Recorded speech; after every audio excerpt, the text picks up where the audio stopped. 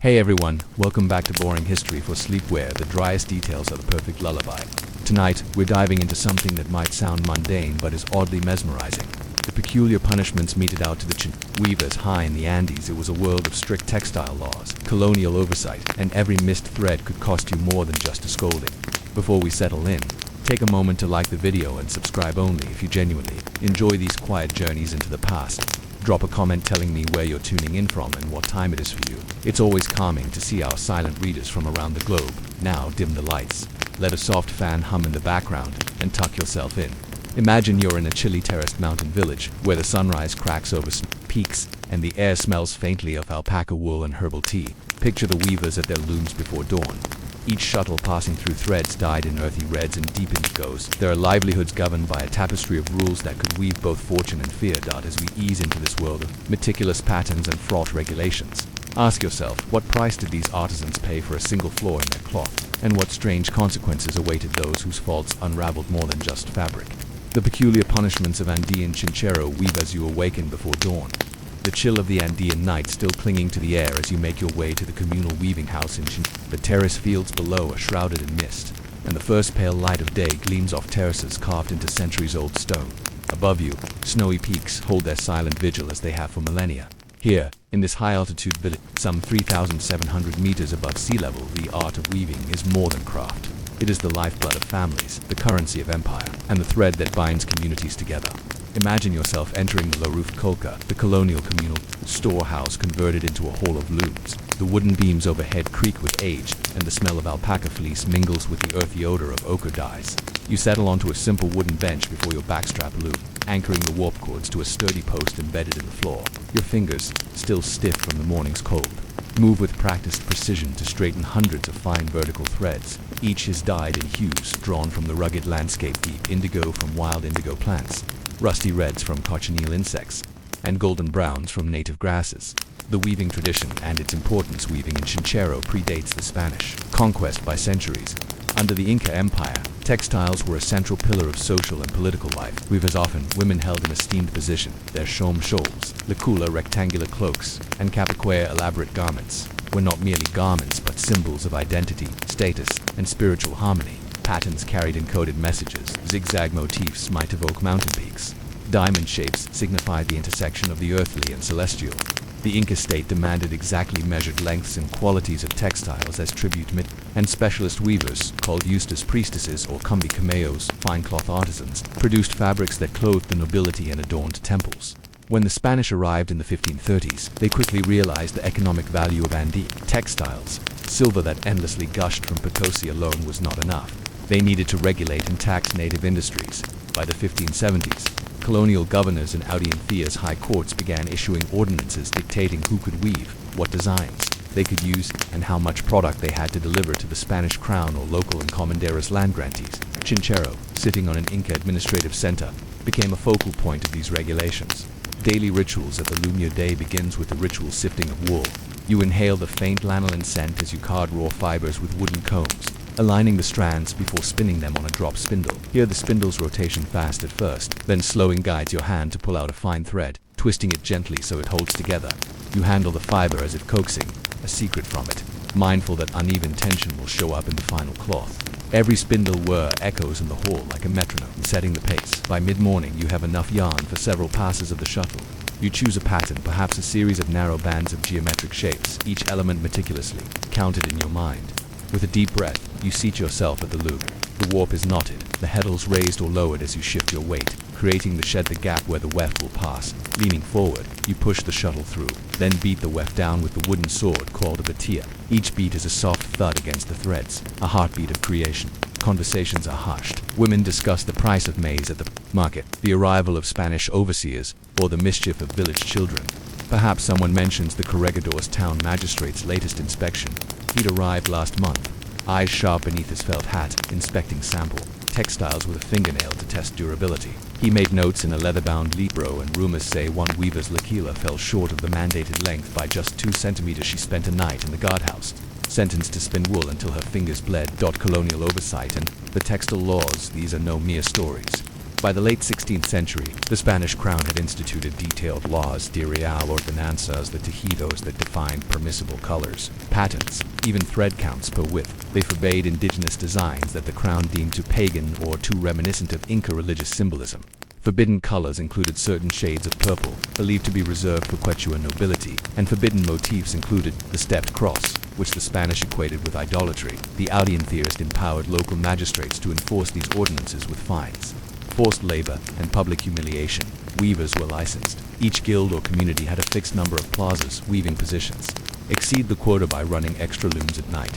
For instance, and you risked a heavy fine, confiscation of your wool, or worse, could deploy Indian militia to seize unauthorized textiles, burning them in the plaza as a warning. You, as a Chinchero weaver, knew all this well. Every warp thread you set was watched by invisible eyes. Even your choice of dye source came under scrutiny. Too much cochineal could suggest you were hoarding insect pods meant for export. Too little might indicate you were trying to slip inferior cloth past the inspector's standards. There was no room for mistake. Punishments that wove fear into fabric. One August morning, the corregidor arrived with a retinue of mestizo clerks and Indian constables. He selected a dozen textiles for inspection, holding them up to the light to count the threads per centimeter. The slightest deviation elicited a scribble in his notebook. The weavers whose cloths failed inspection were marched out to the plaza. There, an array of punishments awaited. Calibrated to shame and coerce compliance, the public unraveling, a condemned weaver's latest piece would be tied to a wooden post. Onlookers, neighbors, friends. The curious watched as the magistrate ordered the cloth unraveled thread by thread. Each pass of the shuttle reversed left before right, the vibrant reds fading into an empty loom. A vivid lesson in the consequences of imprecision. Forced reweaving. Some violators were sentenced to sit beneath the blazing sun, reweaving their flawed textile until it met the exact specifications, often hundreds of hours of additional labor, paid out of pocket in wool and dyes, feathering the cap, in truly severe cases.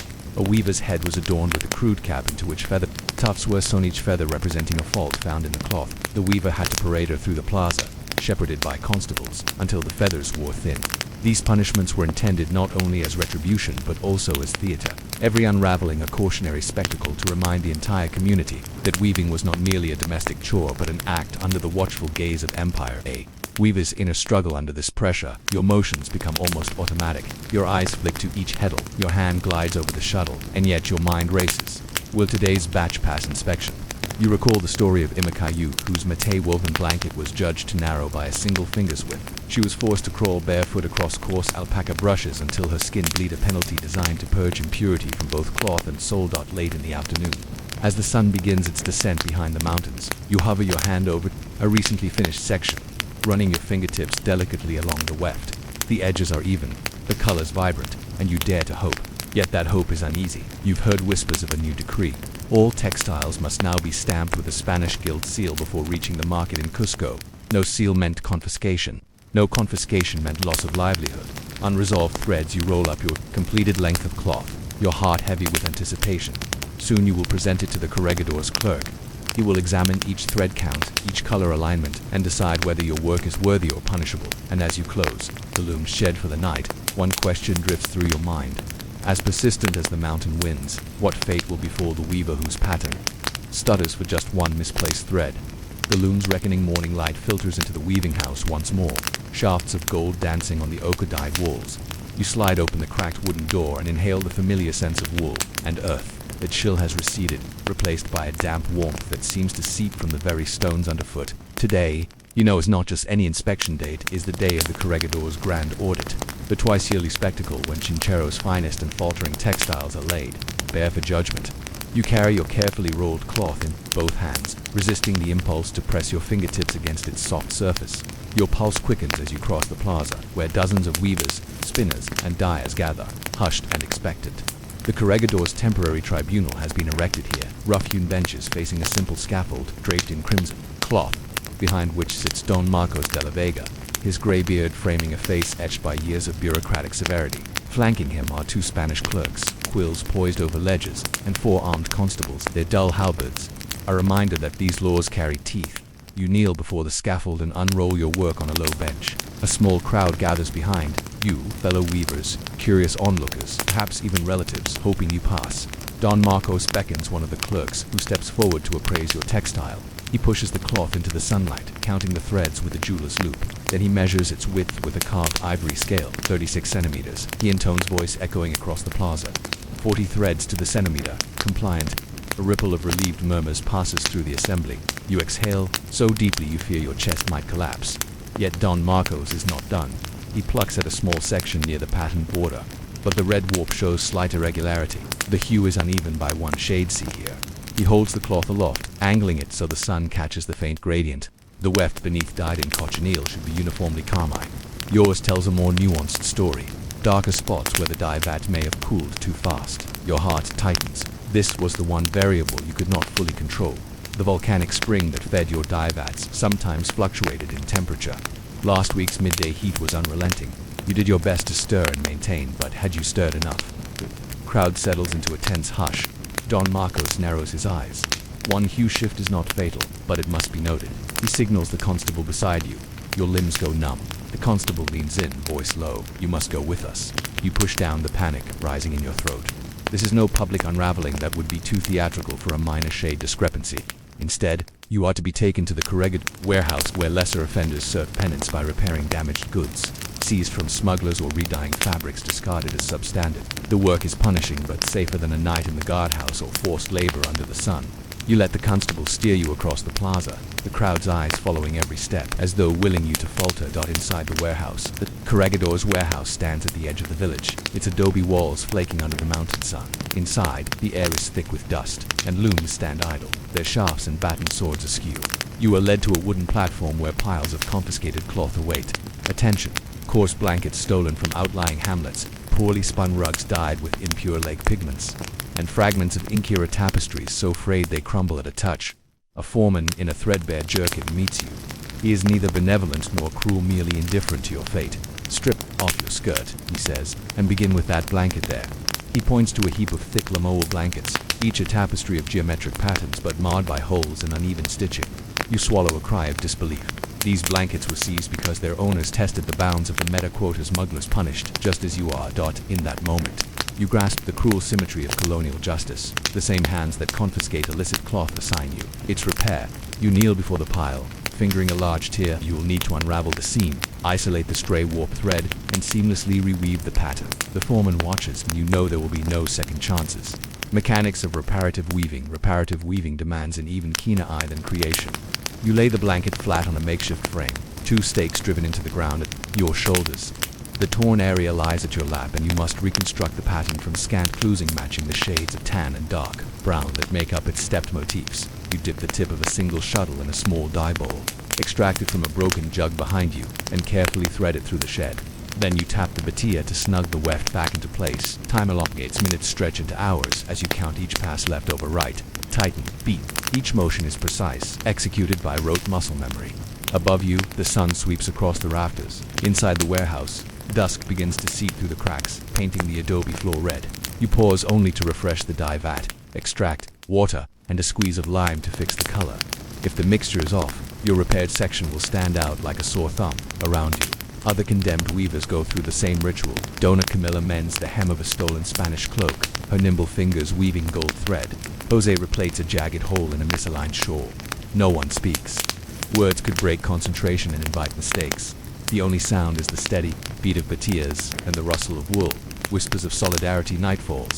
The corregidor's torchbearers have departed, leaving the warehouse to darkness and the lanterns you set around your frame. By the light of a single flame, you finish the final pass on your blanket.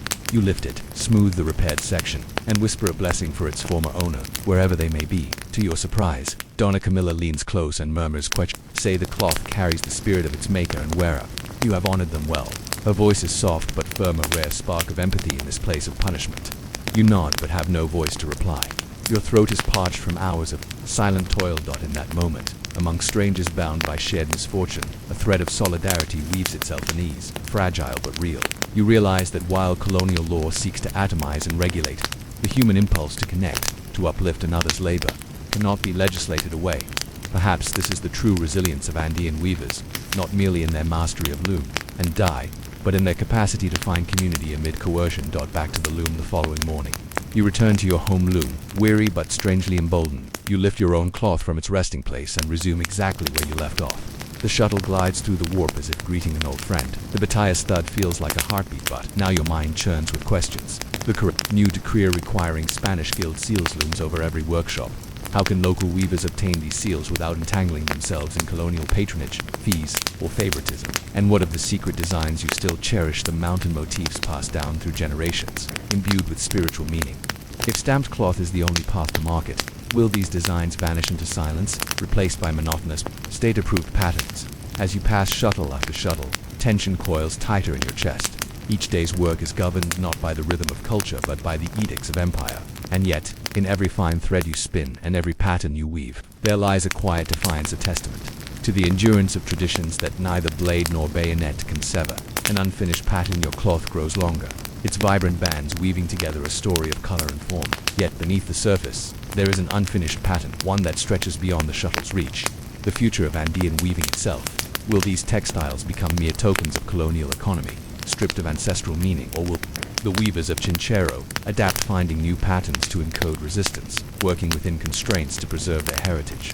The unanswered question hums louder with each pass of the loom. How will the next generation of weavers carry forward the weight of these laws, while safeguarding the spirit woven into every thread?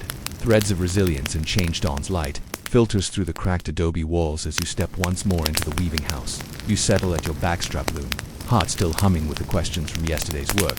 How will seals and colonial mandates shape the patterns of tomorrow? Today offers no respite. Instead, it heralds a rare opportunity for collective action. The gathering at the plaza word spread quickly after the corregidor's last decree. A meeting in the central plaza at mid-morning led by the village's most respected weavers. You fold your half-finished cloth over the beam and hurry outside. The plaza is alive with color women in lichlas woven with bold patterns. Men in simple capes spun from llama wool, all converging around the ancient fountain carved in Inca style. At its center stands Mama Quilla, an elder whose silver hair is woven into a tight braid and whose eyes carry both the weight of memory and the spark of determination. Surrounding her are 10 weavers chosen for their skill and reputation, for integrity, among them Dona Camilla and Jose, the man who once repaired the smuggled shawl. They form a semicircle, each holding a sample of their work. Some bear the corregidor's seal, others unmarked but meticulously crafted. You join the crowd, heart pounding. The corregidor's seal is displayed like a badge of submission. Those without it risk confiscation at the next market, in Cusco. Yet many fear the costs, both monetary and spiritual, of seeking official approval.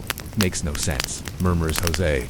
To pay for a seal that erases our designs, Doña Camilla nods. They want our soul in the threads, but they'll stamp it with their emblem. Mama Quilla raises her hand, and the murmurs hush. She speaks slowly, her Quechua accent smooth yet emphatic. We have always woven more than cloth. We weave memory, identity, and the voice of our ancestors. The seals seek to silence us. She pauses, then continues in Spanish, so the corregidor's clerks among the crowd can understand. But our voice cannot be stamped out. A hush settles.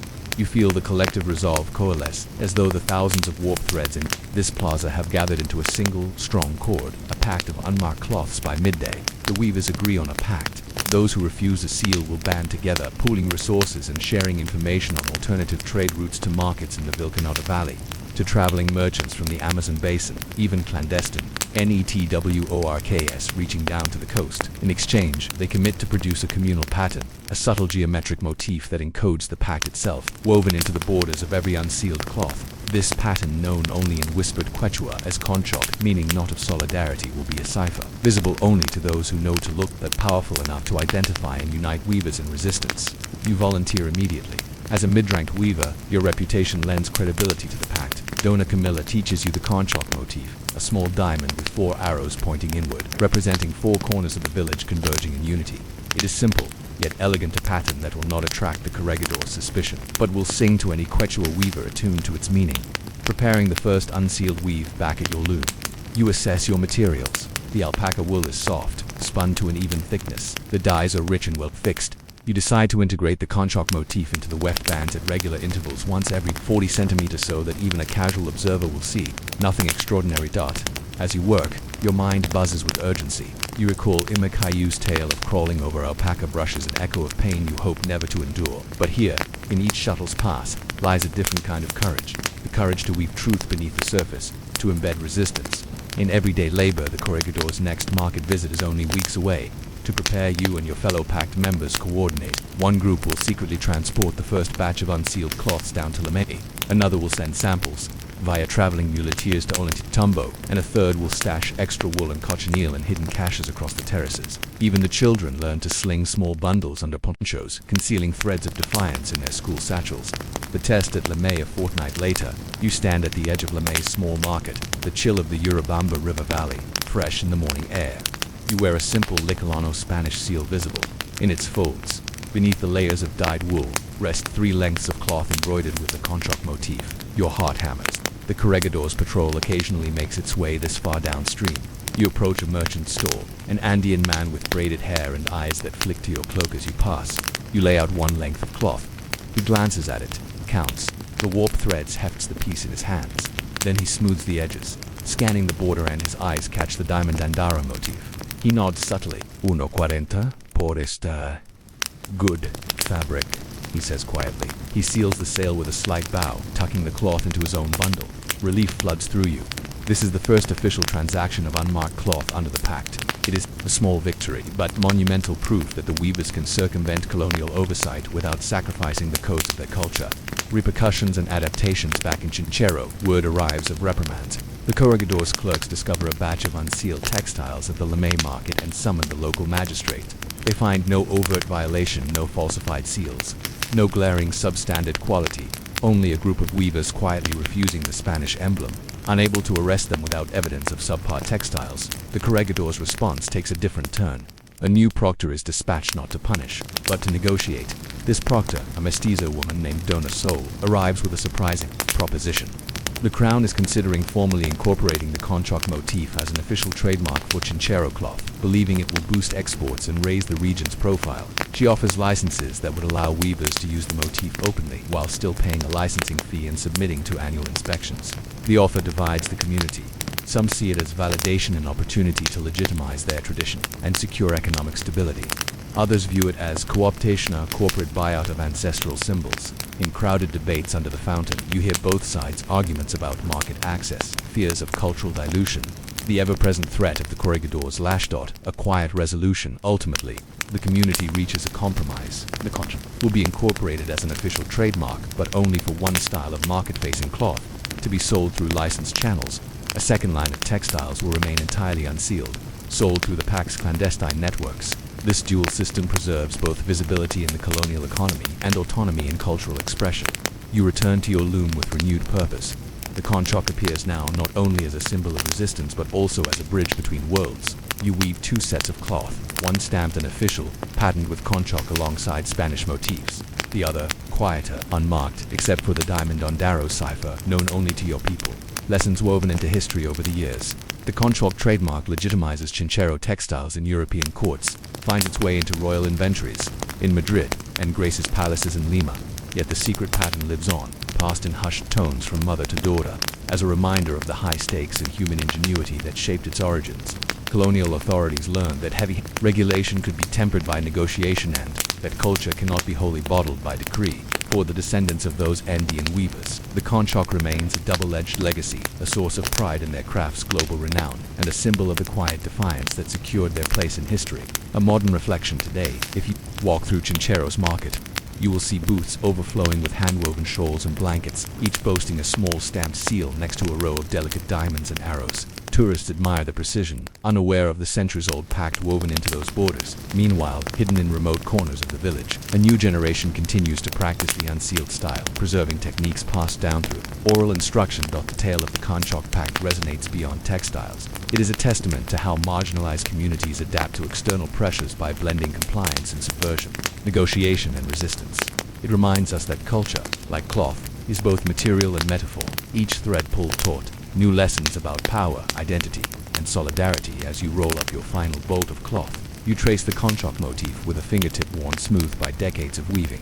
You sense that the true legacy of Chinchero weavers lies not only in their patterns, but in their capacity to transform constraints into creative opportunity and to weave hope, even under the strictest oversight. End with reflection. And so, the Andean weavers of Chinchero passed down more than mere designs. They passed down a model of resilience, demonstrating that even the most rigid systems can be negotiated, and that small symbols when united hold the power to reshape history. Dawn among the parchments. You step through the heavy wooden doors of the cathedral scriptorium before the first pale rays of dawn have pierced the narrow lancet windows. The massive vaulted chamber is hushed, save for the quiet scrape of a quill and the occasional rustle of parchment. Ink pots, small ceramic dishes stained black around their rim, sit in neat rows upon long oaken tables. Above you, flickering rushlights hang from iron hooks, their smoky flames casting wavering shadows on the vaulted ceiling. In this half-light, every sound is magnified. The soft thump of leather-bound folios closing, the distant toll of the cathedral bell marking the hour. You settle onto your wooden stool, its worn surface bearing the faint imprint of generations, of scribes who came before. In front of you lies your task for the day, to copy the chapter on ecclesiastical ceremonies from the bishop's ritual manual, a text as dry as dust and twice as dense. Each page will require painstaking care, carefully ruling faint lines into the vellum with a bone stylus, mixing lamp-black ink to exactly the right viscosity, and writing each Gothic letter with perfectly measured strokes, the scribe's daily ritual before touching the parchment. You dip your fingers into a small bowl of sanda, fine powder collected from the riverbank and baked in the sun, then brush the surface of the vellum to remove any oil or moisture. You arrange your tools in strict order: goose quill pens cut to multiple nib widths, a sharp knife with for scraping mistakes, and a small knife-edge ruler to guide your lines. Your psalm book lies open to the first psalm, Beat is Viva, a brief morning invocation whispered to steady your hand and clear your mind. With a deep breath, you shake out the quill's tip to release any trapped air, dip it into the ink pot, and begin. Each letter is formed deliberately, a vertical stroke, a sharp diagonal serif, a looped foot. The rhythm is hypnotic. SHODOWS flick across the text as morning light shifts, and you pause only to refill your lamp or to moisten the ink. Hours pass in a haze of parchment and prayer, scriptorium hierarchy and pressures. You are one of 12 copyists employed by the cathedral chapter, a mix of monks, lay brothers, and a handful of secular clerks hired for their steady hands. Each scribe holds a rank determined by seniority and skill.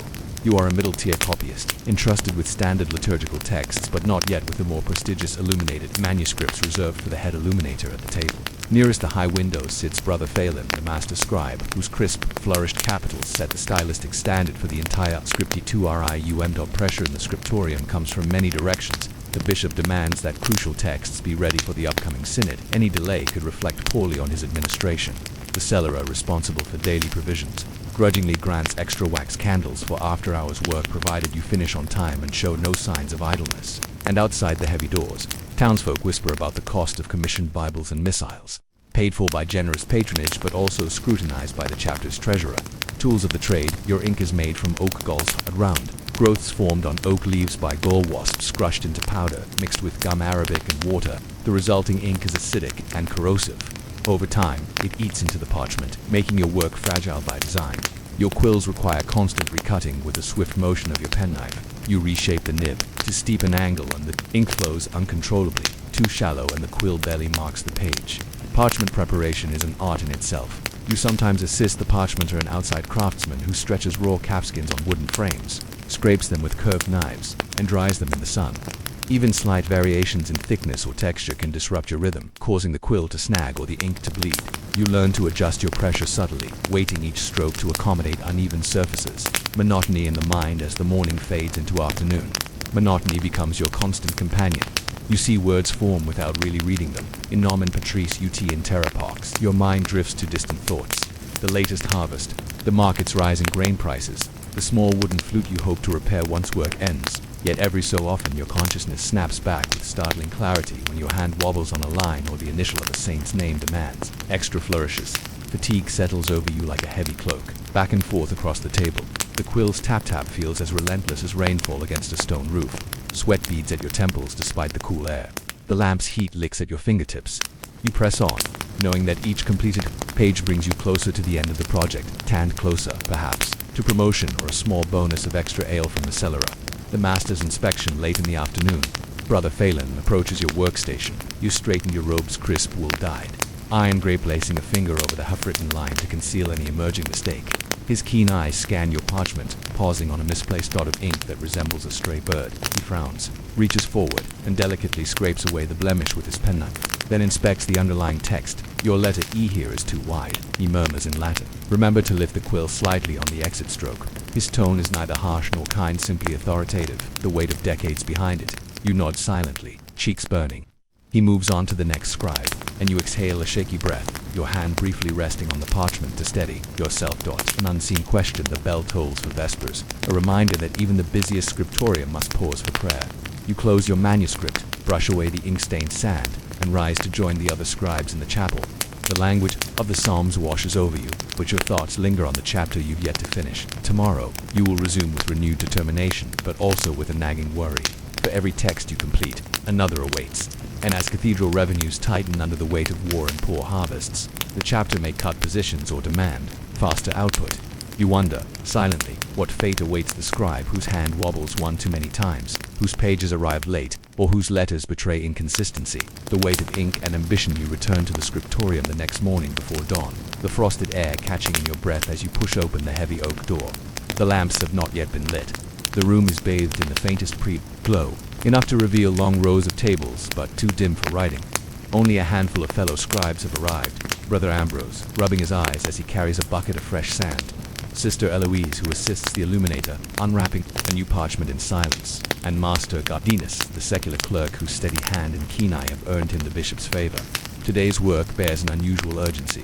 The cathedral has secured a patrona, wealthy merchant family from the city who has commissioned a lavish presentation Bible inlaid with gold leaf and colored inks. The bishop envisions it as a testament to the cathedral's prestige, to be displayed at the next synod, but the deadline is perilously close. The synod convenes in 6 weeks, and the master illuminator has only just begun gilding the major initials. The bulk of the copying still falls on you. You exchange nods with Brother Ambrose as you both light your rushlights, the tiny flames shivering before steadying. The air immediately fills with the scent of burning tallow. You settle onto your stool, run your fingertips over yesterday's page, and steel yourself for another day of precision labor. Yet beneath your calm exterior, anxiety coils. The chapter you copied yesterday must now align word for word with the Latin Vulgate used in the illuminated sections. Any misalignment could force the illuminator to halt his work, undo hours of gilding, and send the project into chaos. A looming shortage by mid-morning.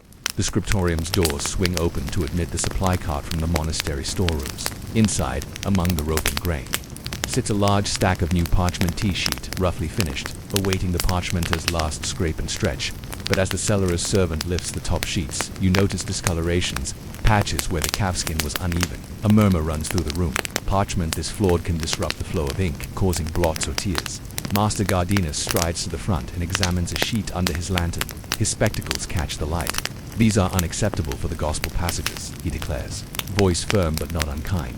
"Send them back. We'll have to use the older stock," the servant blanches. The older stock is nearly exhausted, reserved for tax records and almshouse ledgers. You feel a chill. This means you will soon face a real shortage, perhaps forcing you to ration pages or cut corners by scraping reused parchment. Substitution and sacrifice by noon.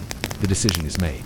The scriptorium will repurpose sheets from an uncompleted Tonaria book of chants for the choir discarded last decade when the liturgy changed. Brother Phelan supervises the scraping of faded musical notation under the chapel's arched windows. You help, running the curved knife over the parchment surface until the faint ink disappears into the flesh, then stretching it on a frame to dry. Each scraped sheet costs you a moment of reverence. You cannot help recalling the voices that once sang from that book, rising in harmonies that echoed these very walls. When the new supply is finally ready, you return to your copying station, feeling the ghost of the Tanari lingering under your hand. The vellum is slicker here, nearly translucent. The ink soaks differently, requiring a lighter touch. You pause to adjust your quill, trimming the nib to a finer point. This delicate balance, a hair's breadth between too much ink and too little, becomes emblematic of your day. The price of prestige late that afternoon. The master illuminator, Brother Isidore, enters the scriptorium, his robes smudged with gold dust. He carries a page from last week's work, a resplendent initial eye adorned with interlaced vines and ruby red berries. He lays it on the table before you, and for a moment, you forget the drudgery of your task, marveling at the rich hues and radiant gold. "Your text here must mirror the rhythm of my decoration," he says, pointing to the margin where the gilded line meets blank space. If the text is even a single letter off, the design falls out of balance. He taps the parchment, leaving a gold fleck on his fingertip. "I cannot proceed until the copied text aligns perfectly with my mock-up." His words carry weight. The illuminator is revered, and his collaboration with the copyists is crucial. If your words do not fit his art, the project stalls. Every time he reminds you, you feel the pressure tighten like a noose. Yet you admire his work so much that the anxiety is laced with inspiration. His presence elevates your own sense of purpose, even as it magnifies the stakes, monastic politics and patronage. As dusk approaches, you break briefly to confer with Sister Eloise. She moves silently between tables, delivering you pigments in tiny wooden box. Digris green, vermilion red, lapis lazuli blue. Her calm efficiency contrasts with the corridor outside, where voices click in hushed tones across the monastery grounds.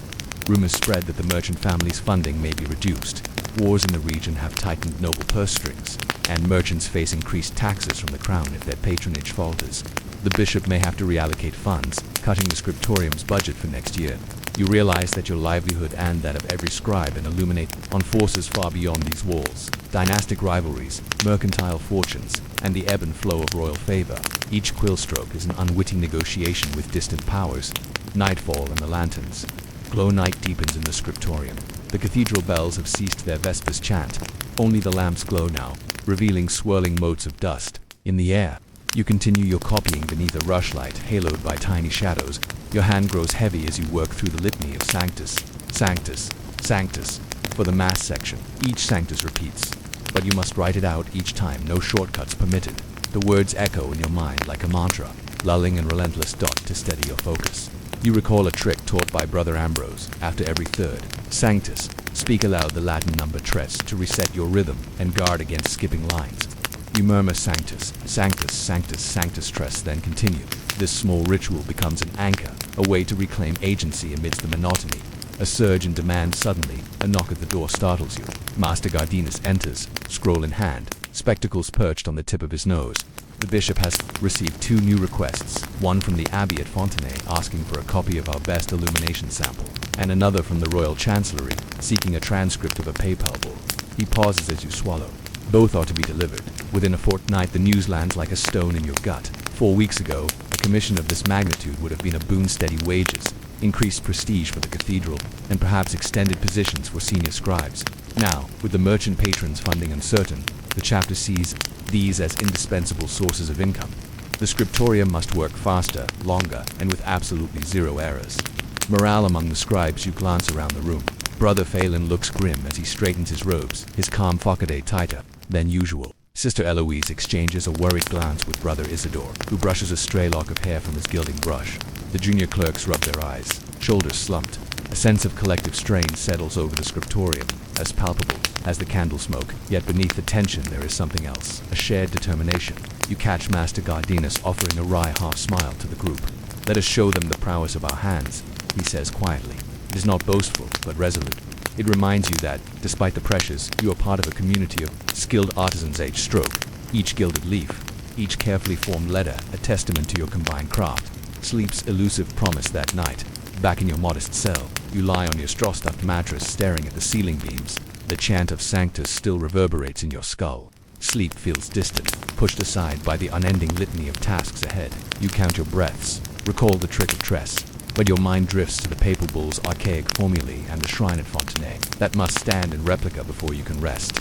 In the darkness, a single question unspools like an unraveling thread. Can the scriptorium meet these demands without sacrificing the quality that defines your work hand, without fracturing the delicate bonds that hold you together? The final folio and the legacy of ink. The scriptorium awakens with an almost electric hush. Dawn's gray light filters through stained glass lancets, casting muted colors on rows of rushlight flickers. Today is the day. The merchant presentation, Bible, the Fontenay sample, and the papal bull. All 3 commissions must be dispatched by nightfall to meet their respective couriers. The air is thick with an anxious energy, heavy with the scent of tallow, ink, and mounting expectation. You settle at your bench, hands trembling only slightly as you lay out the final sheets of scraped tonnery parchment you rescued last week. Each is now dressed and ready, smooth under finger, whisper thin, awaiting the last lines of text. Across the hall, Brother Phelan positions a fresh rushlight beside your station, his silent gesture of solidarity more comforting than any words. The morning's last corrections. Your task first. The concluding passage of the papal bull, a formal declaration confirming privileges for the bishop. Every honorific and incipit, omnibus Christi fidel, must be impeccably rendered. The chapter you copied and recopied these past days now demands its final iteration here. With unwavering focus, you open the inkpot, stir the lamp, sludge, and dip your quill. Your lines flow steadily until halfway through the final clause. Your quill catches ever so slightly on a subtle grain in the parchment. A tiny blot stains the vellum for a moment. Time freezes. You inhale. Then, with the practiced calm of a seasoned scribe, you reach for the penknife. In a swift arc, you scrape away the blemish, revealing the smooth underlayer. You let the scrapings fall to the floor, then, after a breath, rewrite the sentence. No one glances up. The scriptorium holds its collective breath until your new line aligns perfectly with the preceding text. A rush of collaboration. By late morning, the PayPal bull is complete. You tie the finished sheets with a ribbon and pass them to Master God, who inspects your work with quiet intensity. He nods no words. Nejanon carries the document to the packing table where a young monk waits to roll and seal it. A moment of weight lifts from your chest, but there is no time for relief. The Fontenay sample remains. This sample must showcase the illuminator's artistry and the copyist's precision. Brother Isidore's gilded initials are already affixed to selected pages. You and Sister Eloise must provide the surrounding text in flawless harmony. You move to a side table draped with vellum sheets, where she stands, her slender hands dipping brushes into tiny pots of lapis and vermilion ready. She whispers, you nod. Working side by side creates an unspoken synergy as she applies a flourish of ultramarine around an A. You trace the matching Gothic letters with exacting care. Her paint dries quickly. Your ink must dry beneath the brushstrokes. You coordinate breaths to avoid smudges, exhaling gently as she lays pigment, inhaling as you model flourishes. The collaboration is almost intimate, a dance of color and script. Of midday, the sample is complete. It gleams softly in the lamplight, the gold leaf catching each flicker. It will surely impress the Abbey's commissioners, yet another testament to the scriptorium's reputation. The Merchant Bible's final push afternoon brings the greatest challenge, the Merchant family's Bible. This mammoth tome spans hundreds of pages, and though most copying is done, 5 critical chapters remain. The illuminated initials, borders, and marginalia already adorn the first sections. Your task is to match the stylistic rhythm so that the text flows seamlessly into the art. You glance at the clock carved into the cathedral's nave. Only 6 hours remain before the courier's departure. You take a hurried sip of water and return to the table, fingers deftly cutting nibs on your quill as you prepare for the marathon. Brother Ambrose supplies extra rush lights. Sister Eloise fetches warmed wax for sealing. Brother Phelan offers silent nods of encouragement as he checks other scribes' progress. The work becomes a blur of repetitive motion. Quill dip, script, scrape mistakes, realign, repeat. Hours pass hidden beneath a tunnel of concentration. You feel as though you move in slow motion, yet the world outside races. Sweat beads at your temples. Your back protests from the hours spent over the bench. But the scriptorium by shared purpose lifts you. When you falter, a neighbor slides you a fresh quill. When your wrist aches, someone offers a quick shoulder rub. A moment of crisis. With 2 hours remaining, you reach the text that bridges one illuminated section to the next, a passage so dense with legalese that even Master Gardinus once stuttered over it. Your quill strikes a pause. Your mind blurs over the Latin grammar. Panic flares. A mistranslation here could undermine the entire commission. You breathe deeply, recalling the morning's scrape and rewrite. Then, careful and deliberate, you pen out the phrase slowly enough to think each word through. After finishing, you slide your parchment to the edge of the table and stand. You pace the length of the scriptorium, head bowed as you murmur the sentence in Latin. The other scribes glance up but respect your privacy. After 2 laps, you return and examine your final line under the rushlight. No blotches, no hesitations, only crisp letters aligned with impeccable spacing. A collective exhale ripples through the room as the final chapter is complete. Dispatch and recognition night approaches. The cathedral courtyard glows with torchlight. All 3 commissions, the PayPal bull, the Fontenay sample, and the Merchant Bible, are bundled and sealed with wax. You watch as the courier company's messenger ties a cord around the Merchant Bible, stamping it with the family's seal. The papal bull bears the cathedral's red lead seal. The Fontenay sample is wrapped in cloth before being entrusted to a courteous lay brother. Brother Phelan gathers the scribes and illuminators in a semicircle. His gray eyes shine with pride. You have honored our chapter this day, he says quietly. Not only with skill, but with unity and perseverance. Remember this night when the hours seemed endless. He lays a hand briefly atop each of your shoulders. The warmth of his palm grounds you. The couriers depart into the darkness, torches bobbing like distant stars as they make their way down the stone causeway. You watch until the last glow fades, then return to the empty scriptorium. Aftermath and reflection. In the days that follow, news arrives. The PayPal bull reaches Rome intact. No corrections requested. The Abbey of Fontenay praises the sample's harmonious blend of text and illumination. Requesting further commissions, the Merchant family writes to commend the Bible's exquisite fidelity to both word and image, promising future work on a companion missal. Yet behind these accolades lies a sobering reality. The cathedral chapter still faces economic pressures. The new commissions stave off immediate cuts, but also raise expectations for faster, more voluminous output. The scriptorium's success becomes a double-edged sword, inviting both fresh patronage and increased demands. For you personally, the triumph is bittersweet. Your hand aches from the marathon. Your vision blurs at close range. You rest for a single night, But on the next dawn, the scriptorium doors will open again to welcome more texts, more illuminations, more deadlines. A legacy in parchment centuries. Later, scholars will pore over these very manuscripts, marveling at the consistency of script, the subtle flourishes that mark each scribe's hand, and the near imperceptible corrections revealing moments of human error. They will trace the lineage of letterforms back to this day, the day when 12 copyists and 3 illuminators, united by vow and vocation, delivered 3 monumental works under the silent guidance of Vault and Beam. In hushed lecture halls, students will learn of Brother Felon's leadership. Historians will cite your resilience in the face of scarcity. Librarians will note the miracle of thin Tenori parchment repurposed to preserve texts for posterity. And even as the world changes, the scriptorium's ecos quill taps, beating batias of illumination. Whispered tress will persist in the heartbeat of every book ever made by hand. Thought-provoking. Reflection. The story of these medieval copyists reminds us that creativity and craft often thrive under constraint. The pressure of deadlines, the scarcity of materials, the intricate dance between writer and artist all shaped a legacy written in flesh and ink. In our modern age of digital proliferation, we might pause to consider, how does the value of our work change when it is measured not only by speed, but by care, collaboration, and the resilience to meet every demand without sacrificing integrity? Dawn across the network. You awaken before sunrise in a cramped stone chamber perched atop a lonely hill, one of over 50 semaphore stations, forming France's rapid communication network. Outside, the chill of early spring still clings to the air, and a thin mist clads the rolling fields below like a gauzy shroud. The only sound is the soft clink of iron hinges on your station's narrow window. You rise from your straw mattress, careful not to disturb the single lantern whose flickering flame casts long shadows on the roughly plastered walls. Your station, 40 leagues due east of Paris, sits at the nexus of 2 critical lines.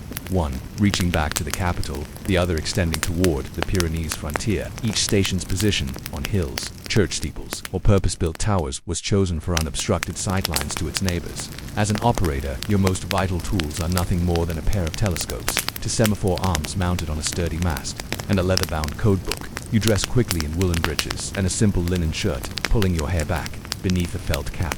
There is little room here for creature comforts. A small hearth holds a single pot of water, and 2 wooden stools flank a plain pine table. On its surface lie your implements, spare metal discs, a winding key for the semaphore mechanism's ratchets, and the codebook, every page dense with pairs of numbers, corresponding to letters and words. Stepping outside onto the narrow balcony, you inhale deeply. The panorama unfolds in jagged lines, vineyards to the south, a forested ridge to the north, and in the distance, the blue silhouette of the Alps. As the dew evaporates, the first rays of dawn gild the semaphore mast, revealing the 2 wooden arms articulated at their centers by brass joints. Each arm can assume any of 8 positions combinations enough to encode hundreds of brief phrases. Enemy sighted. Reinforcements delayed. Peace envoy. En route. You climb the short ladder to the mast platform, careful to keep your hands steady. Atop, you unlock the mechanism with the winding key and begin your morning check. You raise each arm to its fullest extent, then test every angle in turn, ensuring the joints turn smoothly and the arms settle precisely in each slot. Even a half-degree misalignment could garble a message destined for Paris's war council. As you work, you feel the weight of history pressing on your shoulders. This network delivered news of Trafalgar, Vienna conventions, and the rising tides of revolution. Its accuracy has shaped empires. By the time you descend, the sun is fully above the horizon. You stoke the small hearth to heat water for breakfast, porridge oats collected from the valleys below. As the grain simmers, you polish the telescopes, brass lens housing, and clear the eyepiece of any dust. Your heart quickens at the thought of today's first signal. The prior station may already have something urgent to send. As the porridge darkens, you unroll the linen flag used to indicate readiness when the clock chimes 8. Just beyond your station, a slender flagpole rises. You attach the red pennant and secure its halyard. Moments later, the distant clang of church bells reaches you, 8 strikes echoing across the hills. You tug the line, letting the pennant unfurl fully. This simple signal announces to the upstream station that you are poised to receive. Then you lift your telescope, sweeping the skyline toward the next station, a distant spire where your colleague stands. The masts jostle faintly against the horizon. You hold your breath as, a minute later, you catch movement. One arm snaps to the northeast position 4, the other to the southeast position 6. You note the coordinates in your log, 4 to 6. Flipping through the codebook's chart, you identify the pair as dispatch of troop movements. Beneath the code number is a shorthand indicating which supplementary number follows, so you wait, eyes straining. A few moments pass in silence, broken only by the soft rustle of wind in the mast's pulley ropes. Then the arms shift again, 3 to 1, 2. Squadrons moving east. You jot down the time, 8:07 a.m. already. The War Office in Paris will begin preparations to reinforce the frontier. The speed at which this message travels over 100 miles in minutes would have been science fiction only 2 decades ago with the incoming message recorded. You reset the arms to the neutral position 7 to 7 and prepare your response. You mirror the signaling sequence, raising a small white flag on the mast to indicate ready to send. A glance at your codebook reminds you that the reply must begin with the confirmation code 722 message received, followed by any further observational details. You guide the arms, northeast, southeast, south, transmitting each code with disciplined precision. Below, your log swells with neat entries, timestamps, codes, and translations between signals. You collapse into one of the stools. Your appetite dwindled by the tension. You sip lukewarm porridge and dip a crust of dense rye bread into thinning broth. The solitude can be crushing. Hours may pass with no messages, leaving you to pace the balcony or scrub the mast's base with sand and vinegar to ward off rust. But when communications spike, you become the critical link binding armies and governments. Far from the din of cannon and court intrigue on mid-morning, the tempo quickens. A message from the station to the west warns of low supplies. 3 to 5, provisions running low. Need earliest diversion. You translate and prepare a query. Does the station request directly from Paris, or can you arrange transfer from the depot at Toulouse? Your reply, encoded in 3 rapid arm movements, asks for clarification. The hours blur as you send and receive volley after volley. Each cycle no longer than a minute, but heavy with consequence. In between, you notice the details of your anew, the chips of lichen clinging to the stone balcony, the faint whistle of a cottage chimney down below, birds wheeling overhead. You wonder how many operators have stood here before you, under sun and storm, relaying tidings of victory and defeat. Your own station's construction, erected in 1803 under Napoleon's direction, feels brand new compared to the centuries-old churches that dot the horizon. Yet its purpose is equally sacred, to bind the realm in a web of swift knowledge. As the sun climbs to its zenith, tiring your eyes, a sudden cloud bank rolls over the ridge.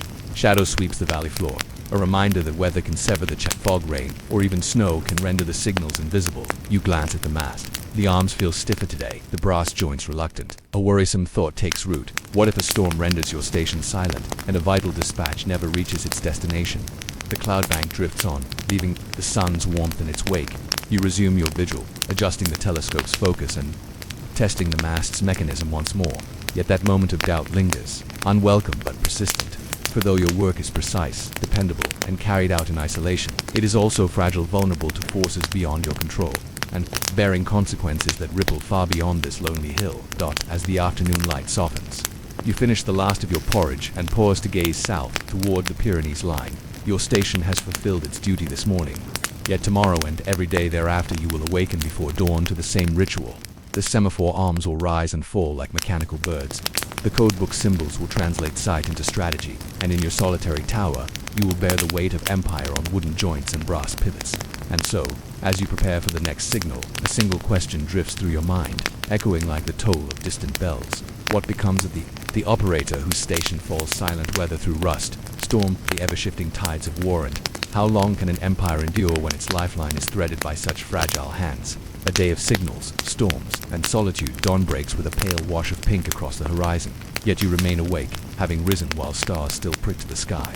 Inside your cramped chamber, you stoke the embers of last night's hearth feast to take the chill from the air, but not so much as to flare smoke into the low ceiling. By the time the first slivers of light seep under the door, your porridge simmers softly, and the semaphore mast stands gleaming outside. Its arms, already poised in the neutral rest position today, promises to be busier than most. Reports who have come in from the Toulon station of increased naval activity along the Mediterranean coast, and from Toulouse of rising guerrilla skirmishes in the Pyrenea passes. As an intermediate node in this vast visual network, your station's role is to shuttle these disparate threads of intelligence onward, north to Paris, south to Bayonne, east to Barcelona, and to coordinate responses that could shape the next battle. Few operators know the impact of a single misread signal. A misaligned arm could send divisions marching toward phantom threats, or leave a real danger unaddressed after breakfast.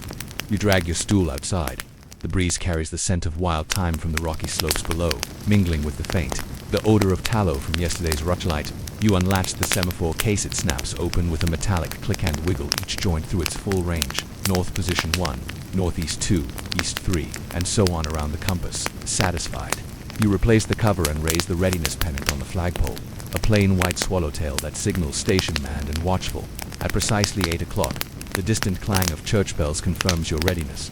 You lift the telescope to the Paris line, searching for movement. Momentarily, a pale wooden arm shifts, south-southwest position 6 on the left, east-northeast position 2 on the right. You note 622 and cross-reference the codebook coastal patrol spotted, bearing east with pencil in hand. You log the time 8:02 a.m., then prepare to acknowledge receipt, but before you can move, a second pair appears. 5 to 7 enemy force, small, mobile, uncertain direction. A third follows almost immediately. 8 to 4 recommend detachment, hearing from Bayonne. The volley comes fast enough that you press your shoulder into the mast's base for stability, and guide the arms through each position. First the confirmation code 722, then the response 728 relayed to Bayonne, and finally 721 await further instructions. Moments later, the Bayonne station returns with 2 to 3 troops redeployed north and 3 to 4. Supplies en route tomorrow. You record the sequence and reset the arms to neutral, heart pounding with the thrill of coordinated urgency. Already, the message you first received will have rebounded northward and southward, linking 3 stations and countless soldiers and commanders in a single circuit of information. The solitude. Within the storm, even as your arms fall to the resting position, you sense a shift in the air, a faint rattle of the pulley ropes, the brush of wind against the mast. Clouds roll over the western ridge like great sails, whitening the sky. You glance east to ensure your neighbor's station is still visible, but the horizon is a soft blur. A chill pricks your skin. You wrap your cap tighter and return to the hearth to fetch a cloak. Storms are the semaphore operator's perennial fear. When mist, rain, or snow veil the mast, the network falters. In winter months, you have watched entire chains of stations drop silent as dawn breaks, their arms invisible behind veils of cloud. Today's brewing front looks thinner, but rain could come swiftly. You refasten the windlass, oil the ratchets against impending moisture, and place a tarred cloth over the signal arms as a quick barrier dot by mid-morning. The first raindrops patter on the stone chamber's low windows. You lift the tar cloth and, through dripping lenses on your telescope, glimpse your western neighbor's silhouette. A dark, motionless post, no movement. You raise the readiness pennant, then drop if no response comes. You attempt your own test signal code, but it is swallowed by the gray sky. Alone on your balcony, rain cascading around you, you face the intolerable hush. Each moment without communication weighs like solid lead. You imagine the message, in flux. Maybe Bayonne never relayed the final confirmation, or Toulouse's report stalled. A single broken link here could send half a legion off course. Your fingers itch to send a distress code, 9 to 9. The emergency notice to all stations, but protocols forbid arbitrary alarms. Instead, you huddle under the covered mast, listening to the rain's drum and counting the minutes of silence. The logbook's hidden marks after a tense hour. The rain eases to a drizzle. The mist still lingers, but through patient focusing you discern a faint form at the neighboring station. 2 small wood arms, quivering in a tired dance against the gray backdrop. A code 424, emergency relief needed. You record it and immediately relay 7 to 2. Within minutes you receive 5 to 5 support dispatched. Relief floods you. The network endures, fragile yet tenacious later. As the clouds break and the sun's low arc lights the mast, you retreat inside, dripping wet. You spread your ink-stained logbook on the table. The entries form an intricate pattern, codes, translations, timestamps, but beneath the neat rows, you notice faint scratches where your quill caught on the rain-slicked cover, small, chaotic marks that break the regularity of your script. They are invisible to most eyes, but to you they signal the tension you felt. Each scratch is a moment of doubt, a hesitation, an operator's human tremor.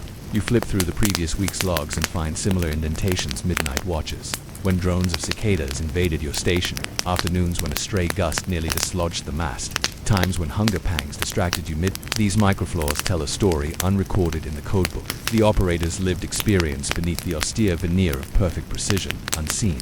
Connections. That afternoon brings a different challenge. A routine message arrives from Toulouse, 2 to 7, vast forage required. Local stores depleted. Ordinarily, you would forward this to Paris for strategic planning, but you recall the earlier intelligence from Bayonne that supplies would arrive tomorrow. You decide to combine the two. You send a composite message, 7 to 2 received, then 4 to 6 supply convoy rerouted, then 3 to 9. Confirm once convoy passed. Your decision bypasses standard relay procedure but expedites aid to troops in need. Moments later, feedback arrives. 6 to 3 convoy locked en route, 7 to 1 continue updates. You note the exchange with cautious satisfaction. Your adaptive relay may speed relief across rugged passes. Unbeknownst to your superiors, you have woven a new thread into the chain of human judgment call nested within mechanical protocol. As the sun sinks toward the western hills, you lower the semaphore arms and pack away the codebook. Your mind swirls with the morning's high-wire performance, the urgent volley of wartime dispatches, the silent hour under rain, the improvised convoy. Each moment underscored the paradox of your role, an operator bound by rigid codes, yet compelled by the fluid demands of war to act with improvisation and empathy. The operator's burden night falls sooner than expected beneath the gathering clouds. Inside your chamber, you warm yourself by the hearth, sipping watered wine to soothe chilled bones. The lamp's twisted iron holder casts a small pool of light over the logbook's open pages. You trace the path of nearly 100 messages, some trivial casualties of clerical delay, others lifelines for soldiers pinned on distant ridgelines outside. The wind presses against your window frame, a reminder that storms come swiftly and without warning. You recall the unresolved question from yesterday. What happens when a station goes silent, whether through rust, storm, or conflict? Today you witness the answer the network reels. Operators fret, commanders delay. Yet it also adapts. Codes are rerouted, improvised messages fill gaps, and even a solitary human judgment can salvage the chain. You close the logbook, dust motes dancing in the lamplight. Tomorrow, you will awake and again listen for the bells. Hoist the pennant, scan the horizon, and serve as the fragile conduit between nations. But tonight, in the quiet glow, one thought lingers. When the last semaphore arms fall and this network gives way to electric wires and wireless telegraphy, what traces of human judgment, these scratches in the logbook, will be lost? And how will future generations reckon with the invisible labor that once shaped the fate of empires? Shadows of the line, the third day begins with a haze, not of rain but of smoke. At first you think it a chimney fire somewhere in the hamlet below, but when you raise the spyglass toward the eastern ridges, you see a darker plume smudging the sky. It rises from the direction of your next station in the chain and outpost, you know only as E27 in your logbook, though you have often exchanged silent greetings with its operator, a figure in a red wool cap who waves between transmissions. Your stomach knots. You check the mast, both arms at rest, no incoming signal. You quickly set test signal to verify connection. Minutes pass, nothing. You repeat the call, your motions sharp now, heart pounding. The glass reveals only the shadow of the station, a silhouette blurred by smoke. Then, suddenly, movement and arm jerks halfway, hangs crooked, and drops. It is the wrong angle for any code you know, a misfire, a distress call, or something worse. The fragile web phrase you record the anomaly in the logbook. 7:41 a.m. I station, unresponsive, possible damage. Protocol requires escalation. You raise your emergency flag and transmit 9 to 9, full alert to the west, to Bayonne. Within seconds, the neighboring mast leaps into action, confirming receipt. Soon, Paris will know. But for the first time since your commission, you feel acutely the fragility of this wooden web strung across the hills and plains. A single link down in the line stutters, 2 links, and whole regions fall into blindness. Unlike the future electric wires whispered about by traveling engineers, your semaphore chain cannot pass unseen through fog, fire, or fear. It lives and dies in the open air. You pace the stone floor, cloak swinging at your knees. Memories of training resurface. The instructor's voice echoing in the cavernous depot at Tours. The chain is only as strong as its most alert man. Sleep at your post and you betray the Republic. Yet today, vigilance might not be enough. By mid-morning, the smoke thickens, blotting out the eastern station entirely. You make one last attempt to communicate. 8 to 8 are you under duress? No response. From the west. A new sequence arrives. 3 to 6, 5 to 4, 4 to 8. The translation strikes like a hammer. Detachment, dispatched, hold position, maintain relay, west only. Isolation in plain sight by afternoon. Your role shifts from conduit to custodian. With the eastern link gone, your station is now the end of the line. Messages will only flow west until a repair team can assess the damage if they can. You settle into the rhythm of one-sided transmission, confirming Bayonne's messages, logging every timestamp and waiting for hours between signals. The silence in the east grows heavier than the loudest windstorm. Occasionally, a crow lands on the mast and tilts its head, as if mocking your vigil. At twilight, a rider appears on the serpentine trail, bella cloak flapping, horse leopard. You rush to the slope, mud sucking at your boots. He brings grim news. A band of raiders struck E27 at dawn, burning the supply shed and scattering its operators. 1 man dead, another missing. The station is unsalvageable until new timber arrives. You sign his dispatch and climb back to your platform hard. Heavy, the chain has not merely faltered. It has been broken by human hands, not whether or where. The network is no longer a purely mechanical triumph, it is a target. Nightfall and the ghost in the glass that night. The storm returns. Wind shrieks across the ridge, rattling the mast's hinges. You light the lantern and swing it in the practiced pattern of all clear, though no eastern neighbor remains to see it. The act is more ritual than function, now a gesture to ward off despair. In the moments between wind gusts, you hear the ticking of the clock and the distant rush of water. In the ravine below, you imagine the semaphore arms across the countryside, each a lonely sentinel, some manned, some abandoned, all vulnerable. You wonder whether any operator before you has felt the network itself not as wood and rope but as a living chain of hearts and eyes straining under fear.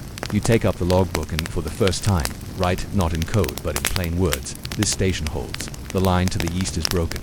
I will not sleep. As the ink dries, you realize that in the history books, this day will appear as a single line of transmission delay, a footnote in a war ledger. The smoke, the waiting, the crow, the human cost, these live only in the margins, in scratches and smudges invisible to command.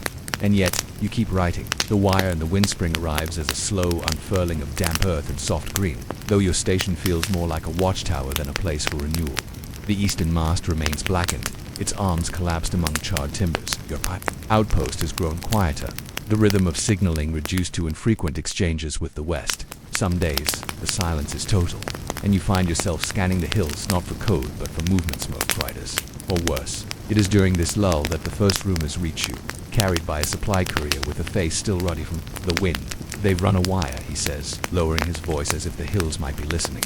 From Paris to Rouen, messages pass without flags, without light, without men. You scoff at first. The optical telegraph has ruled the landscape for a generation, and you have staked your life and career on its primacy. No fire or fog can obscure a line that doesn't leave the sky. And yet, the courier insists. The engineers call it the electric telegraph. Need only a battery and a line of copper. No towers, no arms. That night, as the wind claws at your shutters, you think about the wire. A silent thread strung through the earth or the air, carrying words like ghosts. If such a thing truly exists, what becomes of men like you, keepers of the mast, the human gears in this vast wooden machine? The message that changed everything weeks later. A sealed envelope arrives with the weekly resupply. It bears the mark of the ministry and a simple instruction scrawled in the margin. Relay west, then destroy. You climb to the platform, hands trembling as you decode the message for Bourgogne by order of the ministry. All western stations prepare for integration with the electric telegraph. Optical service to be phased out within the year. Maintain minimal watch until further instruction. You transmit, and Bejon replies with a single code, understood. You sit back against the cold wall of your tower, feeling the weight of the message settle like dust. The chain of the living, breathing network of eyes and arms will die, not with a collapse or a fire, but with quiet replacement. No heroism, no ceremony, just obsolescence. For the rest of the day, you barely move. When the sun sinks, you swing, the lantern in the familiar all clear, though. The east is still blind and the west has already heard your last important message. The wind takes the light, scattering it into the dark. The last vigil or logbook grows sparse in the following weeks. Most entries are mundane, no signal, no riders, weather fair. But in the margins, you begin to record other things. The call of the nightjars, the way the valley mist turns silver under moonlight, the loneliness that hums in your bones like a hidden current. One evening, you climb the mast and look west through the spyglass. Bourgogne's tower is lit by the last streak of sunset. For a moment, you imagine a signal there, one final salute in semaphore, arms raised in acknowledgement of the years you have shared this silent work. But no arms move. The tower stands inert, as if already forgotten. You close the glass and let the wind whip your cloak around you. The world has begun to speak in wires now, not wings or arms. The tower empties. It comes not as a storm, but as a procession. One morning in late summer, a cart clatters up the narrow path, carrying two ministry men in dark coats. They are not riders or couriers, but engineers. And they step into your tower with a measuring tape, not a message. One scribbles notes in a leather book. The other runs his hands along the old beams as if appraising a carcass. This one will come down in the autumn. The elder says, not unkindly. Or winter, if the weather turns. The wire has reached Bayonne. Soon you'll have no traffic at all. You ask if there will be a new post for you. He hesitates before replying, perhaps in the telegraph offices. But fewer men are needed for the wire. He smiles, but it is the polite smile of a man giving a warning rather than a promise. That night, the lantern stays dark. You sit at your desk, staring at the empty frame of the eastern mast, and realize you were already dismissed in spirit, if not in fact. The final signal in September, a single message arrives, your last official duty, by order of the ministry. Station 2. Remain on emergency watch only. Personnel may stand down. You climb to the platform, raise the signal arms for one last transmission, and swing the long beam toward the west. Your hands move slowly, savoring each gesture, each practiced rotation. When the sequence is complete, you lower the arms and wait. Bejon answers with the simplest code they can send. Acknowledged, farewell. It strikes you more deeply than you expect. For years, these towers have spoken in the language of urgency and orders, fire and fear, but this brief, almost human goodbye lingers like music. The descent after the last log is signed. You descend the ladder with your belongings in a single satchel. The valley stretches below, dotted with farms and rivers, all unaware of the silent drama playing out above them. The path to the village feels different, less like a route of duty, more like exile. Halfway down, you turn back. The tower stands, alone against the evening sky. skeletal and still. For a moment, you imagine it lifting its arms in one final signal to you, a private message invisible to the world. But the wind moves only the clouds, the ghosts of the tower's years pass. The world moves as it always does, with indifference to the quiet grief of obsolete men. Railways stretch farther, wires hum over rivers and hills, and villages that once craned their necks at your signal arms now look to the click of a telegraph key. The shaft towers become relics in the landscape, left to weather or be dismantled piece by piece. You find yourself in a small office in Toulouse where the telegraph clatters all day with the staccato of modernity. No climbing, no lanterns, no wind in your ears, just the tapping of brass keys and the murmur of clerks. It is a job, but not a life. There is no sky in this work, only the flat-coated rhythm of progress. Sometimes, on Sundays, you walk out into the hills to find what remains of the old line. The forgotten chain by the 5th year after your last signal. Most of the towers are gone. Farmers take the timber for barns. Children clamber over the foundations and call them which stones. The land reclaims what it lent to the ministry. But a few towers endure, skeletal against the horizon. They no longer lift their arms, for the gears have rusted and the counterweights have fallen. They stand like mute sentinels, watching a world that has forgotten their language. One afternoon, you find your own tower half collapsed, one arm dangling toward the valley like a broken wing. You step inside, running your hand along the walls, where you once logged messages in careful ink. Dust and bird droppings cover the floor. A swallow darts through the empty frame of a window where you once watched the world in vigil. You imagine for a moment that the horizon still speaks, that somewhere far away, another lonely operator is answering your signal. But the silence presses in, echoes in the wire years later, when you are old and gray. The first telephone wires begin to appear in the cities. You hear of voices carried through metal, of sound leaping where light and arms once ruled. The progress feels both miraculous and cruel. At night, you sometimes dream of the line of lanterns swaying in the wind and arms spinning in perfect wordless choreography. You see yourself on the platform, coat flapping, eyes scanning for the next relay. The message always comes, though you never read it in time. When you wake, the hum of the telegraph office is far away, the hills are far away, and the towers, your towers, are long gone. Still, on a quiet evening, if you stand on the ridge and watch the last light fade, you could swear you see a signal arm rise on the horizon, just once, as if the dead towers are whispering across the ages. Acknowledged. Farewell, hey there, night owls and wanderers. Tonight we drift back in time, not to war, not to kings, but to the quiet decline of a city whose streets once echoed with the steps of merchants, weavers, and sailors from across the known world. Bruges, if you've ever seen the city today. You might picture postcard-perfect canals and silent cobblestone alleys under the soft glow of lanterns. But centuries ago, Bruges was no sleepy tourist town. It was the heartbeat of medieval trade, a city where spices from the east, wool from England, and furs from the Baltic passed hands in endless exchange. As you settle in tonight, dim the lights, maybe pull a blanket close. Picture the year 1250, when Bruges was alive with the scent of salt air and the creak of laden ships. The city stood like a jewel of Flanders, its canals bustling, its markets humming, its guild halls glittering with wealth. And yet, even in this golden moment, the seeds of silence were already buried in its streets. The city of water and wool, Bruges owes its life to water, long before the grand cloth halls and merchant palaces. It was little more than a village in the marshes, connected to the North Sea by a fickle river called the Zuin. This shallow tidal inlet was both the city's blessing and its curse. When the tides were right, ships could ride inland straight to its quays, bypassing dangerous open waters and docking practically at the marketplace itself. By the 13th century, Bruges had grown rich on wool. English fleeces, shorn from the backs of sheep in green, damp pastures, were shipped across the channel to be spun and woven into the finest cloth in Europe. Flemish looms turned this raw material into tapestries and garments that dazzled courts, from Paris to Prague. You can almost hear the rhythm of the loom, steady, persistent like the heartbeat of the city itself. Walk with me through the streets of Bruges in those days, narrow but alive.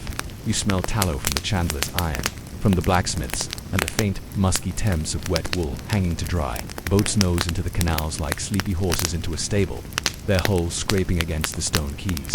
Inside the grand cloth hall, under the shadow of the belfry, merchants haggle in a dozen languages.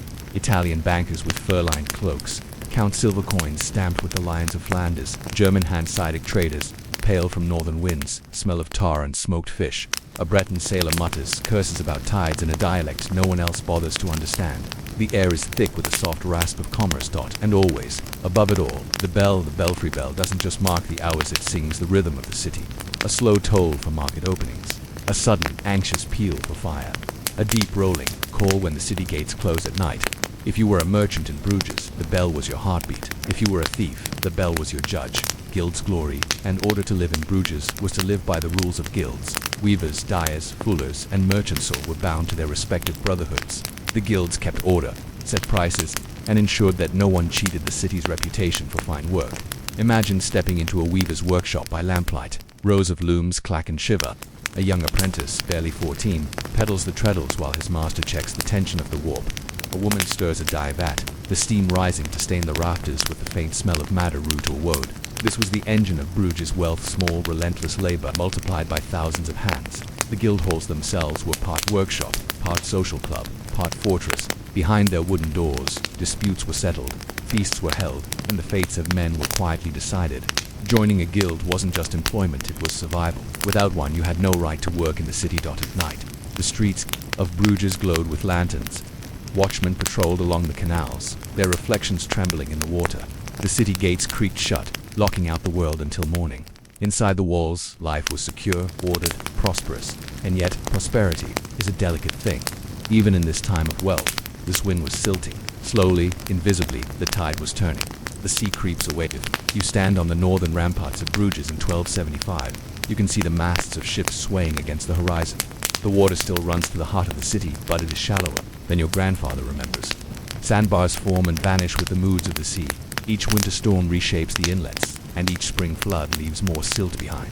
The city elders know this, of course. They hire diggers to deepen channels, build wooden revetments, and pray the tide stay faithful. But the sea is patient. It does not roar its intentions. It whispers. It withdraws inch by inch. At first, only the largest ships struggle to reach the quays. Then, the medium ones scrape bottom. Finally, by the mid-14th century, smaller vessels must anchor farther and farther away. Bruges' lifeline, the Zuin, is quietly choking, and with it, the city's pulse begins to slow. Whispers of change, but in 1250, none of this is truly felt by the ordinary brugling. The streets are still crowded. The markets bustle. The buyer flows, the tapestries sell. Life continues in an unbroken rhythm, unaware of the approaching stillness. Still, there are whispers. A Venetian merchant complains that unloading now requires more effort than before. A Flemish shipwright shakes his head, saying the water feels wrong beneath his keel. Children, curious and cruel, throw stones into the sluggish canal and watch them sink in cloudy ripples. Bruges is a city in its prime, but history has already started to hum its slow, boring tune of change. If you close your eyes now, you can almost hear it, the creak of the looms, the slap of the water, the faint scrape of silt along a ship's bottom. And you might ask yourself, what happens to a city when the sea it depends on quietly slips away? By the late 1300s, Bruges was still beautiful, still rich, but if you listened closely, the city had a new sound. Not the constant creak of ships, not the clamor of foreign tongues in the market, but something softer, a pause, a quiet between bells. The Zwin, that tidal artery that had carried Bruges' lifeblood, was shrinking. What had once been a wide, deep inlet was now a temperamental waterway, more mud than current in some seasons. Storms that once scoured the channel now pushed sand into it, sealing its fate with each gust. A city pulls away from the seether. First sign of trouble was subtle. Merchants started moving their warehouses closer to Dam, a smaller port just downstream. From there, goods had to be transferred to lighter boats before reaching Bruges. It was an inconvenience, a little extra cost, but in medieval trade, every hour mattered. The Hanseatic League, those hard-nosed northern traders, began grumbling. The Italian bankers, whose gold underpinned the whole cloth trade, began exploring Antwerp. Bruges was still the grand hall of European commerce, but the doors were creaking on their hinges. Picture the once busy quays, boats moored farther out, their sails limp in the afternoon sun, horses and carts waiting at low tide. Because the channel was too shallow for fully loaded vessels, the city watched standing board, their reflections long in the water as the day's business slowed. For the first time in living memory, the belfry's bell rang over a city that had room to breathe. The wealth that couldn't move. Ironically, Bruges was still wealthy. The guilds thrived. Tapestries and woolen cloths were still prized across Europe. But a city's wealth is like blood, it must circulate. And now circulation depended on tides that no longer obeyed. Merchants tried to adapt, canal dredging. Huge teams of laborers were hired to scoop silt by hand, mud caking their boots. Backs bent against the weight. Port expansion at Dam and Sluis, outlying ports, became the lungs of Bruges, desperately trying to breathe for the city. Political maneuvering. Bruges begged, borrowed, and occasionally threatened in its attempts to hold on to the trade routes that had made it rich. But the sea is a patient thief, and trade is a fickle lover. The streets begin to whisper. By the early 1400s, the change was visible. Foreign merchants, Venetians, Genoese, Spaniards still came, but fewer stayed. The hostels that once spilled warm light onto the canals grew quieter in winter. Tavern keepers complained that barrels lasted too long before being emptied. Night walks in Bruges changed, too. Where once the air was filled with the clamor of business, now footsteps echoed. The canals reflected empty windows. The bells of the belfry still proud, still vigilant rang over streets that listened instead of answered. A chronicler in 1436 wrote, "The water shrinks, the ships delay, and the city dreams in daylight. When decline wears a mask, it is easy to think of decline as sudden. But in Bruges it wore a mask of splendor. Wealth doesn't vanish overnight. Houses stayed grand. The groaning paintings were still commissioned. Gold and silver still flowed though. Now it lingered longer in the city's coffers, unsure where to go next. The guilds, ironically, clung tighter to tradition. A city that had once been open to innovation, inviting bankers, inventing credit instruments, embracing foreign merchants became cautious. Even suspicious. One can imagine a master weaver in 1450 standing at his workshop door, frowning at the canal. The day's work is fine, but he senses the market is shrinking. He doesn't speak it aloud, no one does.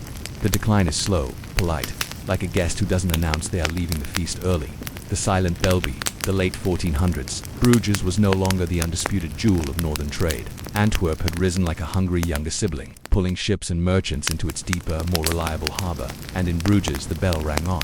But now, when it called for market, the echoes came back, and sometimes they sounded lonely. If you were a night wanderer in Bruges around 1490, you might drift along the mineral to the lake of Lavunda, a silver moon. The air would smell faintly of damp stone and cold reeds. The streets would be empty but for the occasional watchman, his torch reflecting in the slow black canal. The city that once sang now listened to itself breathe. By the early 1500s, Bruges, there was a place of memory as much as of trade. Its canals still gleamed like strands of silver in the morning sun. The belfry of Bruges still towered above the market square, proud and vigilant. Its bells still rang, marking the hours, calling to markets that were now thinner, quieter, more local than ever before. But the tide had turned, and not only in the zoo in Antwerp ascends, Bruges dreams. The silting of the Zuin had done more than inconvenience. Bruges had shifted the balance of Europe. Antwerp, with its deep and reliable Scheldt River, was the new darling of trade. By 1500, the bustling commerce that had once defined Bruges' identity now danced in Antwerp squares. Foreign merchants moved their houses there, leaving their Bruges offices shuttered or repurposed. Bankers and financiers, always seeking the pulse of profit, followed the ships. Artists and artisans who relied on the rich patrons of Bruges began to migrate as well. Bruges, once the nerve center of Europe, had become a place of beautiful echoes. The city of quiet riches. It is tempting to imagine Bruges as suddenly poor, but it was not. Wealth lingers. Families that had grown rich during the golden centuries continued to live in gabled mansions along the canals, their stone factors reflected in the still water like a memory of power. Inside, the life of the city slowed into something almost domestic. Merchants' ledgers became more about rents and estates than about daring overseas trade. Guilds continued their festivals, but the competitiveness faded, and with it, some of the spark. Streets that had once been clogged with wagons now hosted geese and children at play. A Venetian traveler in 1522 wrote, "The city is like a noble lady who sits in her garden, lovely still, yet waiting for a guest who does not come." A landscape of forgotten sound. The slow decline of Bruges can be heard if you close your eyes. The hollow clop of hooves instead of the steady thunder of trade wagons. Bells ringing into emptier streets, their echoes fading quicker than before. The soft whisper of the wind over the rippling through reeds where once sailors shouted in a dozen languages. Even the night changed. The torches that once burned bright along the quays became fewer. The watchmen's calls stretched across longer silences. In the mirrored canals, the stars reflected without distortion. Nothing to break them but a passing swan. The sleep becomes a legend by the 1600s. Bruges was no longer an economic force. It had become a painting, a poem, a place for memory rather than ambition. Travelers came to marvel at its preserved beauty. Pilgrims walked its cobbled streets as if wandering through a sleeping cathedral, each echo a relic of former glory. Its slow decay paradoxically preserved its note. New industries scarred the old streets. No great fires of ambition razed the old merchant houses. The city seemed to have folded itself into timelessness. Locals began to speak of Bruges as if she were enchanted, a princess under a spell, waiting for a kiss that might never come. The enduring echo if you walk Bruges today. In the evening when the day trippers have left, you can hear the past. The bells still ring. The streets still hold their breath between footsteps. The canals, perfectly still mirror the sky as they did in 1490. When the city began its long sleep, Bruges did not die, it dreamed itself into eternity. By the early 1600s, Lübeck's streets still smelled of the sea salt, tar, and the faint sweetness of grain from distant lands.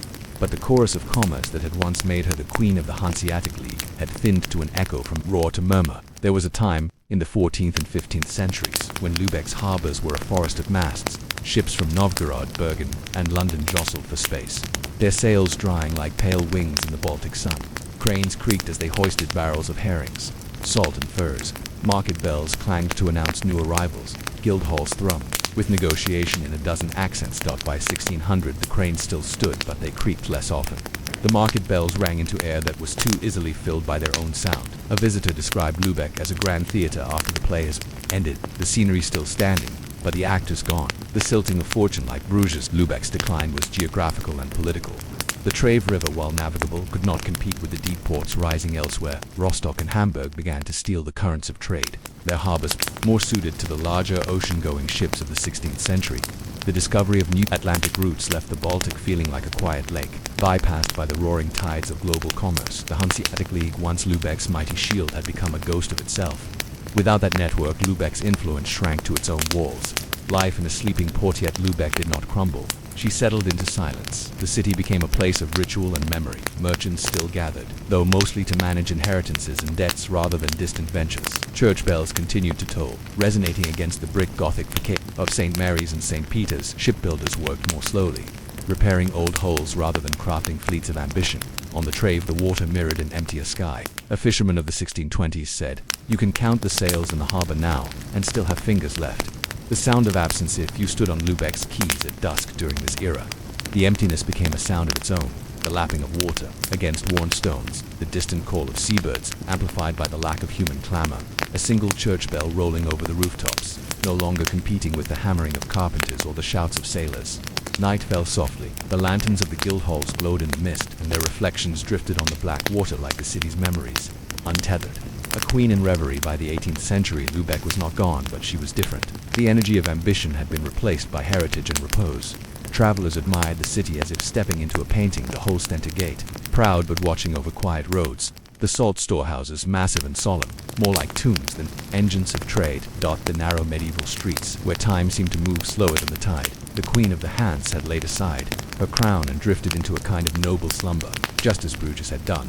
The lingering echo even now, walking along Lübeck's riverside at dusk, one can feel that absence, a weight of memory in the still air, as if the city still waits for the next fleet that will never come. The bells of St. Mary's still ring, their sound gliding over the water, a reminder that Lübeck may have lost her fleets, but she has kept her. Echoed by the early 17th century, the Republic of Venice unveiled its masterpiece of geometry, Palma Nova, a city without flaw, conceived as a nine-pointed star, each bastion perfectly angled for defense, each street radiating with mathematical elegance. Its walls were so precise they seemed drawn by a divine compass, and its gates border Udine, Porta Civita, Porta Aquilea stood like silent guardians. And yet, almost as soon as it was built, Palma Nova was quiet, a perfect city without a pulse. The dream of Palma Nova was as bold as it was unnatural. Venice had wanted a fortified utopia, both a shield and a showcase. Engineers envisioned a place free of medieval chaos, where streets formed harmonies of symmetry. Every building had a purpose, and every purpose was planned. But a city is not born by geometry alone. People hesitated to move here. Merchants preferred the lively mess of Venice or Udine. Farmers saw no reason to trade their villages for straight streets and star-shaped walls. Even soldiers, for whom Palma Nova was partly designed, found its regularity stifling, a place to guard rather than live. By 1620, Palma Nova was beautiful, fortified, and eerily empty. The sound of waiting. Imagine walking through Palma Nova in those first quiet decades. Your footsteps echoed along perfect avenues, unbroken by the chatter of markets.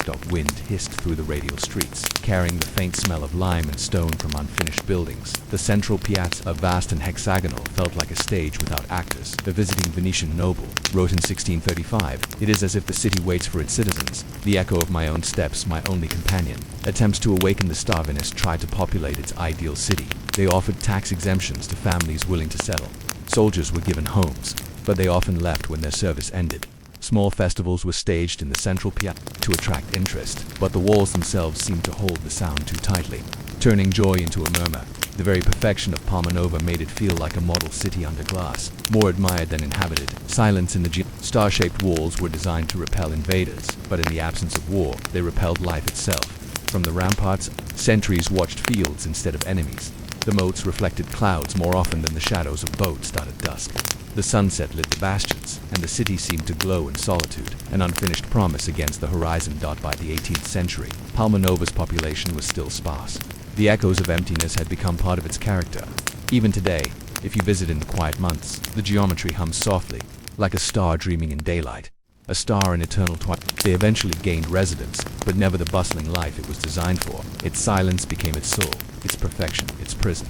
Even now, walking through the sunlit arches of Porto Uditi, you can feel the city's measured heartbeat, the long pauses between footsteps, the wind curling around angled streets, the sense that the city listens waiting still, as if history will one day give it the life it was promised. Palmanova, the sleeping star, remains one of Europe's most haunting silences, a city too perfect to ever be truly awake.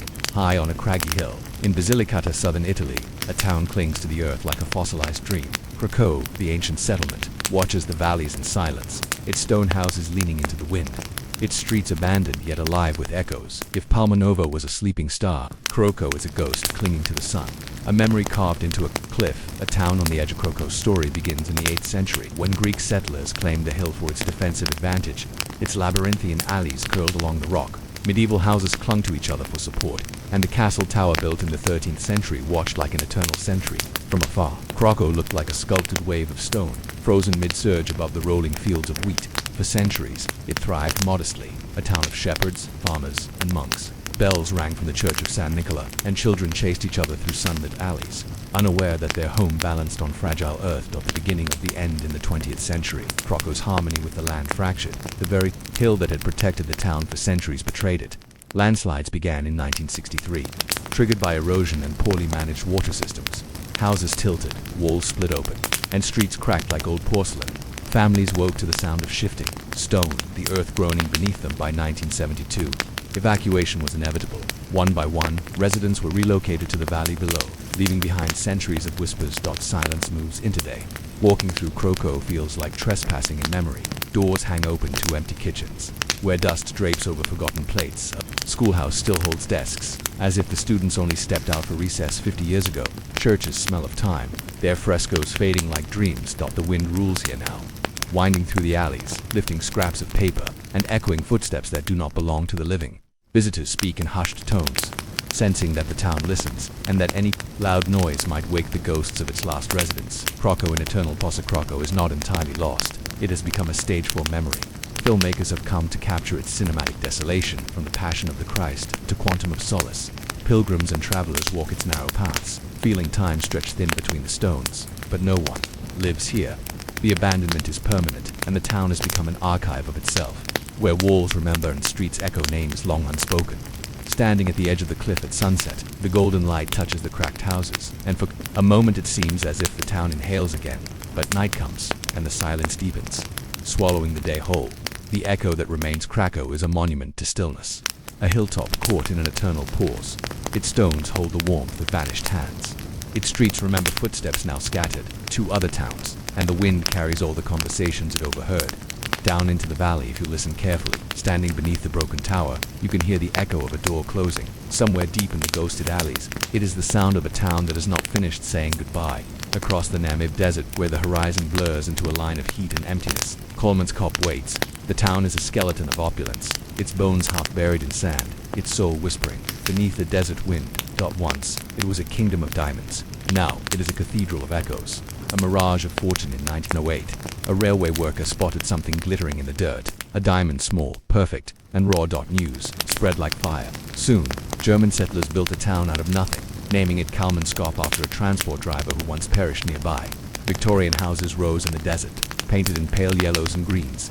There were ballrooms, hospitals, and even a theater. In the middle of nowhere, ice was imported from Europe, and champagne flowed as freely as sand drifted. Kalmanskop was a mirage made solid, a European dream transplanted into Africa's oldest desert. When the wind took back the town, but diamonds are fickle gods. By the 1950s, the gems were gone, and so were the people.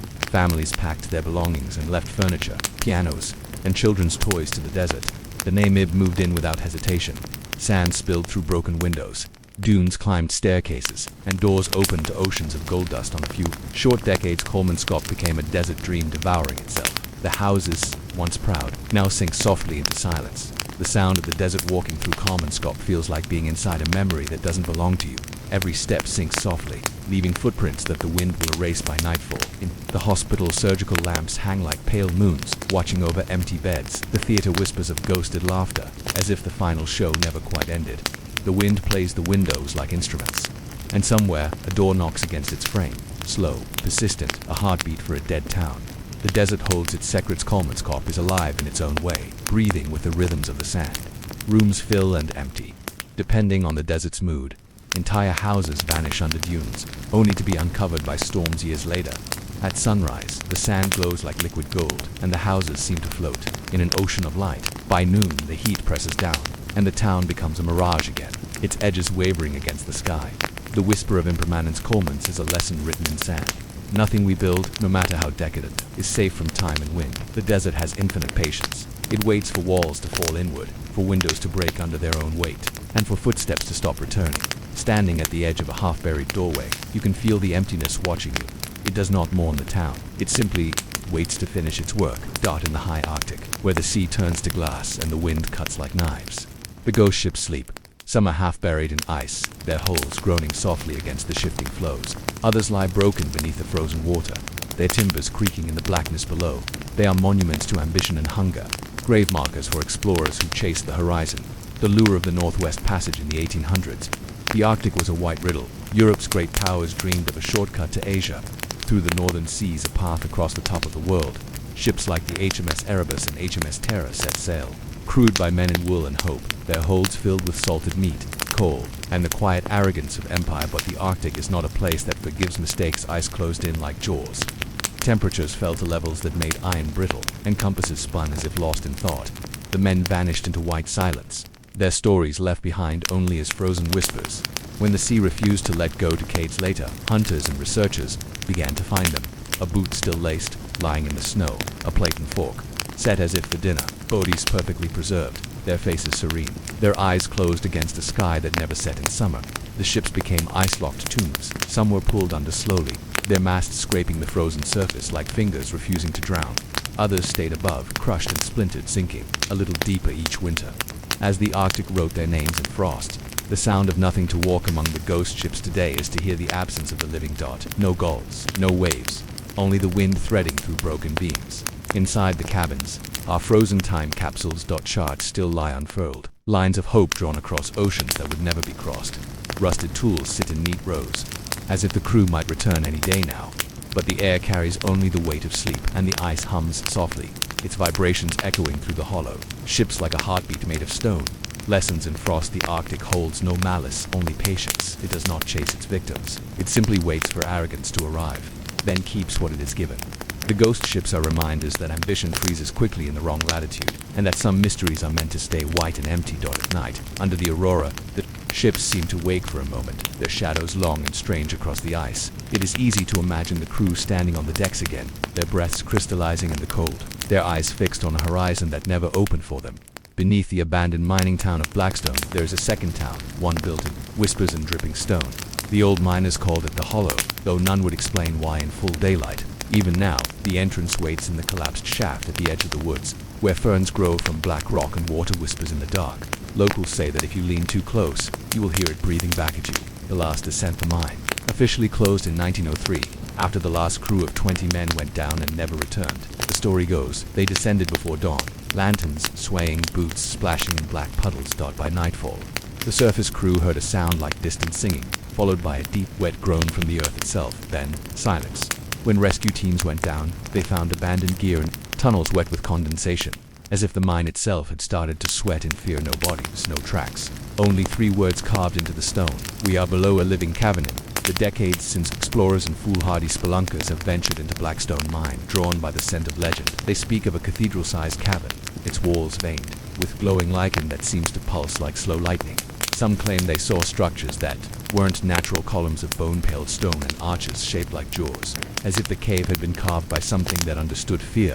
Even stranger are the echoes, footsteps that do not match your own, breathing that grows closer if you stop moving, whispers that seem to come from inside your skull. No one has stayed long enough to discover what lives in the hollow, but those who crawl back to the surface return with a new habit. They sleep with the lights on, even in summer. When the Earth Watch is standing in that mine, you feel watched, as if the rock itself has grown eyes.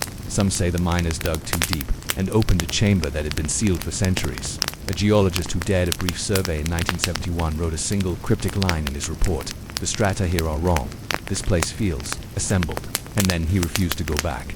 The hollow earth of Blackstone waits in breathless silence, but the whispering rock never truly sleeps. They came in winter, because the cold made the woods quieter, and they wanted no interruptions. The expedition was small for people who believed the stories enough to risk descending where no one returned.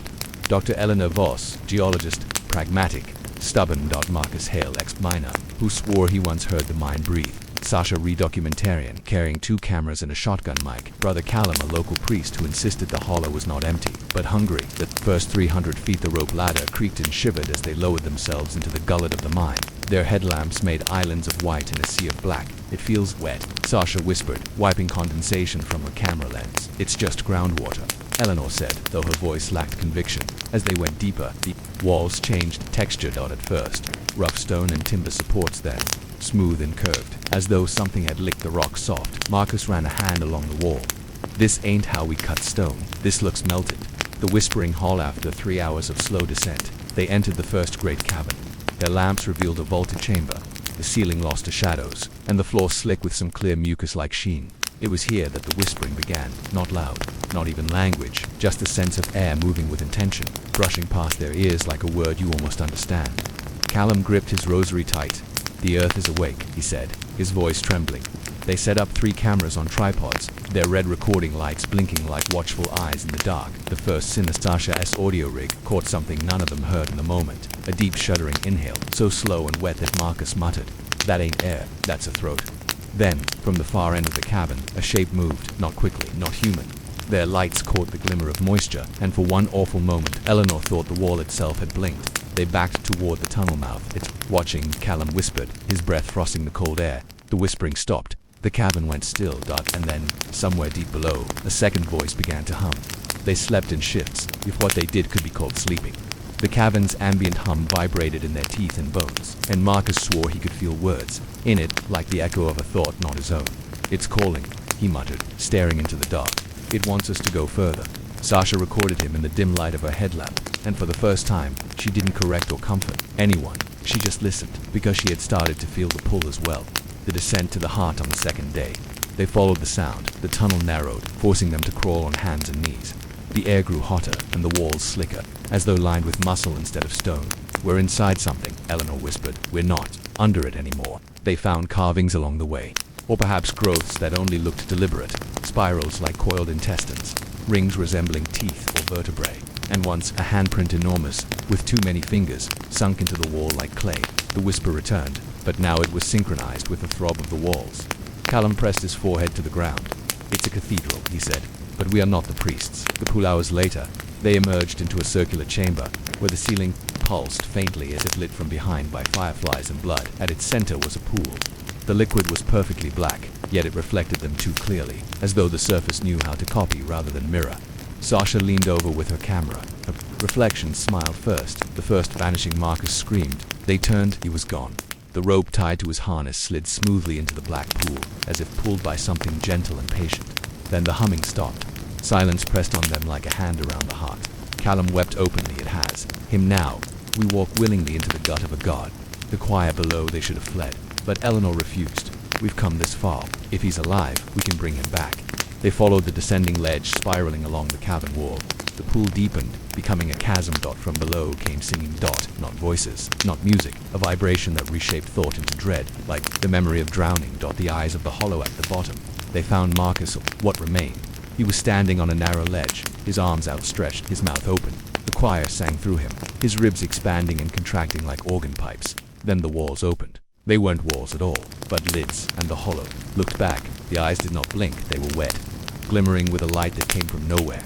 And their color was the color of forgetting, neither black nor white, but the absence of all choice. The choir rose in pitch. Marcus's body shuddered, as a sound burst from his open chest, his ribs arching into a cage of song. Sasha dropped the camera. It clattered, the sound painfully human and small against the cathedral's wet eternity. The hollow speaks not with words, but with hunger and with invitation. Each of them saw something different. Folded inside the pulsing air, Sasha saw her sister, alive and waiting, waving from their childhood room with a smile to wide. Eleanor saw cities inverted and blooming underground. as though the hollow promised a kingdom of eternal discovery. Callum saw only teeth, and he fell to his knees, laughing, and sobbing at once, the eyes dilated. The choir inhaled. The choice Eleanor was the first to move. "Do you feel it?" she whispered. "It's life. It's everything we've been missing." She took a step toward the ledge where Marcus swayed, and the hollow's reflection rose. To meet her, Sasha grabbed her arm. "No, this is how it feeds." But Eleanor only smiled as her body folded forward, descending with impossible grace into the black pool. She didn't splash. He was swallowed.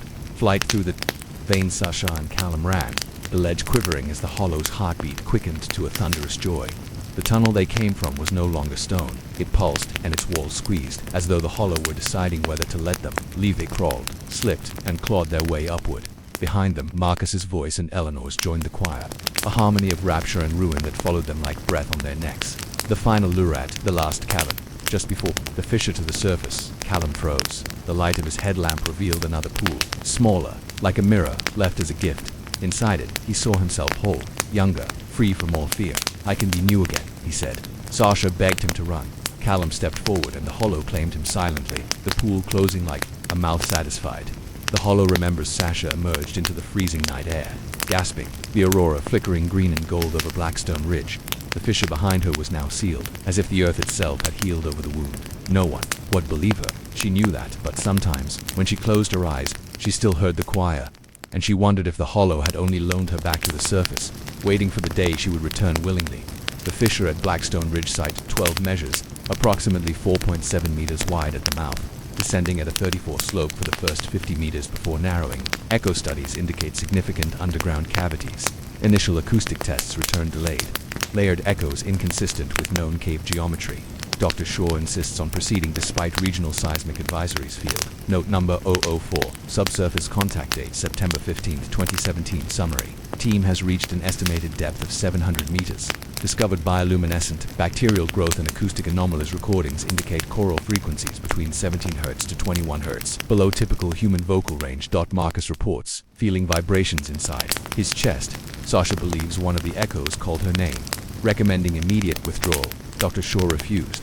Attached audio clip, 0 hours, 2 minutes and 41 seconds. Layered tones resembling distant human singing. Spectrogram review shows no discernible source. Recovered photograph camera to timestamp September 16, 2017. 3:14 subject. Interior cabin.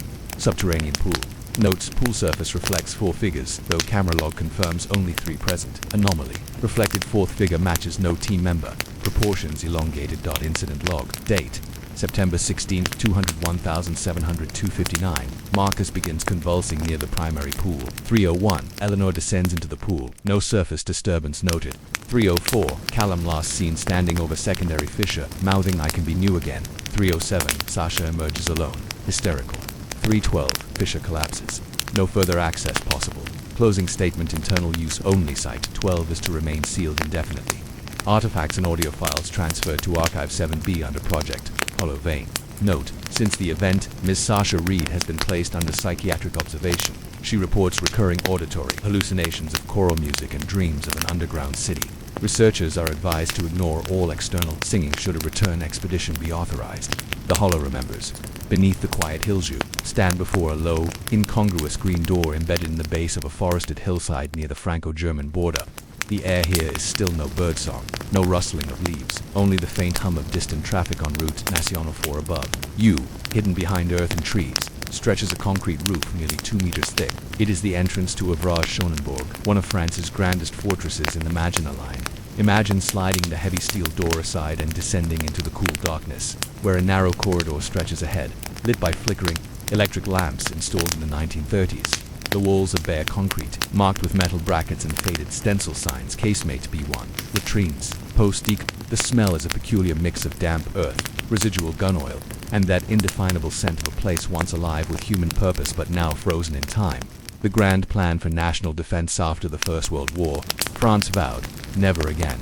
In the 1920s and 30s, the government poured billions of francs into a massive defensive system stretching from Luxembourg to Switzerland. Commissioned by Marshal Pétain and designed by military engineers like General de Gaulle's colleague Eugene Morel, the Maginot Line was conceived as an impenetrable barrier of underground forts, retractable turrets, and interlocking fields of fire. Each average work comprised multiple combat blocks, armored cupolas housing twin or quadruple machine guns, 75mm artillery pieces, and anti-tank guns connected by galleries tunneled up to 30 meters below the surface. Between overages lay casemates, small fortified firing positions, and infantry shelters. Supply lines snaked through these subterranean arteries. Narrow-gauge rail tracks delivered food, ammunition, and personnel to every chamber.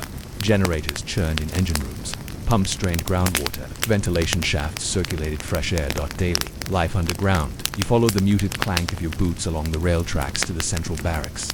Here, bunks lined the walls of a vaulted chamber 50 meters below ground. Above each bunk, a brass plaque once bore a soldier's name. You brush your hand over chipped eucalyptus wood, imagining the touch of a fatigued infantryman on night watch. Nearby, stainless steel wash basins still hold tarnished faucets. Soap dishes are pocked with rust. Stainless steel corridor leads to the mess hall. Massive steel doors, now ajar, open into a cavernous room ringed by long trestle tables. Painted signs advertise soup de poy and viande en conserve. Mounting hooks for oil lamps still cling to arched beams. The floor is pocked with shallow rut stacks where food wagons once rolled. In the officers' quarters, the walls bear peeling wallpaper depicting pastoral scenes. Pastoral meadows ringed by smiling farmhouses.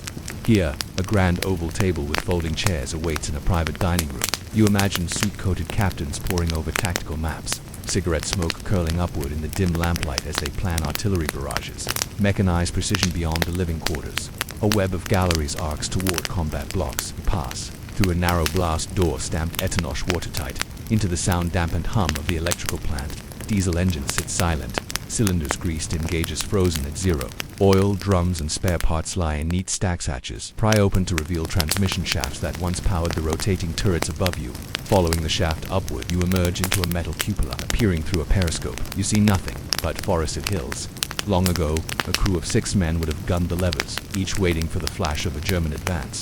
The whole fortress broadcast warning signals through wired telephones and semaphore lamps, coordinating with neighboring overages to create a lethal crossfire. The unanswered question yet for all this grand engineering. The line was never tested as intended. When war came in 1940, German forces simply bypassed the Magina line by sweeping through the Ardennes forest and flanking the static forts from behind. Schonenburg and its sister overages fired thousands of rounds at phantom targets, then fell silent under orders to conserve ammunition. Within weeks, the line was rendered strategically moot. You step back through the corridors, each echo a ghostly footstep. In the powder magazine, weeks of 75mm shells stacked in wooden racks peel back the rusted metal door and find inert reminders of mechanical perfection. No driver's charge ever detonated here. No German infantry ever scaled these walls. No desperate last stand unfolded in these galleries. As you climb the ladder toward daylight, one thought lingers.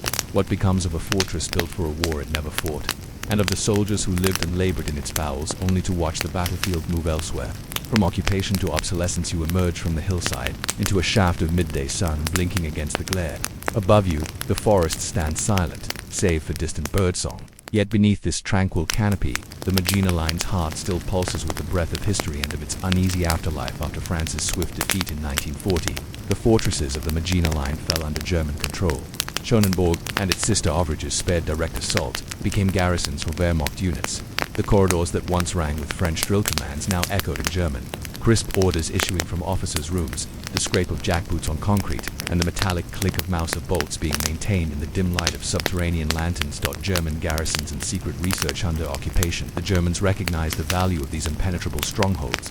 In 1941, they installed a detachment of engineers in Uvrich, Hackenberg, Schonenberg's larger neighbor, to conduct experiments in low-temperature warfare. They tested sub-zero refrigeration in the deep magazines, determined to find new ways to preserve munitions and rations for the Eastern Front. Elsewhere, in Uverich Galgenberg, they set up an avant-garde listening station. In rooms once devoted to telephone switchboards, they installed hydrophones and seismic sensors, attempting to eavesdrop on underground Allied tunneling operations. The concrete galleries, built to resist artillery, provided an ideal acoustic environment for these clandestine trials. Back in Schonenburg, soldiers turned officers' quarters into offices for administrative oversight of nearby rail lines and supply caches. In the former mess hall, they erected makeshift barracks, turning the trestle tables into raised platforms for cat beds. They patched holes in the blast doors, repainted French signage in Cold War gray, and daubed their unit markings in stenciled black letters. Pioneer Bataillon 100, Liberation and French Reclamation in late 1944. The Allies advanced toward Germany, and the Magina forts changed hands once more. French forces, supported by American armor, moved cautiously to reclaim each bridge. Engineers from the 1st Armored Division inspected the turrets, pried open jammed hatches, and raised the tricolor where the swastika had flown. For a brief moment, the fortresses regained their original purpose. They were defensive strongpoints once again, this time against a potential German counterattack. But the front lines moved so rapidly that most bridges saw no combat. The German units withdrew under orders as the Allies bypassed the forts, leaving Schonenburg's steel shutters intact but unused. In the aftermath, French military planners will face the dilemma: should the Maginot Line be abandoned, allowed to sink into obscurity, or should these immense fortresses be preserved, repaired and modernized for a new era of conflict? Cold War reactivation B. 1952. With the Cold War sharpening like a blade, France opted to retrofit portions of the Maginot Line. The threat now was not German tanks but Soviet armored divisions rolling through the Fulda Gap. Near Strasbourg received the lion's share of refurbishment funds, anti-aircraft batteries, radar dishes on the surface, and underground barracks upgraded with central heating and refrigeration. Schonenburg, deemed less strategically vital, received only minimal attention. The generators were serviced, the ventilation shafts cleaned, the latrine pits sealed and converted into chemical toilets. Engineers replaced aging electrical wiring and installed a rudimentary intercom system linking key combat blocks with a surface command post. For a while, the fort hummed again with activity: conscripts drilling in the barracks, instructors marking ranges on the firing range, and supply convoys ferrying canned rations and engine oil into the subterranean galleries. In 1955, the French army held a dramatic demonstration at Journalists and high-ranking officers were invited underground to witness a lit-fire exercise. The twin 75mm gun fired at a mock target on the hillside, the concussion reverberating through the galleries like a rolling thunder. Reporters scribbled notes about impenetrable fortification and symbol of national resilience. Photographs captured the gunner poised at his mount, silhouetted against the dim muzzle flash. The silent decline, yet the world was changing faster than concrete could adapt. The advent of nuclear weapons and air-delivered ballistic missiles rendered fixed fortifications strategically obsolete. No fortress, however deep or thick, could withstand a nuclear strike or evade a high-altitude bomber. By the early 1960s, defense budgets shifted to missile silos and jet interceptors. The Maginot Line, once a marvel of interwar military engineering, became an anachronism. Schonenburg's barracks grew quiet. Training exercises ceased. The surface generators were mothballed for good. The garrison withdrew, leaving behind empty bunks, scattered ration boxes, and the faint spiral of peeling wallpaper in officers' quarters. As the French army decommissioned its last active overages in 1971, many were sold to private associations, local municipalities, or simply abandoned to the creeping moss and the forest's reclaiming roots. Preservation efforts and tourism. In the 1980s, a grassroots movement emerged to preserve the Maginot Line. Veterans groups campaigned to turn forts like Schonenburg into historical museums. Volunteers repainted stenciled signs, restored generators to working order, and reopened the galleries to guided tours. Today, as you walk the corridors, a volunteer guide points out the original telephone exchange, reconstructed with period instruments. In the engine room, they sparked the diesel generator to show how kitchens could function for weeks without resupply. Visitors peer through periscopes, peer at the rusted rails, and marvel at the thickness of the concrete walls, up to 3 meters. In places, each year, thousands of history enthusiasts descend into the earth, experiencing a ghostly echo of wartime vigilance. School children fidget in narrow galleries as their teacher explains French resilience. Photographers wander the blast doors, capturing the interplay of shadow and steel. And above, the forest stands unchanged, an indifferent witness to this subterranean relic. An uncertain legacy of as preservation brings new life to the overages. The question remains unresolved. Are these fortresses monuments to collective foresight or to collective folly? They embody both the brilliance of French military engineering and the arrogance of believing war could be prevented by concrete alone. As you exit Schonenburg through the same green door where you entered, the afternoon light feels oddly bright. Behind you, the entrance seems small against the hillside's vast bulk. The trees sway gently, as if in quiet applause or mourning. It is hard to tell which. And once more, you can't shake one persistent thought. What becomes of structures designed for a conflict that never came, and of the nations that built them in hopes it never would? Memory in stone and shadow. The forest floor is carpeted in pine needles, but beneath the needles lie the silent witnesses of conflict-discarded shell casings, fragments of rusted wire, and the occasional chipped piece of porcelain from long-deserted officers' messes. You tread carefully, mindful that every step here carries echoes of lives once lived in the fortress's hidden corridors. Above ground, Overage Schonenburg's armored cupolas are all but invisible. From a distance, the hill above you looks undisturbed, its slopes blanketed in green. Yet just beneath your feet lies an intricate city of concrete, metal, and memory, the living museum inside the green door. The temperature drops abruptly. The corridors are cool and still, the air tinged with the faint odor of aged concrete and preserved machinery. A handful of volunteers, retired officers, local history buffs, and descendants of Magina veterans move solemnly through the galleries, preparing for another day of guided tours. Near the entrance, you pass a small exhibit room where original artifacts rest behind glass. A soldier's leather helmet, his name stamped inside, a pair of binoculars whose lenses still capture a faint, clean leather-bound logbooks filled with meticulously dated entries. A sign reads, "Lest guardians do silence, keepers of the silence," honoring those who served here in peace and in war, in occupation and in liberation.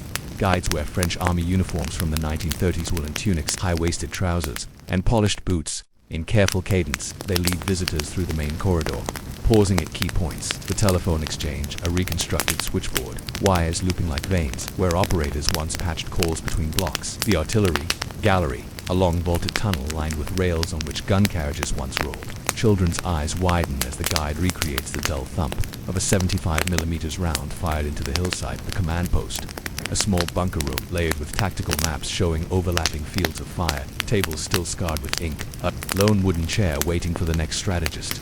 The stories of survivors in a hushed corner. You encounter Madame Guerin, whose father served here in 1939. She brings personal artifacts, letters written on onion skin paper, yellowed with age, folded into precise rectangles. She reads aloud an excerpt. "We live beneath the earth now, my thoughts heavy as these walls. Each night we dream of the sun. Each day we wait for orders that may never come." Her voice trembles, echoing off concrete. Visitors fall silent, imagining young soldiers listening to distant bombardments, their lives suspended underground. Nearby, Monsieur Lefebvre, a former engineer for the Cold War refurbishment, points to weld marks beneath a turret hatch. He recounts the 1955 live fire demonstration, how the shockwave rattled the nerve of the underground chambers, how the generator room lights flickered like captured lightning. His eyes shine with both pride and regret. Pride in the engineering feat, regret that such power was rendered obsolete almost instantly. Art and reflection descending deeper. You come upon a modern installation, translucent screens suspended in the galleries, onto which are projected silhouettes of soldiers moving along rail tracks, of officers consulting maps, of mechanics oiling gears. The installation sidled less umbrist or more shadows of the wall, blends archival footage with contemporary interviews, immersing you in the line's layered history. A photograph flickers on the nearest screen, a battalion gathered beside, a map table, their faces serious, their rifles slung. Beside it, another image shows the same group decades later, older now, gathered at a reunion in Paris. Medals pinned to their chests, the weight of unspoken memories in their eyes. The art asks, what is preserved when a fortress becomes a museum? What lives remain beneath the plaster and the paint? Visitors pause, some wiping tears, others studying their own reflections in the cool glass. The echo of purpose at the far end of the galleries. You stand in the observation cupola, peering through the original swivel periscope. The hillside before you, a panorama of rolling forest and distant fields. You turn the lever, sliding the lens, barrel crackling with static until the landscape snaps into view. No enemy appears, no advanced signal flickers. Only the serene countryside, punctuated by the hum of distant traffic and the occasional call of a hawk. Below you, the world moves on. Farmers tending fields, tourists hiking, woodland trails, cyclists tracing the old defense road. Yet here, in the cupola, time feels suspended. You imagine a 1939 sentry, eyes fixed on the same horizon, heart hammering at every leaf rustle. You feel that shared vigilance, that bracing tension between readiness and waiting, reckoning with history as you climb the ladder back to the surface. You pass a panel displaying declassified French military assessments of 1941. Reads, "The line's greatest success, it deterred large-scale attack. Its greatest failure, the battlefield moved." This balanced judgment, managing both deterrent value and strategic misalignment, hums in your mind. The fortress you explore today embodies both sides. It preserved lives by holding a line that was never directly assaulted, yet it also locked resources into a static defense when mobility demanded flexibility. Above ground again. The forest greets you with birdsong and wind. The green door closes with a soft thud, sealing the underground memories in silence once more. A modern question of Raj Schonenborg stands today not as a weapon, but as a bridge between present and past, between innovation and hubris, between peace and the shadow of war. It asks each visitor, what do we owe to our ancestors' fears, and how should we honor structures built to keep danger at bay? You step away from the forested hill, the fortress behind you fading into the greenery. In your mind, the corridors remain alive with footsteps and voices, with the measured clank of rail cars and the distant roar of artillery, and one final question drifts through your thoughts. Like a leaf on the breeze in an age defined by fluid threats, How do we preserve the lessons of stone and steel without becoming prisoners of their static certainty? Of blue heart in the steppe you rise before dawn on the plains of Central Asia, where the horizon is a flat blur of sagebrush and sky. In the pale light of the morning, you strain your eyes toward a vast expanse of water and inland sea, like a pale sapphire laid upon yellow grasslands. This is the ROLC circa 1950, fed by the mighty Amu Darya and Sia Darya rivers, its surface stretching over 68,000 square kilometers, making it the world's fourth largest lake. Imagine standing on a wooden jetty near the village of Minna, where fishing boats dirt-encrusted and chip bob gently in a slight breeze. The air smells faintly of brine and fish oil. Gulls wheel overhead, crying as they descend to peck at the white caps cresting the gentle waves. On the shoreline, women sort the morning's catch of sturgeon and carp, their fingers deft as they separate grains of salt from fish scales. They sing quietly as they work a low, lilting melody in Uzbek or Karakalpakan, aware that their song echoes across AC, destined to vanish off the lifeblood of a people for centuries. The people of Khwarezm, Amu Darya's Delta, and beyond have depended on these waters. Fishermen haul nets at dawn, unloading baskets heaped with black-spotted zander and shimmering bream. Their livelihoods hinge on the lake's fullness. More water means more fish. More fish means more trade in the bazaars of Nukas and Oral. And more trade means grain and textiles. Flowing back to the fishing villages, families gather at makeshift smokehouses, dried reeds woven into chambers, under clay roofs to cure fresh catches, in chambers warmed by smoldering halifite wood. These salted fish travel by truck along dusty roads to far-flung markets, where they provide essential protein in diets that lean heavily on bread and dairy. Each salted fillet is a small miracle, preserving the sea's bounty through scorching summers and freezing winters. The sowing of irrigation, yet even by 1950, the first threads of change had appeared on the lake's surface. The Soviet Union, eager to transform Central Asia into a cotton powerhouse, embarked on colossal irrigation schemes in the 1930s. Engineers carved networks of canals, the Karakum Canal on one hand, the Karakum on the other, diverting the Amu Darya and Sia Darya long before they could reach the Ural. Picture yourself in the role of a canal inspector in 1952, carrying a leather-bound logbook and a straight edge in your satchel. You travel by narrow-gauge rail from Nukas to the construction camps, where thousands of conscripted workers, Kazakhs, Uzbeks, and Russians dig trenches with pickaxes and shovels. Steamrollers flatten embankments. Concrete workers line canal walls with smooth slabs. Surveying teams measure gradients in degrees, centimeters, and millimeters each morning. The canal's flow is tested. You open sluice gates stamped to stake construction, and watch as clear, cold river water churns into the artificial channel. You record the flow rate, 25 cubic meters per second at dawn, 27 by midday, 23 at dusk. These numbers matter. Too little flow, and cotton fields won't thrive. Too much, and the canal will overflow, breaching earthen levees and flooding villages, cotton fields of white gold by mid-morning. You arrive at a Cocos collective farm that sprawls like a white cloud across the delta.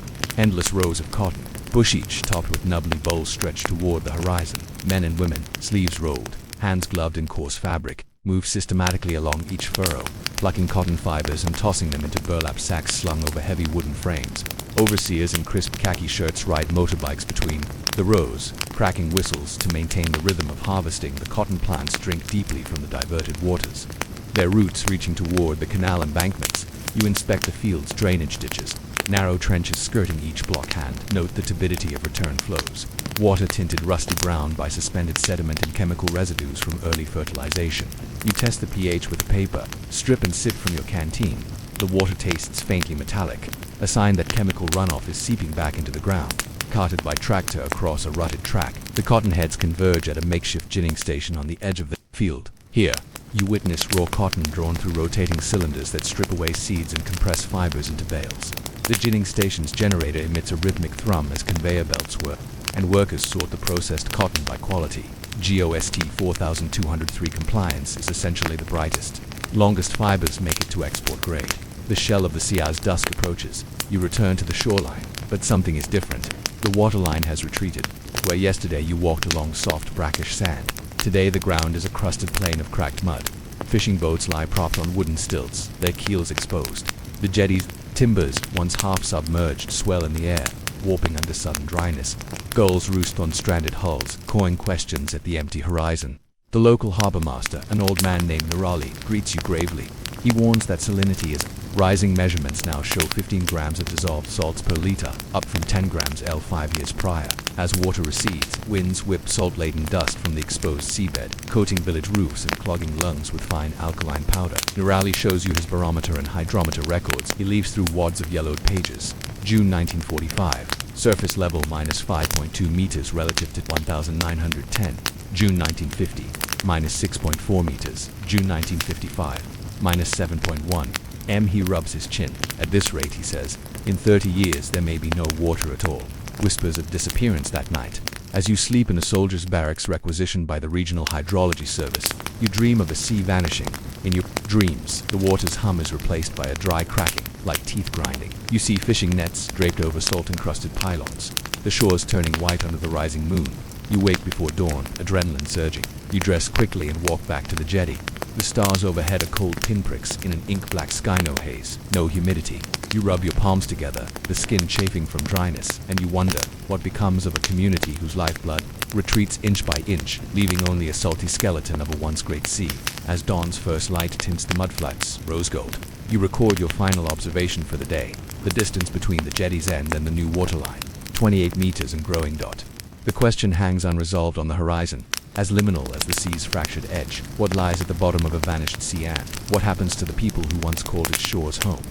In the months after your dawn observation, the Oral Sea's retreat accelerates. By 1958, the once unbroken horizon of water is fractured. A slender gulf threads toward the north, while the southern basin shrinks into isolated pools.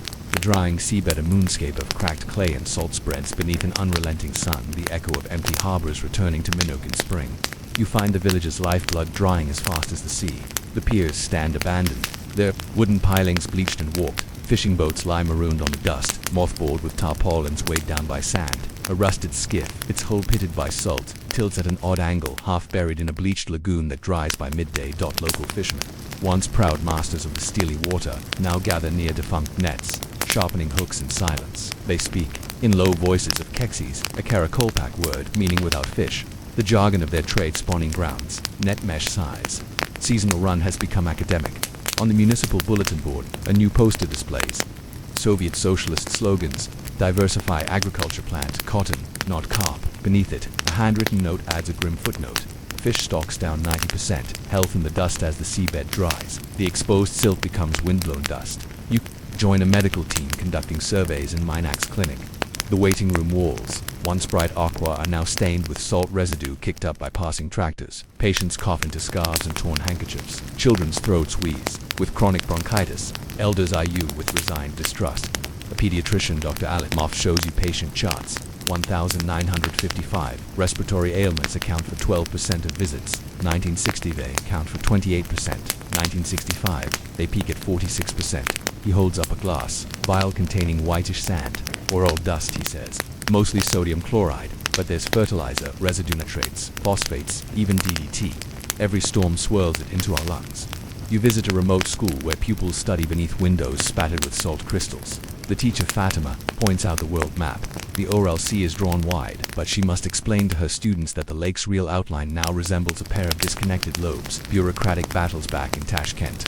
You attend meetings of the Soviet Ministry of Water Resources. Engineers and party officials debate canal efficiencies and cotton quotas. A stern general warns that reducing irrigation could imperil the cotton harvest and thus undermine the 5-year plan. An agronomist counters that cotton yields are stagnating as soil salinity climbs from over-irrigation and poor drainage.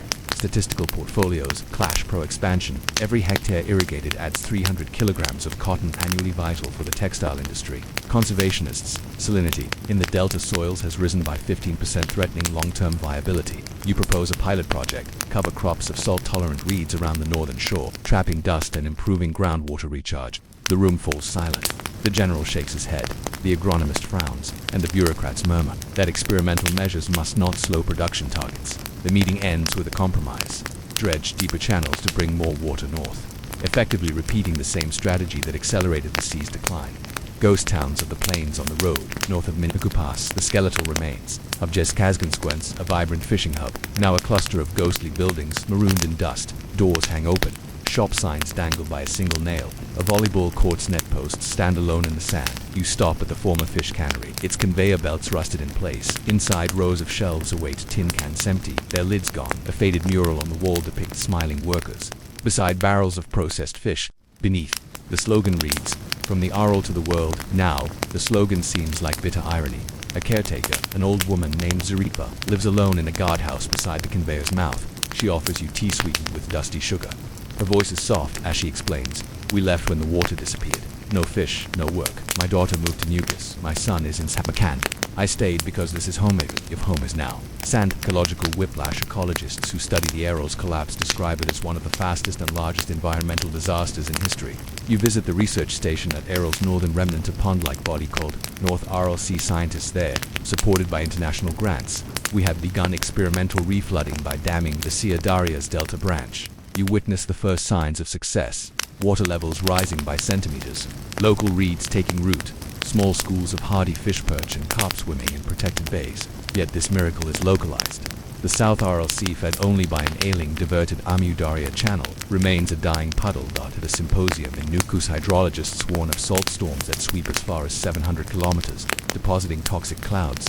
On urban centers, a climatologist predicts altered regional weather patterns, hotter summers, colder winters, and reduced precipitation, a vicious feedback loop that threatens agriculture across Central Asia. Cultural loss. Amid this unraveling, the Aros cultural tapestry fades. Ancient Khwarazm ruins near the old delta are now desert outposts. Sufi shrines once visited by caravans lie forgotten, their courtyards choked with wind-blown salt. The traditional boat-making craft kayaks of Saxel wood has all but disappeared. Younger generations migrate to Uzbekistan's cities, trading steppe life for factory dormitories. In the regional museum at Nukus, an exhibition titled Oral, a memory displays fishing tools, village photographs, and oral histories recorded on cassette tapes. A stereographed viewer shows black and white images of bustling piers and market stalls. Visitors, many themselves former residents, browse with a mixture of nostalgia and mourning. One elderly man, brushing tears from his eyes, whispers, "We thought mountains were eternal. We thought rivers would always flow." An unanswered horizon. Back on the dusty jetty at Minik, the sun sinks in a flame of orange dust.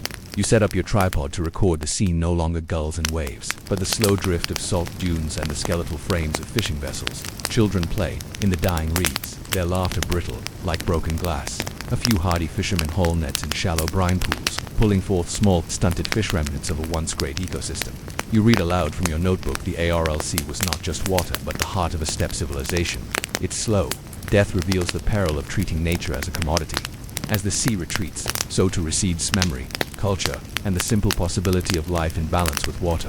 With that, you close your journal and gaze toward the eastern horizon, the point where lake and sky once met, now a parched seam of salt and dust, and you cannot help but ask, when the last ripple has vanished and the wind has carried the final grain of salt into oblivion, what stories will remain of the blue heart of the steppe? By the early 2000s, the Aral Sea's story had become a global cautionary tale. International agencies, non-profits, and regional governments began concerted and often competing efforts to salvage what remained of the water, to revive local ecosystems, and to help displaced communities adapt to a harsh new reality. Northern Miracle and its limits at the northern remnant, now known as the Small RLC, a monumental project, took shape, financed by the World Bank.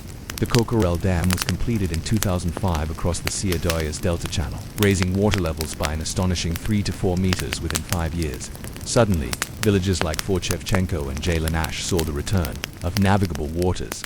Fishermen hauled nets again, pulling from quick-growing schools of bream and perch. Reeds reclaimed marsh edges, providing habitat for migratory birds along the Central Asian flyway. You visit in 2010, standing on the new dam crest at sunrise. On your left, the small Oral's placid blue stretches to the horizon. On your right, the dry seabed of the once mighty southern basin lies cracked and salt-blanched. Below the dam's sluice gates, water spills in a controlled cascade, its roar a hymn to renewed currents. A local district official proudly shows you satellite images, green patches of reed beds, winding channels cut by beaver colonies, herds of wild horses grazing on fallow wetlands. Yet this northern success belies the tragedy unfolding to the south. The large RLC, severed from its replenishing rivers, remained fragmented into two hostile subbasins, the eastern small RL and the western Dead Sea. Here salinity levels soar past 100 grams L, and no fish species can survive. Efforts to reconnect southern channels have faltered, impeded by a lack of water upstream, political wrangling between Kazakhstan and Uzbekistan, and the sheer scale of the remaining desert. Ecological ghosts and new habitats. Biologists surveying the dry Aral, the sandy plains once beneath 50 meters of water, describe it as one of Earth's most extreme habitats. Halified shrubs, salt shrubs and grasses, colonized dune crests, flocks of pink flamingos, baffled by their own migratory pathways, touch down on ephemeral ponds, only to depart when they evaporate. Desert locusts breed in shallow pools left by rare rains, sometimes marching in swarms across the flat salt pan. You join a joint Kazakh-Uzbek field team conducting a biodiversity assessment in 2018. Armed with GPS units and sampling kits, you document insects, lizards, and hardy plant species. In one former cove, you find a tiny crustaceanary Lacharis kazakhstanica that has adapted to salinities above 80 grams L. Its exoskeleton encrusted in salt crystals. Even amid devastation, evolution presses on. Yet many Aral endemic sturgeon roe deer reed warblers have vanished from the region. Conservationists have attempted to reintroduce Bukhara deer into newly irrigated pockets, but poaching and habitat fragmentation remain obstacles. The ecological tapestry is irreversibly frayed. Each species lost is a thread that cannot be rewoven. Human adaptation. New lives on the edge for the people whose ancestors lived by the sea. Adaptation has taken many forms. In Minik, the old ship graveyard boats stranded on Dusk Dunes has become a heritage park. Solar-powered floodlights illuminate hulls by night. Plaques recount the stories of fishermen and their traditions. Local youths guide tourists, selling postcards and dried mulberry sweets. The once dying town now survives on heritage tourism. Though the income is modest and seasonal, in Aralsk on the Kazakh side, authorities built a new port on the small RL and invested in fish farms, using hatcheries. They reared carp and perch fingerlings in freshwater ponds, then stocked them in the regained waters. By 2015, annual catches topped 5,000 tons. A far cry from the original 200,000-ton peak, but enough to revive local fisheries and spur small processing plants. Yet beyond these pockets, economic challenges persist. Former cotton workers, whose incomes once depended on subsidized irrigation, must retrain in service sectors or migrate to cities. Many villages report out-migration rates above 40%, leaving elderly residents behind. Schools consolidate, clinics shrink, and the social fabric once woven by communal fishing and farming is stretched thin. The politics of water and memory water allocation between Kazakhstan and Uzbekistan remains a fraught issue. Droughts linked to climate change compound the legacy of Soviet-era diversion schemes. Transnational commissions meet periodically in Tashkent and Astana, drafting agreements to guarantee minimum flows into the small Ural. But upstream extraction for hydropower, urban supply, and agricultural fuel exceeds allocated volumes. You attend a session of the International Fund for Saving the ARLC in Nukus. Delegates from both republics argue over metrics, how much river water is genuinely available, and how to balance environmental needs against human consumption. Heated exchanges give way to technical annexes and provisional targets. Every line of text seems to strain against the dust-laden air outside. Memory plays a subtle role in these deliberations. Elder councils recite oral histories of boats pulled by horses across ice in winter. Tribal elders recount the migration of entire villages following fish runs. These stories pressure negotiators to honor ancestral bonds to the sea, yet modern economics demands compromise. The past and future vie for the same drop of water. The ARL as warning and inspiration in cultural spheres.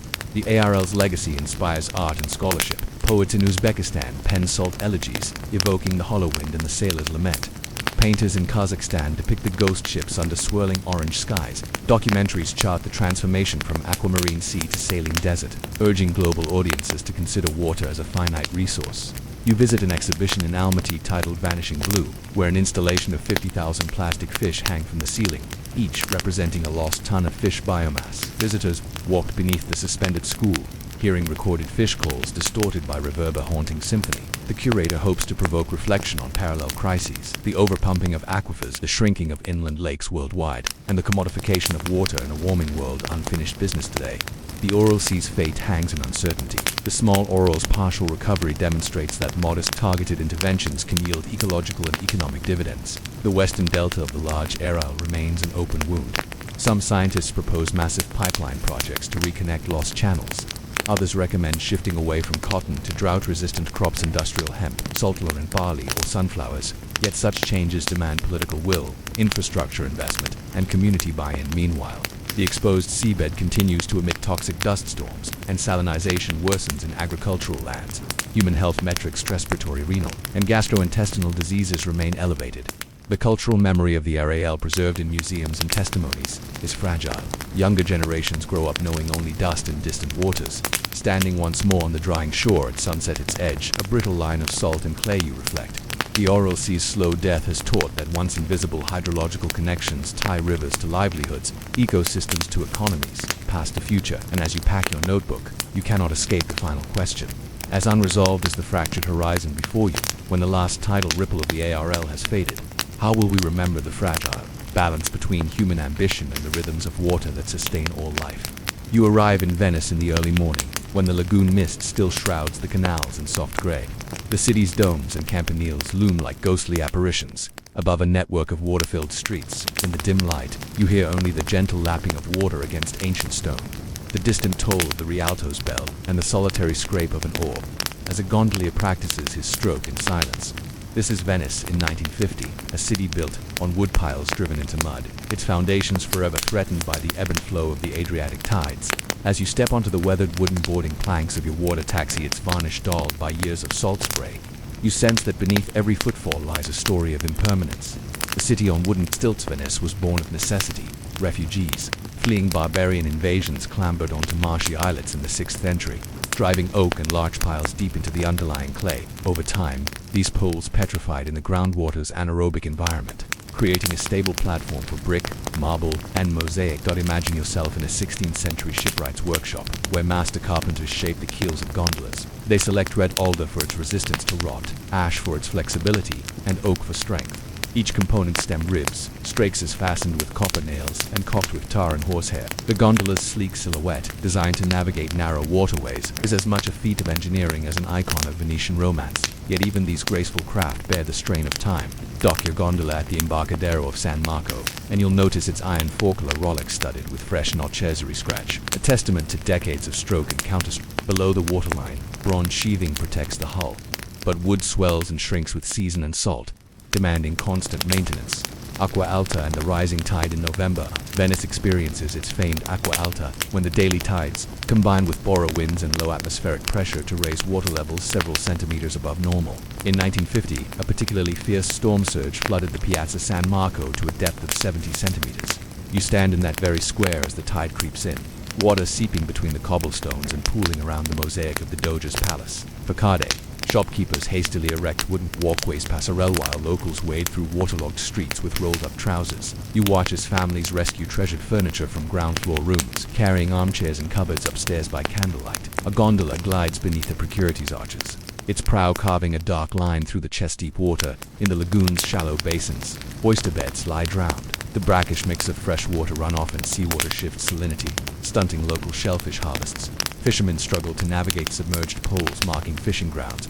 The lagoon's seabed, once twice dredged annually, now requires constant re-charting. The slow sinking beneath these floods lies an even quieter threat. Since the 19th century, extraction of groundwater from the mainland aquifers caused the city to sink by some estimates up to 10 centimeters between 1897 and 1960. Though pumping ceased mid-century, the damage lingered. As you glide along the Grand Canal in your motor launch, you glimpse the waterline creeping higher on Palazzo Facade. Stone steps that once invited merchants ashore are now submerged. Decorative portals bear algae stains 15 centimeters above their original threshold. Marble balustrades are damp with every tide. Frescoed interiors require dikes at doorways to keep damp at bay. You pause at the Rialto market, where vendors display radicchio, seafood, and Venetian glass. A fishmonger in a rubber apron shakes his head at the sight of his stall's wooden floorboards swollen by water. He quips that soon the market will require gondolas instead of carts. Across the canal, a sign reads, Acqua Alta today, 58 centimeters. Engineering against the waves. Venice's guardians have long battled the water. In the 19th century, Austrian authorities reinforced quay walls with stone roof. After 1910, Italy built the Mose Project floodgates at lagoon inlets to regulate tides. But in 1950, those plans were still on drawing boards, and Venetians looked to more immediate fixes. You visit the municipal shipyard at Tronchetto, where pontoons support a floating case and an experimental basin used to test dike heights. Civil engineers clad in dust-streaked overalls measure wave impacts on sample walls. They log data-tide heights, surge velocities, erosion rates, hoping to design embankments capable of shrugging off a worsening Adriatic fury. In the Arsenal's vast dry docks, workers patch the hulls of moored steamers and pleasure launches. They weld steel plates where wood rots. They apply fresh coatings of anti-fouling tar. Every repair adds a layer of defense against the water's relentless assault. A city's resilience. Yet for all this effort, Venice's true strength lies in its people. In back alleys, you meet pescatori repairing nets under arcaded walkways. Mastri Vetre at Moreno coax molten glass into elaborate chandeliers. Osteri serve bowls of risotto al Nero di Sepia to early patrons. Their lives woven into the city's watery fabric persist through floods, subsidence, and salt's corrosive touch.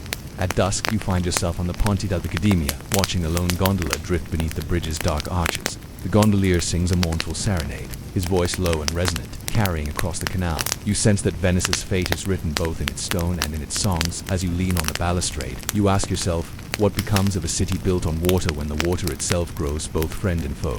The morning after the Great Flood of November 4th, 1950, dawn breaks over Venice, both battered and enduring. You step carefully along raised wooden walkways, passerelle snaking through the flooded kale, and note the precise choreography of recovery. Neighbors handing buckets of water upstairs, priests sprinkling holy water to ward off rot, municipal workers in rubber boots guiding pumps that sputter and corner courty. Yet beneath this scene of communal resilience lies a deeper struggle: how to engineer a city permanently defined by its watery cradle, against a tide that refuses to relent. Post-war reconstruction and early measures in the aftermath of World War II. Venice faced not only the scars of floods but the legacy of war damage. Allied bombers had strafed industrial targets on the lagoons, margins, and decades of neglect on war's front lines left many buildings vulnerable.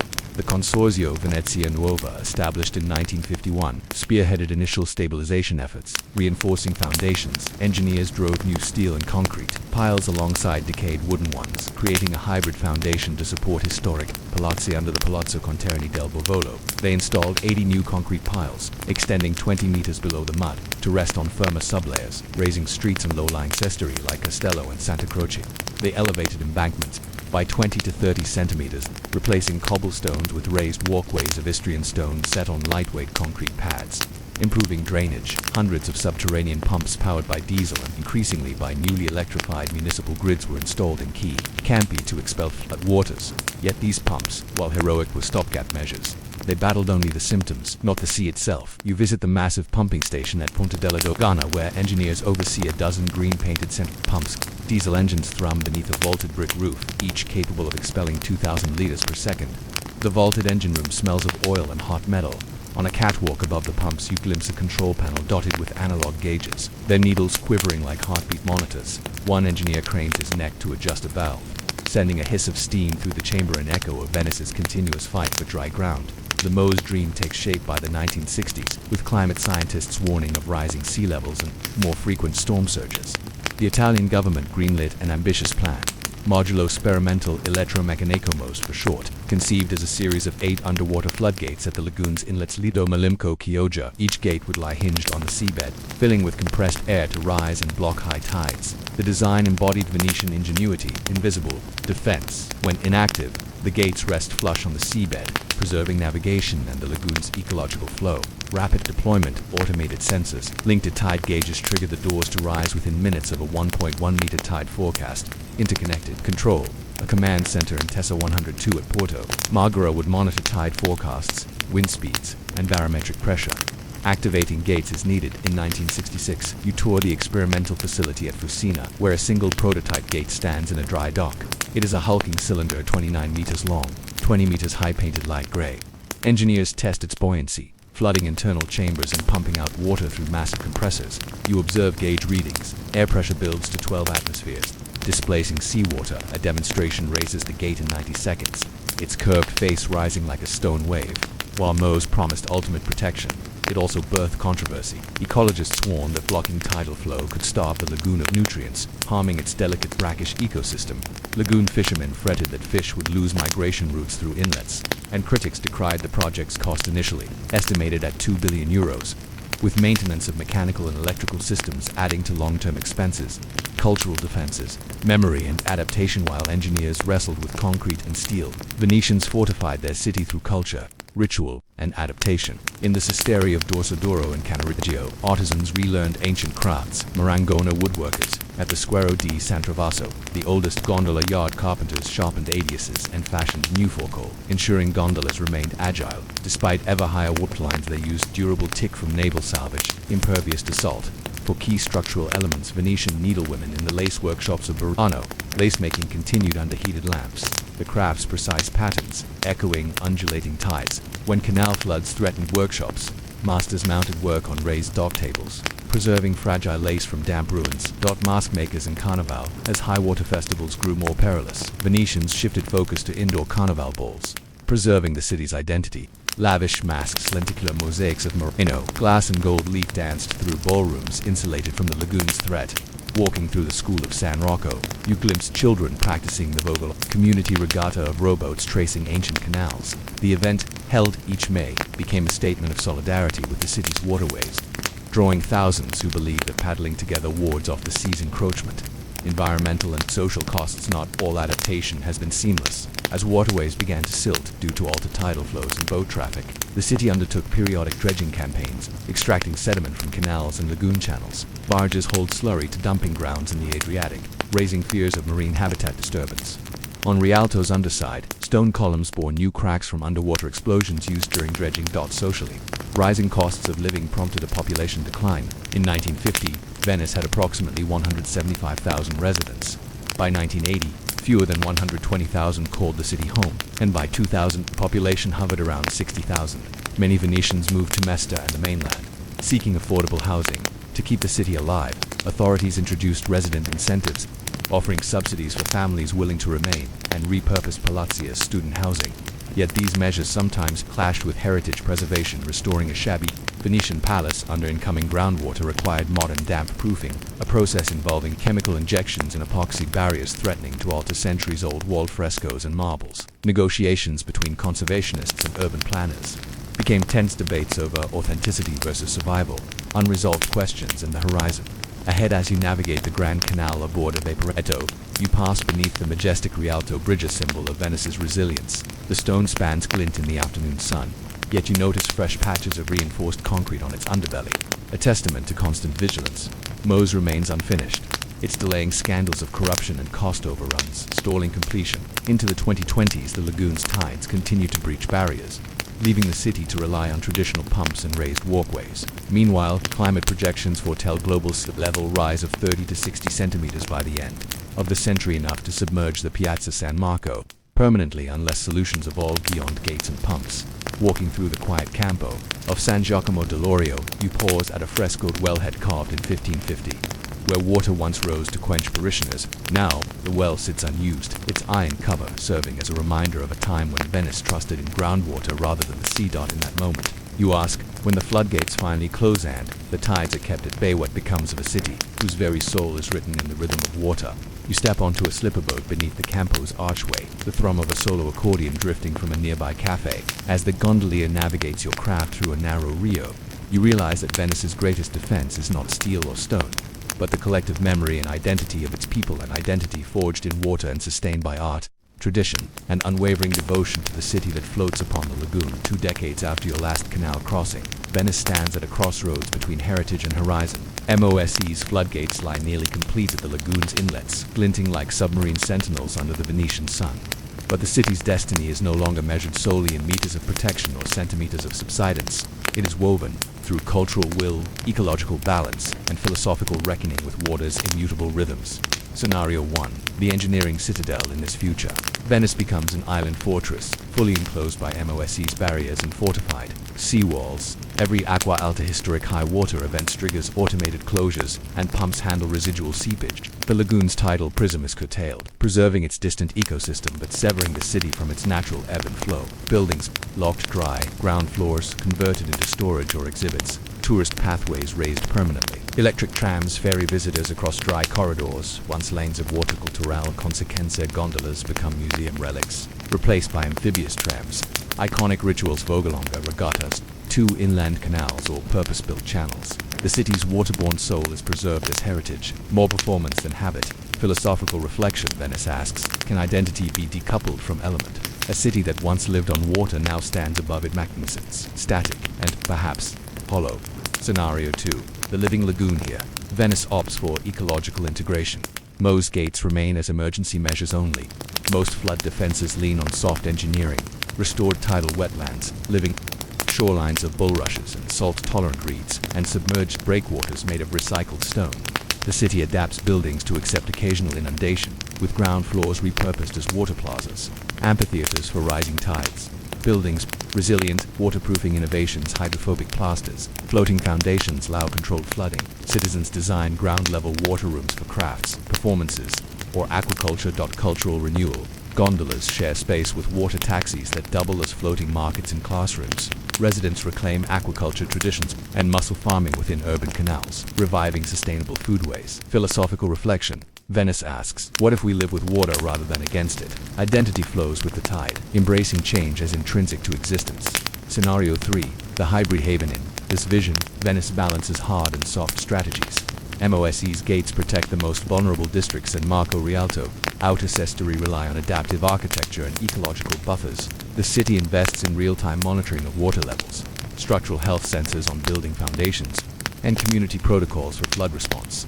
Building smart integrated sensor networks activate shutters, barrier panels, and pumps in. Individual Palazzi citizens receive flood alerts via smartphone. Neighborhood teams deploy modular walkways in minutes. Cultural continuity. Traditional crafts endure alongside tech-driven services. VR tours of submerged crypts, drone-lit, nocturnal, regattas on flooded squares. This city becomes a living laboratory for climate adaptation. Philosophical reflection. Venice asks, can tradition and innovation co-create a future?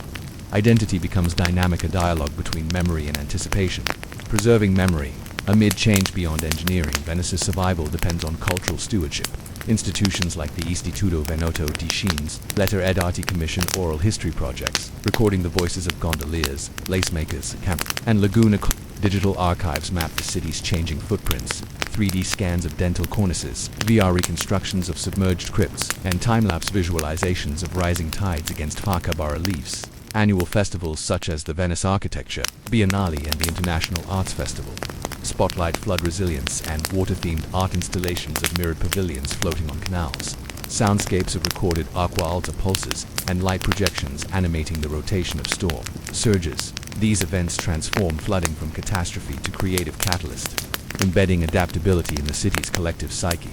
Neighborhood associations, Comitati di Quartier train residents in flood response drills, assembling levees of sandbags, sealing water doors, and evacuating art treasures. Schools incorporate water literacy into curricula, teaching children the lagoon's ecology, the mechanics of motors and hands-on boatcraft. The human equation, whatever the physical measures, Venice's fate hinges on its people. The demographic shift toward tourists and absentee owners presents a paradox: economic vitality but loss of living memory. To counter this, the City Council in 2025 introduced Veneziani domiciliati incentive subsidies for young families, tax breaks for local artisans, and grants for lagoon-based enterprises. Artist-in-Residence program Aqua Piana places creators in flooded ground-floor studios, ensuring the city's water narrative remains current. You visit a restored Palazzo and Castello in 2030, now an edificio aquatique. Its ground floor once a damp celleries, a transparent water gallery, where kids wade through shallow channels under surveillance of teachers. Upstairs, VR stations let visitors slip between historical periods, the 1630 flood defenses, the 1950 subsidence surveys, and the 2050 MOS deployment. In the courtyard, a reflective pool fed by recycled canal water hosts school regattas, reviving youthful ties to the lagoon. The always burning question, as you glide at twilight past the submerged doorstep of Car Rezonico, you recall your first visit in 1950. Back then, your question was simple: what becomes of a city built on water when the water itself grows both friend and foe? 8 decades later, that question has multiplied. What becomes of a city that must reinvent its relationship with water across centuries?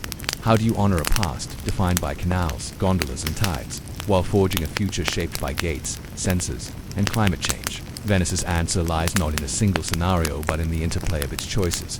The city may become fortress or forum, museum or meander, but only if its people remain stewards of memory, guardians of adaptation, and believers in waters. Power to both erode and inspire. As you step onto the edge of a passerella and watch the lagoon's glassy surface ripple under a receding tide, you realize Venice's true resilience is not in stone or steel, but in the collective will to stay, a will that asks, not will we survive, but what stories will we tell when survival becomes the norm.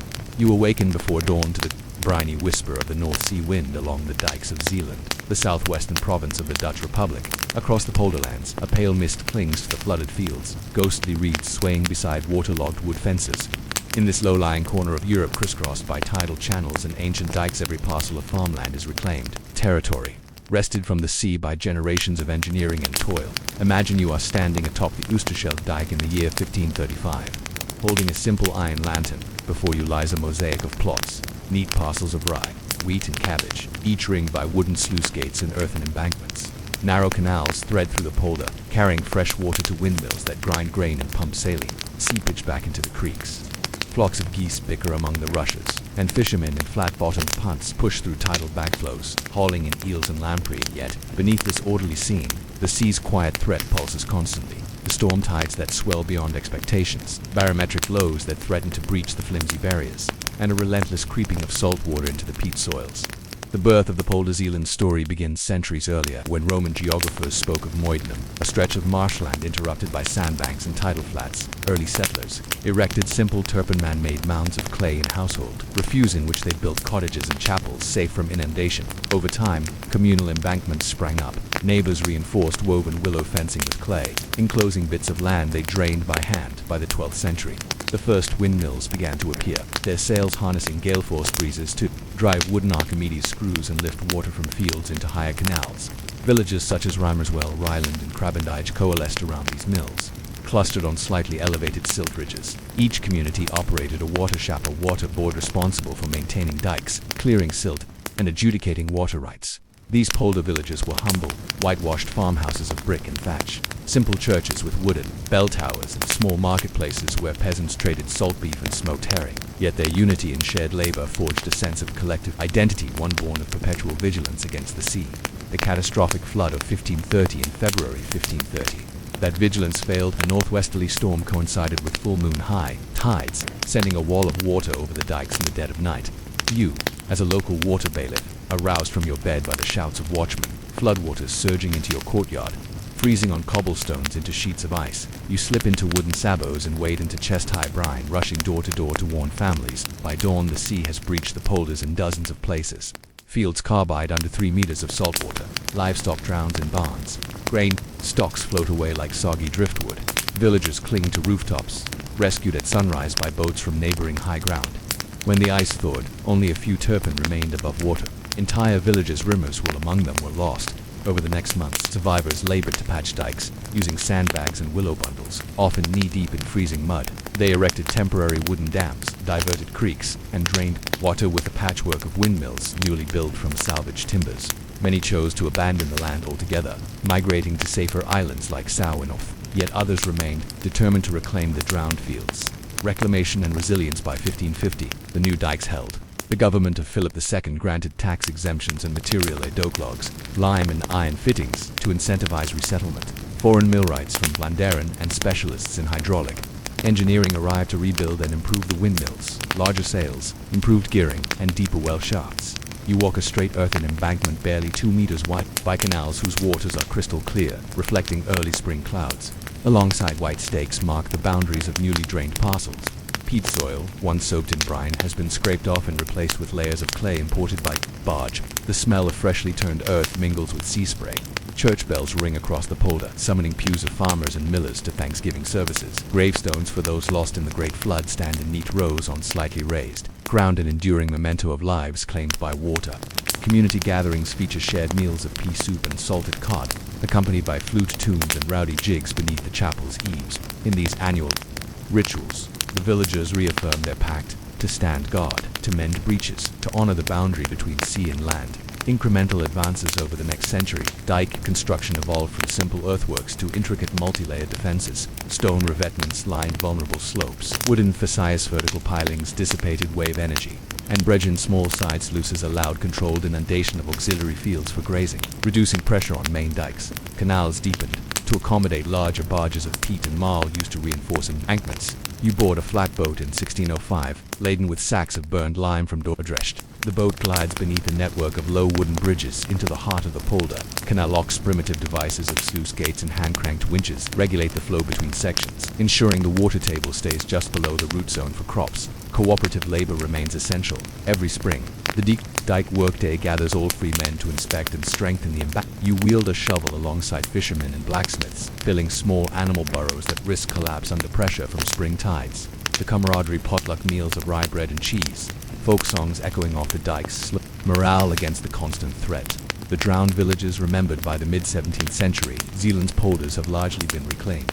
Maps show broad swaths of fertile land where once the sea lapped up to ruined church steeples. The memory of drowned villages endures through place names. Fields called Oostuinen, Eastern Dunes mark former islands. Verdronken Land Van Sefting, the drowned land of Sefting remains, a treacherous nature reserve where mists mask sinking hummocks and phantom church outlines appear in the fog. In local lore, fishermen tell of the clock and Van Rimus wall bells that ring on stormy nights beneath the water, guiding lost souls. Poets compose ballads of star-crossed lovers separated by the flood, meeting on drifting logs between polder and sea. These stories circulate in taverns over mugs of amber beer delicately hopped to mask the brackishness pervading well water and around hearth fires as long winter nights settle in historical chronicles, kept in the archives at Middleburg. Lists at least 10 named villages swallowed by waters between 1350 and 1625, with at least 3,000 lives lost in various inundations. Town councils maintain minute books recording dike breaches, each entry detailing the gate, the date, the extent of flooding, and the labor hours needed for repair. These dry columns of text form a ledger of human perseverance against sea's caprice, an unbroken question standing again on the modern Oosterschelde dike rebuilt with reinforced concrete and steel. Sheet pilings in the 1970s. You survey the same pale patchwork of polders. Wind turbines spin slowly in the distance, symbols of the ongoing struggle to harness nature's force for human ends. A sign warns of storm surge levels and points to higher refuge mounds for emergency gathering. You close your eyes and hear the faint toll of submerged church bells, the hush of centuries-old traditions, the breath of those who rebuilt from ruin. You feel the weight of daily upkeep, the tension in every sluice gate, and the promise that, so long as the dike holds, the land will endure. And you cannot help but ask the same question. The water bailiff asked at first light in 1530, what truly lies beneath the reclaimed fields, ghosts of drowned homes, or the unshakable resolve of communities that choose to stand against the sea?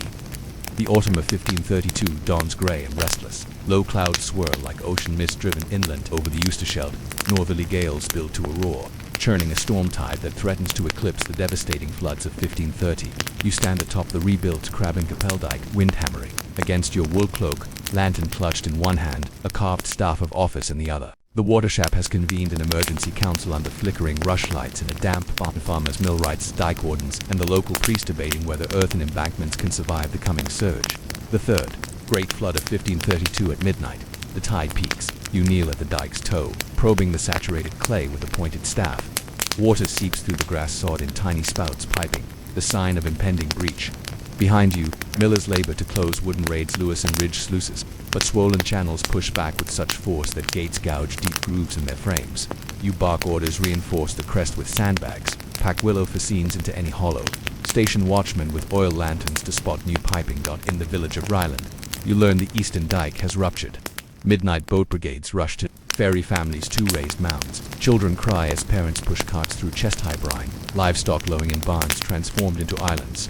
By dawn, stormwaters sweep across 10 square kilometers of polder, submerging fields and flooding homes. It will take 5 months to drain and repair, with half of the windmills rebuilt and peat bogs restored by hand. Engineering evolves from earthworks to stunt the devastation of 1532 spurs innovation. The Zijwall and secondary levees set back from the main dike are introduced to break wave energy, protecting the primary embankment. You visit the workshop of Master Meester van der Meer, whose guild crafts stone revetments, clay core at the dike's heart. Dense clay packed in layers forms an impermeable spine. Stone facing large boulders and quarried limestone slabs from Walherna, mortared in place to armor slopes, gravel bedding beneath the stones. Coarse gravel allows pressure relief and drainage. At the Here Erenskirk revetment site in 1540, you watch masons lower cut stones into wet mortar, the thunder of waves echoing off their scaffolding. By reinforcing sections most threatened by storm surge, the province of Zeeland begins to turn the tide in its favor, though at great expense of labor and tax levies. The Dutch Golden Age in dike diplomacy as the 1570s arrive. Zeeland participates in the Dutch struggle for independence, burdened by both Spanish armies and renegade floods. Zeelandic waterboards dispatch large groups called Dijkrof and Himmerdan to repair war-damaged dikes. Allied support from the emergent Dutch Republic brings military engineers adept at polder warfare, sabotaging dikes to flood enemy armies, then rebuilding them to your advantage. You ride with a delegation to Battle of Rimerswell in 1575, where the States General orders strategic inundations to stall Spanish troops. Floodgates on the Zumir are opened, and the landscape transforms in days into a shallow moat hundreds of square kilometers wide. Local farmers weep at their ruined harvests, even as rebels cheer the defensive success. After the campaign, reconstruction, crews reinforce embankments, blending military and civil engineering in an unexpected fusion of war and water management. The North Sea. The flood of 1953, a modern catastrophist forward for centuries. It is February 1st, 1953, and you stand with emergency crews on the Zuid-Bevelen dike near Krabbendyche. A storm surge combined with a spring tide overwhelms unreinforced embankments across Zeeland and South Holland. At midnight, waves crash over low dikes, breaching barriers in over 50 locations. By dawn, more than 1,800 people have perished across Zeeland. Tens of thousands of hectares lie under 4 meters of salt water. You wade through freezing waters to reach the submerged village of Krabbendyche, where church towers peak like islands amid the floodplain. Rescue boats navigate once dry roads. Families huddle on rooftops awaiting evacuation. At the Delta Committee emergency meeting, engineers vow never again. You help draw plans for the Delta Works, a network of dams, storm surge barriers, and locks to protect the entire estuary from future surges. The Delta Works, the new frontier by the 1960s.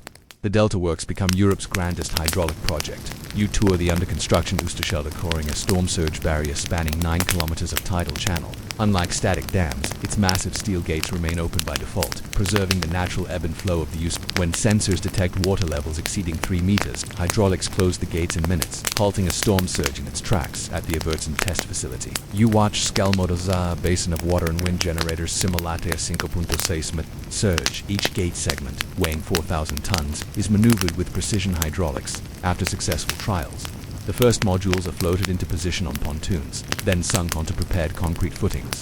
This marriage of innovation and necessity cements Zeeland's legacy as the land of controlled inundation, cultural memory, and community bonds despite cutting-edge defenses. Zeelanders maintain their centuries-old traditions. Die Kwakdag persists, now augmented by volunteer fire brigades and Coast Guard units, training in emergency shelter and barrier reinforcement.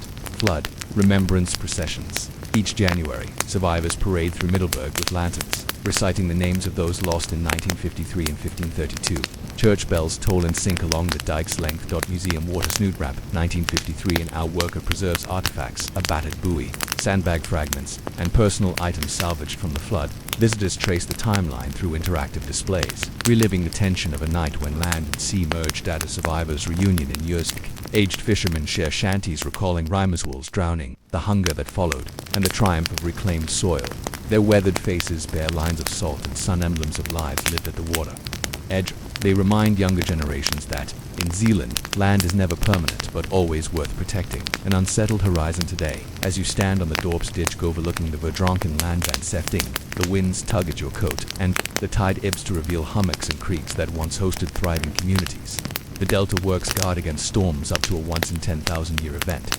Yet climate change forecasts predict sea level rises that may outpace even these barriers. In the gathering dusk, you contemplate the land, reclaimed and you feel the weight of tempered optimism, knowing that every dike built is both an answer to the past and a question to the future. And once more, you ask what Zeelanders have asked since the Turpin were first raised in the marshes. When the sea's next great fury comes and the levees hold, once more what will lie beneath the reclaimed fields? The bones of drowned villages, or the enduring spirit of people who dare to stand at the water's edge? The morning sun glints off the steel gates of the Oosterscheldekering, casting long reflections across the tidal flats. You stand on the upper walkway handrails warm beneath your palms and watch the ebbing sea drain channels that were, until 2 decades ago, perilous in storm surge. This is the crown jewel of the Delta Works, the Netherlands' monumental response to the 1953 catastrophe. Yet as the saltgrass reclaims mudflats and migrating birds return, you sense that Zeeland's story is far from complete.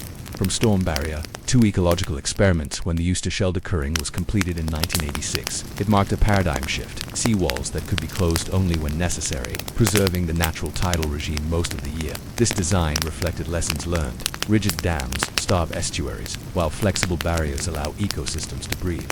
Since then, scientists have monitored the barrier's impact. Tidal range downstream. The spring tide amplitude remains within 5% of pre-closure levels, ensuring larval fish can still migrate. Sediment transport.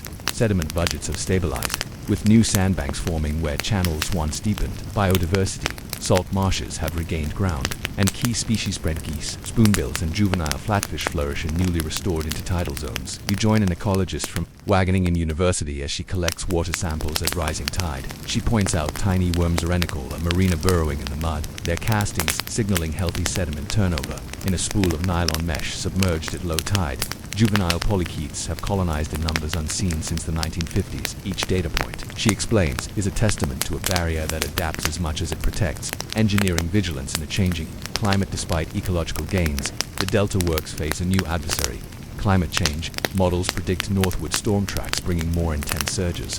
While global sea levels may rise 0.5 to 1.5 meters by 2100. In response, Rijkswaterstaat, the Dutch water authority, has launched the Delta program, a rolling plan for the next century. Key initiatives include adaptive heightening, raising selected barrier sections by up to 1 meter, using modular caissons that bolt atop existing gates toward secondary defenses, reinforcing hinterland dikes with flexible materials, geotextiles, steel pile reinforcements capable of absorbing wave energy rather than reflecting it, room for the river, intentional floodwater storage in designated areas, including spillways in reclaimed polderlands to relieve pressure on primary defenses. You visit the Messlankering near Rotterdam, a sibling to the Oosterscheldekering, and observe its massive arms, each 237 meters long, ready to swing shut in response to surge sensors. Its size dwarfs you, yet its operation is automated. Radar and tide gauges feed data into a control center, where algorithms decide closure within minutes. This is engineered vigilance, a digital sentinel against an impermanent foe. Cultural continuity amid engineering change for Zealanders. These innovations are more than infrastructure, they are an affirmation of identity. In Middelburg, the provincial capital, the city hall displays a chronicle of the waters, a tapestry depicting epochs from Turpan settlers to modern barriers. Local schools integrate Delta Works site visits into curricula. Children carry tide calculators and learn to read hydrological charts. Communities celebrate Delta Day each October 14th, marking the anniversary of the 1953 flood. Parades feature antique pumping engines, folk bands play on flood-mapped streets, and survivors light candles by the Watersnood Memorial in Albuquerque. Younger generations, some born decades after the barriers closed, join the solemn march, planting saplings along rebuilt dikes in a ritual of renewal. Artists to engage with the Delta's legacy. Sculptor Anna de Vries installed rising tides in a reclaimed basin near Zurich's stainless steel poles, each engraved with a historical flood level, emerging from water in red. At dusk, LED lighting illuminates the markers, a haunting vertical timeline of past surges and future unknowns. Her work reminds that memory must be anchored in place, even as water levels shift. Socioeconomic challenges and innovation. While engineering marvels shield the land, Zealand faces socioeconomic pressures. Population growth on the mainland and rising property costs in protected zones push residents away. Tourism drawn by the Delta Works and Zealand's coastal charm brings revenue but strains seasonal infrastructure. Farmers, contending with saline intrusion in groundwater, experiment with saline-resistant crops, salt-tolerant barley, halophyte vegetables, and aquaculture ventures like Pacific oysters, acclimated to higher salinity. You visit a family oyster farm in Yersig, tasting plump shellfish grown in tidal channels once threatened by unstoppable surges. The owner, a third generation, explains that controlled tidal exposure, managed by the Oosterscheldekering schedule, ensures optimal salinity for oyster growth. Their success illustrates how engineered water control can support new livelihoods, yet challenges remain. Aging dike communities struggle to recruit young volunteers for dike workdays. Emergency response teams must adapt to digital flood models, and climate refugees may seek shelter here. Testing Zealand's capacity to innovate socially as well as technically. Philosophical reflections on land and sea. Standing at the edge of a storm barrier's maintenance dock, you survey the ebbing tide's dance of light and shadow. You recall the water bailiff's question in 1530. Are the reclaimed fields haunted by drowned villagers, or do they signify human resolve? Now the question evolves. When barriers become symbols, do they liberate or enclose us? Zealand's dikes and gates protect lives, but might they also cradle a false sense of permanence? Can a society who battles water for centuries still remember that water is both giver and taker? The same sea that nourishes polder fertility can turn cataclysmic with a shift in wind or moon. Is the Delta Works an endpoint or an invitation to humility? Each innovation raises the bar for the next generation, urging vigilance without arrogance. In the gathering dusk, you walk along the dike crest toward a small chapel perched on higher ground. Its bell tolls once, twice, echoing across polders and mudflats inside. Votive offerings, modal windmills, miniature dike sections, and inscribed stones from drowned villages line the walls. Pilgrims light candles, praying for safe tides and stable ground. As you step back into the cool breeze, you stand at the intersection of past and future, land and sea, engineering and ecology. Zealand's legacy is not static but a living dialogue, a testament that human ingenuity can shape water and that water will always reshape us in turn. And so, You posed the final, unresolved question that threads through centuries of Zealand history: when the next great tide rises, weather storm, surge, sea level rise, or the unknown catalyst of climate change, will humanity's accumulated defenses stand as monuments to foresight, or as fragile bulwarks challenging nature's inexorable rhythms? You emerge from the mill boarding house before sunrise, lantern in hand, onto the cobblestone path beside the Pawtucket Canal. A thin mist hovers over the narrow channel, its waters dark with early shadows. Soon, the roar of textile machinery will fill the air, but for now, the world is hushed, broken only by the dip of a paddle as a canal boat glides upstream with bales of raw cotton bound for the mills. It is 1840, and Lowell, Massachusetts, has risen from farmland to factory town. In barely a decade, the canal, repurposed from an 18th century navigation route, is now the lifeblood of America's first planned industrial city. You follow the water's edge toward the sprawling brick complex of the boot cotton mills. Its long 4-story buildings lined with rows of shuttered windows. Each window will soon glow with lamplight, but the shutters are still closed against the chill. The vision of the Boston Associates Lowell owes its existence to the Boston Associates, a consortium of merchants and investors who envisioned the England model of industrial harmony. They purchased farms along the Merrimack River, diverted water through the Pawtucket Canal, and erected mechanized mills to spin and weave cotton at scales unimagined in Europe. Their brochure promised a city of innovation, order, and moral labor, a place where young women could find genteel factory work, earn wages, and return home each weekend. You step inside the mill office, where overseers compile mourning registers. Their desks polished cherrywood are strewn with ledger books, noting each worker's loom number, hours supplied, and piece rate earnings. Ink pots stain the blotters, quill pens lie ready for the morning roll call. A brass clock on the wall is set precisely to 5 minutes before 6, the starting hour for the day's labor. Boarding house life and mill girls cross the street stand. The mill boarding house is 3-story brick edifices, where the Lowell system places its labor force under paternal supervision. You climb the narrow stairs to the common parlor, its wide windows still shuttered, its mantel clocks silent.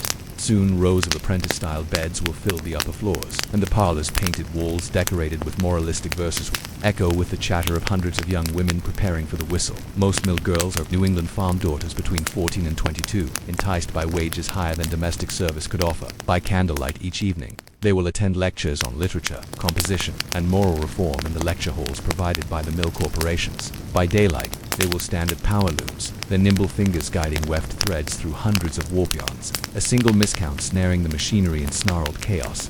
The mechanics of textile production. At 6 a.m., the factory whistle pierces the morning air.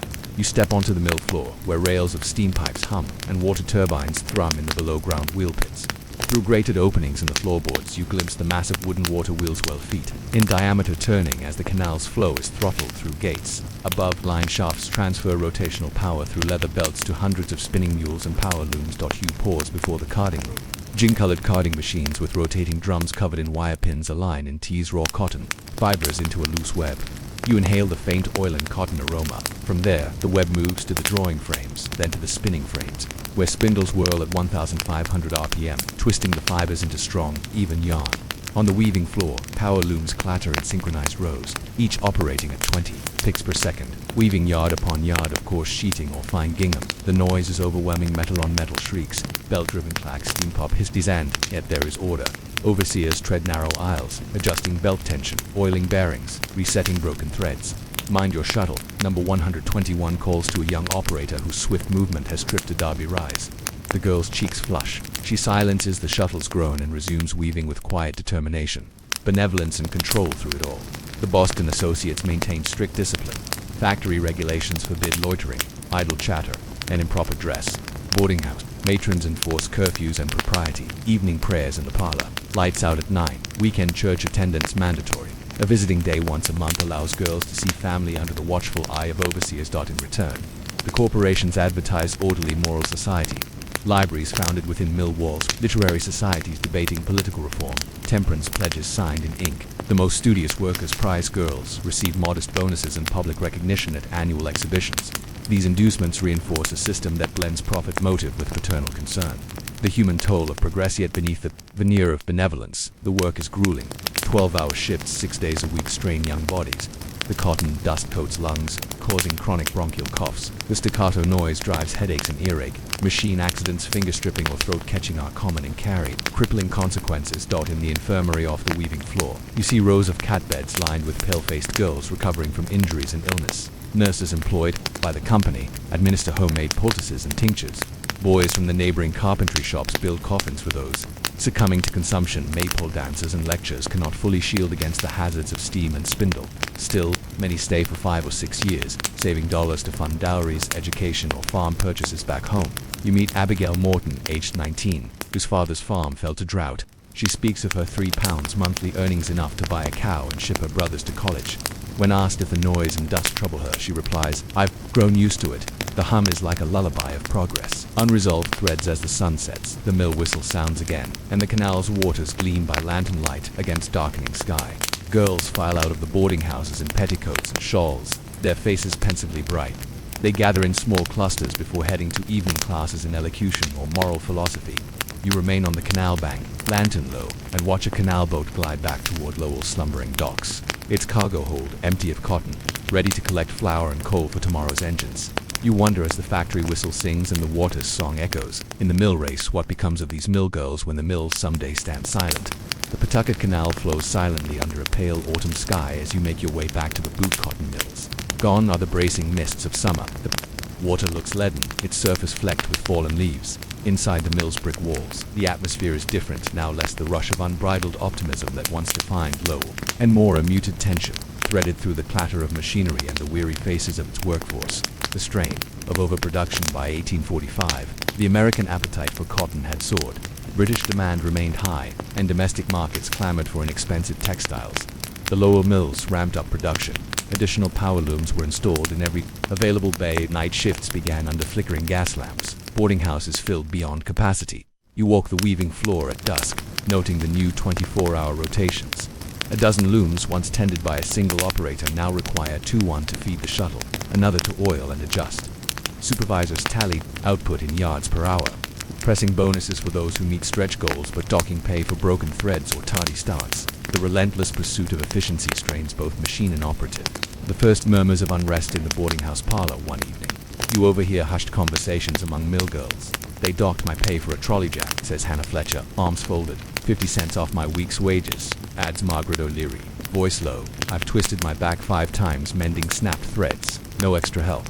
Literary societies and temperance lectures remain on the schedule, but attendance dwindles. As exhaustion sets in, women skip moral reform classes to catch an extra hour of sleep or to nurse cramped wrists at home. The boarding house matron, once cheery, now enforces silence with clipped warnings and tighter curfews. The 1836 strike and beyond, though the first mill girls struck in 1834, demanding shorter hours and higher wages, it was the 1836 general strike that marked Lowell's turning point.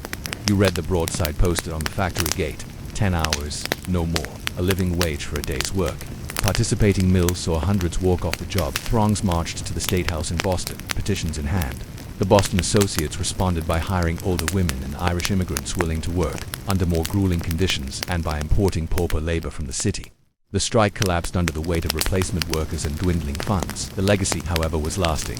Mill owners began acknowledging that labor unrest could no longer be ignored. You note in the company minute book from 1837 a proposal to reduce the workday from 12 to 11 hours, but only if loom speeds were further increased to keep output volumes constant. Technological displacement. In the 1840s, technological advances such as mule spinners and jacquard looms changed the factory landscape. You stand in a side gallery watching an experimental power loom capable of weaving complex patterns. Its punch card mechanism clattering like a typewriter. It produces lace-like brocades that command higher prices, but requires fewer apprentices to tend each machine. Mill overseers discuss retraining. Young women are to be taught jacket operation in weekend workshops, while retrenched workers are offered piecemeal work mending, bobbin winding, or hand sewing. But the promise of skill upgrades rings hollow as Hernshaw & Co. install new machines and retire older ones, sending dozens of boarders home without notice, declining births and departing labor. By 1850, Lowell's population swells with new arrivals from Ireland, Canada, and Germany seeking factory work. Native New England mill girls leave en masse after 5-year contracts, returning to farms or marrying in inland towns. You surveyed the Boarding house tenant log, 1840 cohort, 800 girls, average age 16201-850 cohort, 350 native born, 1,200 immigrants, average age 23 to 30. The shift alters the mill's culture. Company-sponsored lectures on Shakespeare and temperance give way. 2 Catholic prayer gatherings in parlors. English literacy classes are supplanted by rudimentary English Hazasekant language instruction. Supervisors grumble about foreign tongues in the weaving shed, yet the machine's hunger for labor remains unquenched. The Panic of 1857 and mill closures. The nationwide financial panic of 1857 slams Lowell hard. Cotton prices plummet. Absentee investors withdraw capital. Several smaller mills, Charlestown, Merrimack manufacturing shut down. Their brick shells boarded up, windows broken out. Whistles that once called thousands to work fall silent. You visit the abandoned Appleton mill. Corroded belts hang from idle pulleys. Oil-soaked rags litter the floor. Rust dances on metal surfaces. The boarding house across the canal is half empty, its parlor overgrown with weeds. Local papers chronicle mass layoffs. Half of Lowell's spindle workers out of employment. In empty Vernon, a former mill girl writes in her diary, "I heard the whistle blow for the last time. My heart beat with it." Then the great silence came. Last shifts and legacy by the 1860s. Only a handful of mills remain in full operation: Lawrence, Pemberton, and Boot. Yet even these struggle with outdated machinery and rising competition from southern mills powered by cheap slave labor. The Civil War brings temporary demand, but also excises southern markets and raises raw cotton costs. You spend your final day on the boot roof deck, gazing over the vast brick expanse, smokestacks belching gray clouds, canal barges loaded with Timothy seed and tool steel, boarding houses now converting to tenements for immigrant families. The mill's pulse once the throbbing engine of American industry beats slower, firmer only in memory.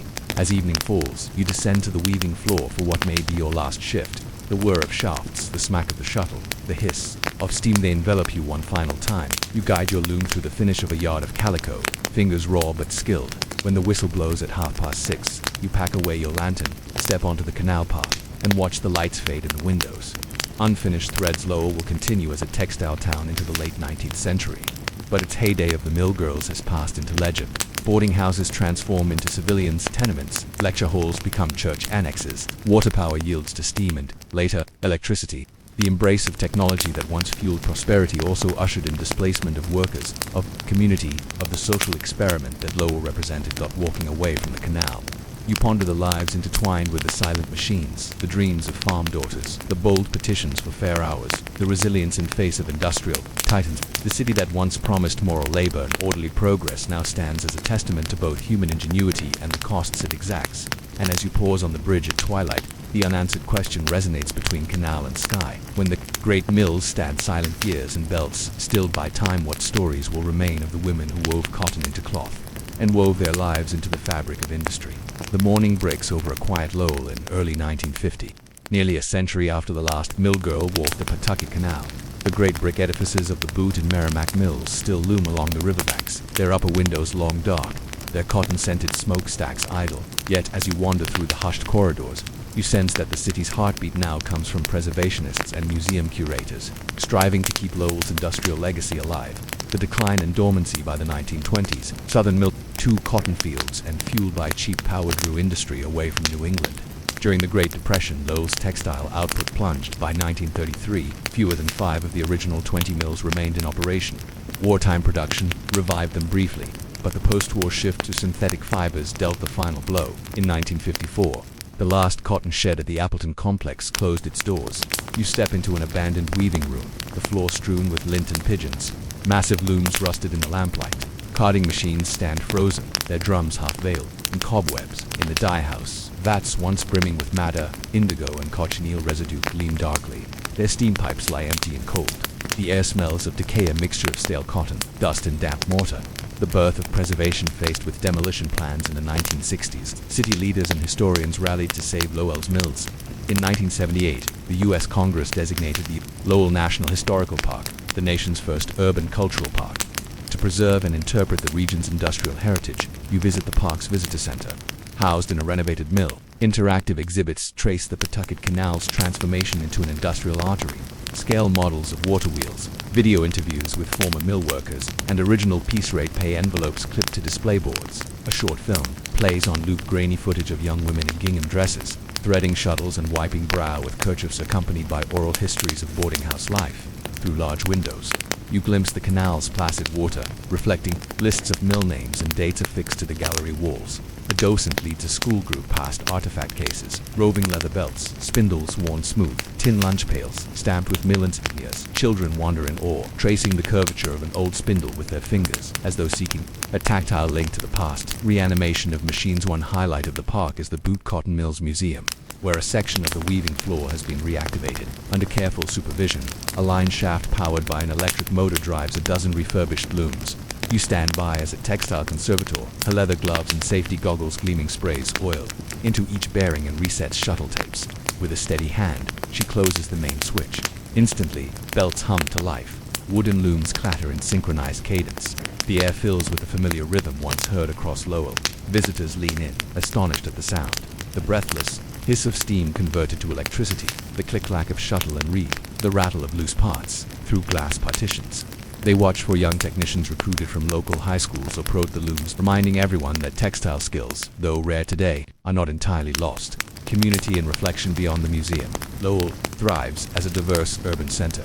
Former boarding houses now host apartments and art studios. Canal-side topus once routes for mule-drawn barges form peaceful milk walks where joggers, families, and history buffs wander under the archways. Street lamps glow beside restored locks and sluice gates, each labeled with date plaques. Local festivals celebrate the city's Heritage Mill Girls Festival in May, featuring period dress parades, storytelling sessions by descendants, and traditional New England folk music. Canal Folk Concert Series in summer, staging chamber ensembles and converted mill warehouses. Textile Arts Fair in autumn, showcasing handmade quilts, woven scarves, and demonstrations of spinning and dyeing techniques. At a panel discussion in the UML Inn and Conference Center, descendants of mill workers share oral histories. A fourth-generation Irish-American recounts her great-grandmother's hardships, while a Cambodian textile artist speaks of parallels between Lowell's early labor migration and 20th century refugee resettlement. Their voices intertwine, revealing that Lowell's story of industrialization resonates across cultures and epochs. The unfinished tapestry. As you stand on the boot bridge overlooking the canal,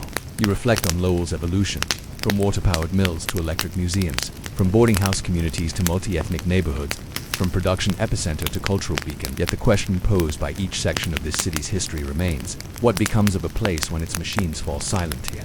That happens to the people who once gave them voice. Lowell's answer is both celebration and caution. Its preserved mills speak of human ingenuity and communal labor, but also of displacement, overwork, and obsolescence. Its modern vibrancy suggests that cities can reinvent themselves, finding new purpose in old places. And as the canal's waters flow on, reflecting lamplit windows and passing boats, you sense that Lowell's final chapter remains unwritten, waiting in the footsteps of every visitor who asks, how do we honor the silent machines and ensure the stories they spun continue to resonate for generations to come? Before the Mediterranean's waves reclaim the coast, imagine a lush shoreline where tall grasses sway in warm breezes and the sea laps gently against grassy banks. Here, in the 7th millennium BCE, stood Atlit Yam, a prehistoric village perched on a coastal promontory near present-day Atlit, Israel. Its inhabitants, farmers, fishers, and herders lived in reed-thatched huts arranged around sunken courtyards, drawing water from stone-lined wells and cultivating fields of emmer wheat and barley. It is circa 6,900 BCE, and the sea level is roughly 3 meters lower than today. You, as a resident of this village, awaken at dawn to the call of seabirds and the gentle glow of sunrise over rolling dune grass. You step from your semi-subterranean dwelling, a circular home dug into the sand, its walls reinforced with wooden posts to fetch water from the village well. The stone-lined shaft descends several meters into the water table. Your leather sling carries clay jars brimming with cool, fresh water.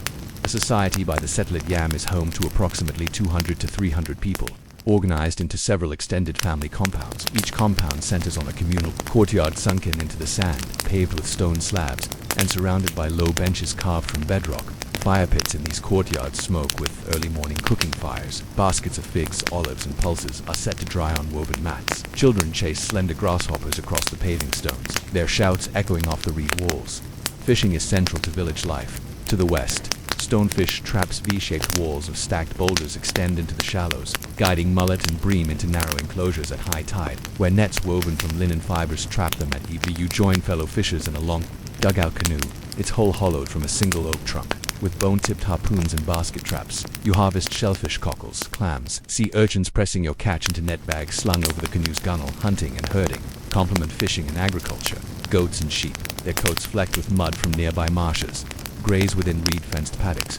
elk and deer tracks through the dunes speak of wild game occasionally brought to communal feasts, earthen bowls of stewed venison mingling with roasted garlic and wild mint. Craft and ceremonious stoneworking and pottery flourish here. You handle a nearly conical red burnished pottery chaplites, surface decorated with bands of incised chevrons used for storing olive oil and fermented grain porridge. On your belt hangs a flint sickle, its serrated edge set into a length of deer antler, used to harvest ripened grain. Nearby, a decorated flint axe polished to a mirror shen rests against a wooden rack, symbolizing both practical craft and ritual significance. At the heart of the village stands a megalithic altar, two vertical standing stones supporting a horizontal capstone, forming a table-like structure. Each solstice, villagers gathered here to offer libations of wine fermented from wild grape sand, to present crafted figurines carved from bone and shell, honoring sea and land deities. Priests mark the solar solstice with painted ochre, their voices rising in unison as they chant invocations to gods of fertility and protection. You attend one such ceremony at midsummer. The air is thick with incense from burning juniper branches. Rhythmic drumming on leather skins sets a steady pulse. Participants dance in a circle around the altar, feet tracing patterns in the sand, their bodies smeared with red and white pigments. Offerings of bread loaves baked from ground grain in communal clay ovens are placed on stone benches, renewing the bond between community, land, and sea. A wavering shoreline, but the sea is restless. You feel tremors beneath your feet, gentle but persistent as the coastline shifts. Seasonal storms batter the dunes, eroding banks and breaching fish traps. Elders recall ancestors' tales of a time when the shoreline lay even farther west, but now the water's edge seems eager to reclaim the land. In autumn, storm surges swirl around the village's perimeter, pushing brackish water into wells, leaving a ring of salt-killed reeds dotting your role as water steward. You help maintain breakwaters of woven wattles and brushwood, filled with stones to absorb wave energy. Each winter you restake trenches along the shoreline with a mix of oak poles and limestone blocks, holding back fringing marshes. Yet each spring you return to find breaches, the sea's inroads widening, revealing buried pits of mussel shells, layers recording earlier shorelines. Whispers of departure around 6400 BCE. The village's shore is less hospitable. Younger villagers report poor grain yields, stunted by salt intrusion. Fish traps yield fewer catches as deeper incursions wash out enclosures. Epidemics strike the damp air after winter storms brings fevers and mortality rises. You hear elders speak of a new settlement inland, on higher ground above the present floodplain, a place where marshes lie farther from the fields, and fresh water remains sweet in private courtyards. Families pack clay vessels with preserved olives and dried figs, seal baskets with woven lids, and bind bundles of linen garments. Children watch with wide eyes as canoes are loaded with household goods, stone tools, pottery, personal ornaments ready to carry them to unknown lands. Songs once sung at dawn are now quiet laments, whispers of gratitude to place and plea for safe passage. An uncertain horizon one dawn. You stand on the crest of a dune running parallel to the sea. Behind you lies lit yam roofs of reed huts, stone platforms, and standing stones all ringed by the ever-encroaching tide. Before you, a rising sun glints on still waters that have claimed half the village's fields. You tighten the strap of your cloak, mind heavy with loss and hope, and you ask, what becomes of a community when the sea's slow advance forces its departure, and what traces remain for those who, centuries later, will wade through submerged floors and streets to piece together its story? You descend from the research vessel into a granite-hulled rigid inflatable boat, its bow painted bright orange against the Mediterranean blue. Thick neoprene wetsuit don, you slip below the surface off Atlat's modern shoreline. Each breath through your regulator vibrates in your chest as you fin toward an unassuming patch of sand dotted with mussel shells. Here, 8 to 9 meters below the surface, lie the submerged remains of Atlat Yam Neolithic houses, wells, and stone monuments preserved by cold oxygen waters. Your dive computer reads 17 degrees Celsius. Visibility is surprisingly clear at 10 meters. You pause, mid-water, bubbles drifting upward, and train your torch on a stone-paved street running through the site's center. The waterlogged village, the underwater grid reveals round and oval dwellings, low walls of dry stone construction. 1 to 1.5 meters high, ranged around stone-lined courtyards. Moss and seaweed cloak the walls. Empty shellfish clusters cling to stones. You glide along a street, pausing before an alcove where oven stones still bear charcoal stains. Operators from the University of Haifa have marked this bakehouse as Feature D2, noting the hearth's orientation toward prevailing winds above water. Following a line of submerged megaliths, you arrive at the altar stones of the sunken sanctuary. Their capstone, encrusted in barnacles, bears faint cup-marked circular indentations that once held offerings. A diver brushes aside silt, revealing a narrow groove carved in the stone, likely used to channel libation liquids. You imagine the Neolithic priests kneeling here, pouring early wine from goatskin flasks into carved chan as a ritual forever interrupted by rising tides, the stone-lined well nearby. A vertical shafts lined with neatly stacked slabs of sand beyond your torch's beam. The Atlet Yam well is one of the oldest known in the region. During excavation, archaeologists recorded freshwater lenses amid saltwater incursions, evidence that the well tapped a pocket of brackish fresh aquifer, sealed beneath sand. Today, the well's walls are strewn with algae and small anemones, yet its structure remains remarkably intact.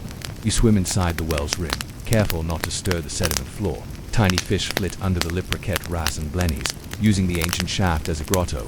Above you, the roof of the Neolithic world lies submerged. Below, the sea reclaims human ingenuity. Everyday objects, extraordinary preservation. On the sandy seabed nearby, you see artifacts left undisturbed for millennia, carded wood planks, fragments of splintered timber, thought by conservators to be parts of a wharf or jetty, preserved in waterlogged conditions that prevented rot.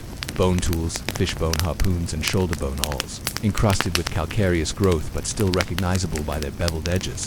Pottery sherds, pieces of red burnished jars, their incised decorations still sharp chevrons, zigzags, and dot patterns peeking through layers of sea silt. You collect small sherds and bone fragments in mesh bags slung at your waist. Each piece, once conserved in the lab, will yield radiocarbon dates, residue analysis for plant and animal remains, and microscopic insights into Neolithic diet and craft techniques. Catastrophe in the depths at the village's northern edge. You encounter a curious feature, a linear depression cut through the settlement, filled with collapsed stones and sand. Underwater survey notes identify this as evidence of a rapid sea level rise event, perhaps a storm surge or seismic subsidence that breached the shoreline defenses, paired with sediment cores showing a sudden influx of marine microfossils. This trend suggests a final, dramatic inundation rather than gradual abandonment. You imagine Atlet Yam's inhabitants fleeing inland, abandoning hearths, livestock, and pottery in haste. No funerary remains lie here, no human bones, implying evacuation rather than mass drowning. The trench stands as both a geological and human record of crisis. Conservation and community after surfacing. You join the Israel Antiquities Authority team in their floating conservation lab. Artifacts bagged underwater go into cold salt water tanks to prevent drying. Each item is meticulously catalogued, photographed, measured, and logged with GPS coordinates. Conservators note the challenges of desalination or moving salt crystals without cracking wood or pottery. Local fishermen watch from their boats, curious about the strange activity over their fishing grounds. Many are descendants of families who have worked these waters for generations. The authority holds outreach sessions in Atlet Village, inviting residents aboard the research vessel to glimpse the drowned stone circle and well. Shaft elder fishermen recall tales of underwater walls glimpsed from the surface, stories passed down that now gain tangible proof. The unresolved legacy back on land in the onshore lab. You participate in a roundtable discussion.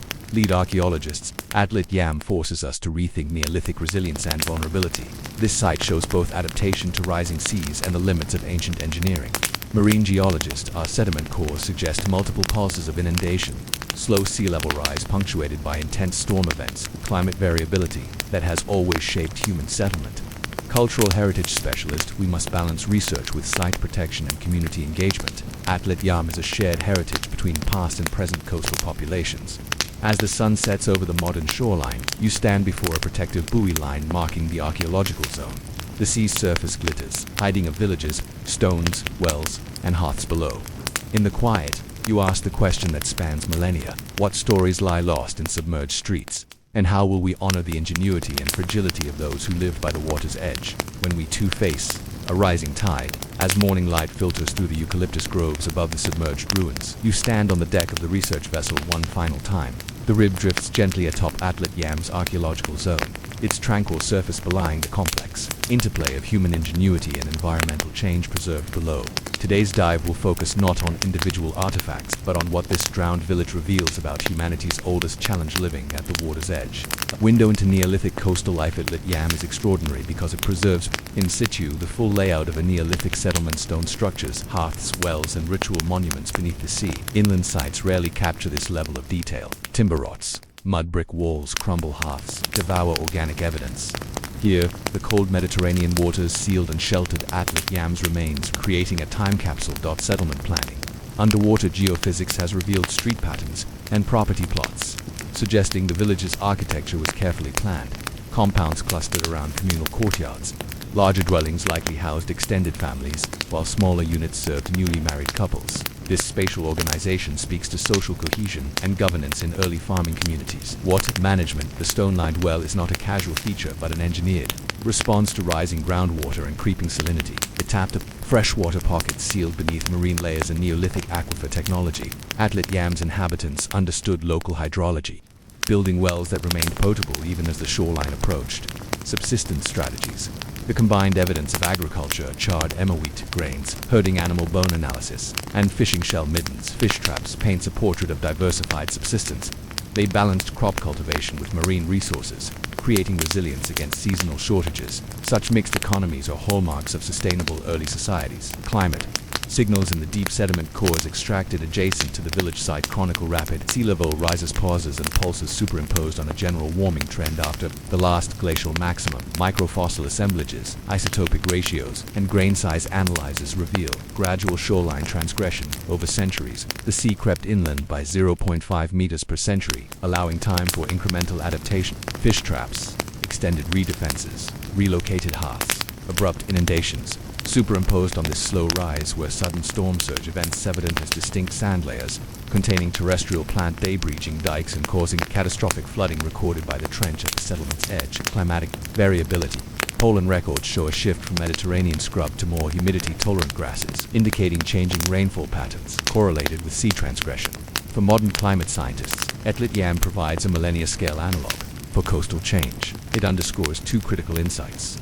Communities can adapt to gradual sea level rise, but abrupt climatic events pose existential threats when infrastructure and social networks break down. Ritual and placemaking beneath the waves. Excavations revealed the megalithic altar, a focal point of communal ritual positioned overlooking the ancient shoreline. Its submerged state transforms interpretation.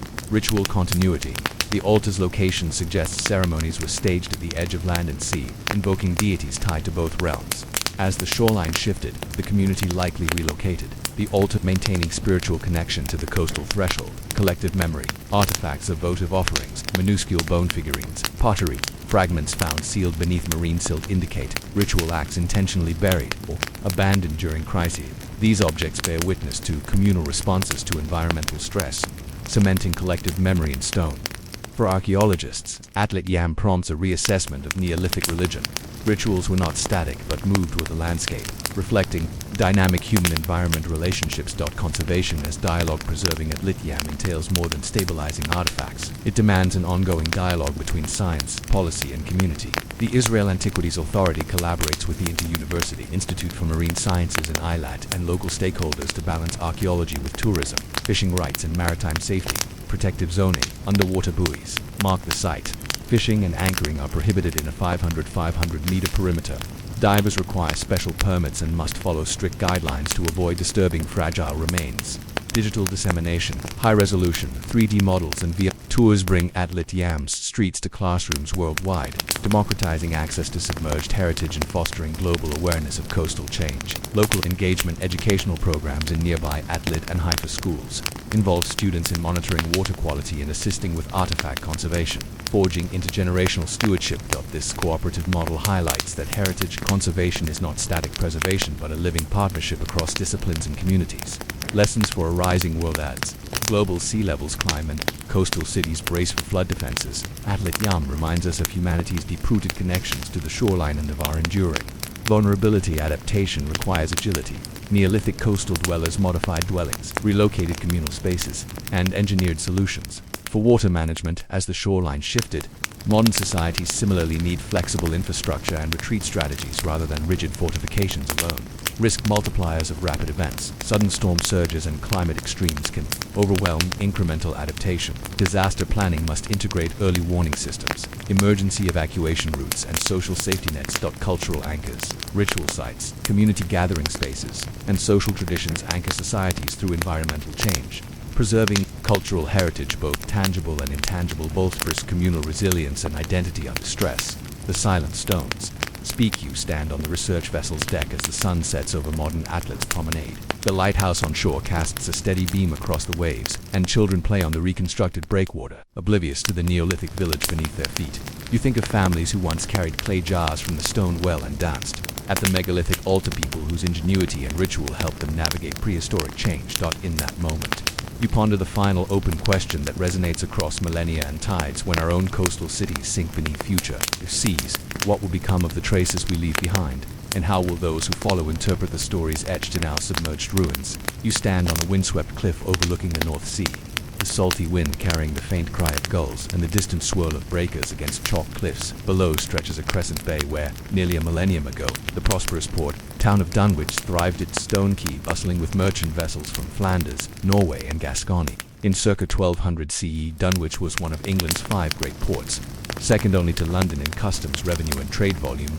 Imagine the town alive at dawn, the clatter of wagon wheels along cobbled streets, fishwives unloading morning catch of cod and herring onto wooden stalls, and pack horses bearing barrels of salt and wool. Merchants barter in the marketplace, Flemish traders in fur-lined cloaks, Cornish mariners in leather jerkins, and local Saxon farmers in homespun tunics. The air smells of brine, smoke from turf fires, and the tank of wine from Bordeaux barrels. Stone churches with flint facings tower above tidy rows of timber-framed houses, and the cathedral's bells toll for mass, summoning clergy and layfolk alike. The foundations of prosperity. Dunwich's prosperity rests on its natural harbor, sheltered inlet framed by shingle spits and protected by offshore sandbanks. Local lords grant port privileges in the 10th century, staple rights for wool export, customs duties on imported wine and salt, and fairs that draw merchants from across the channel.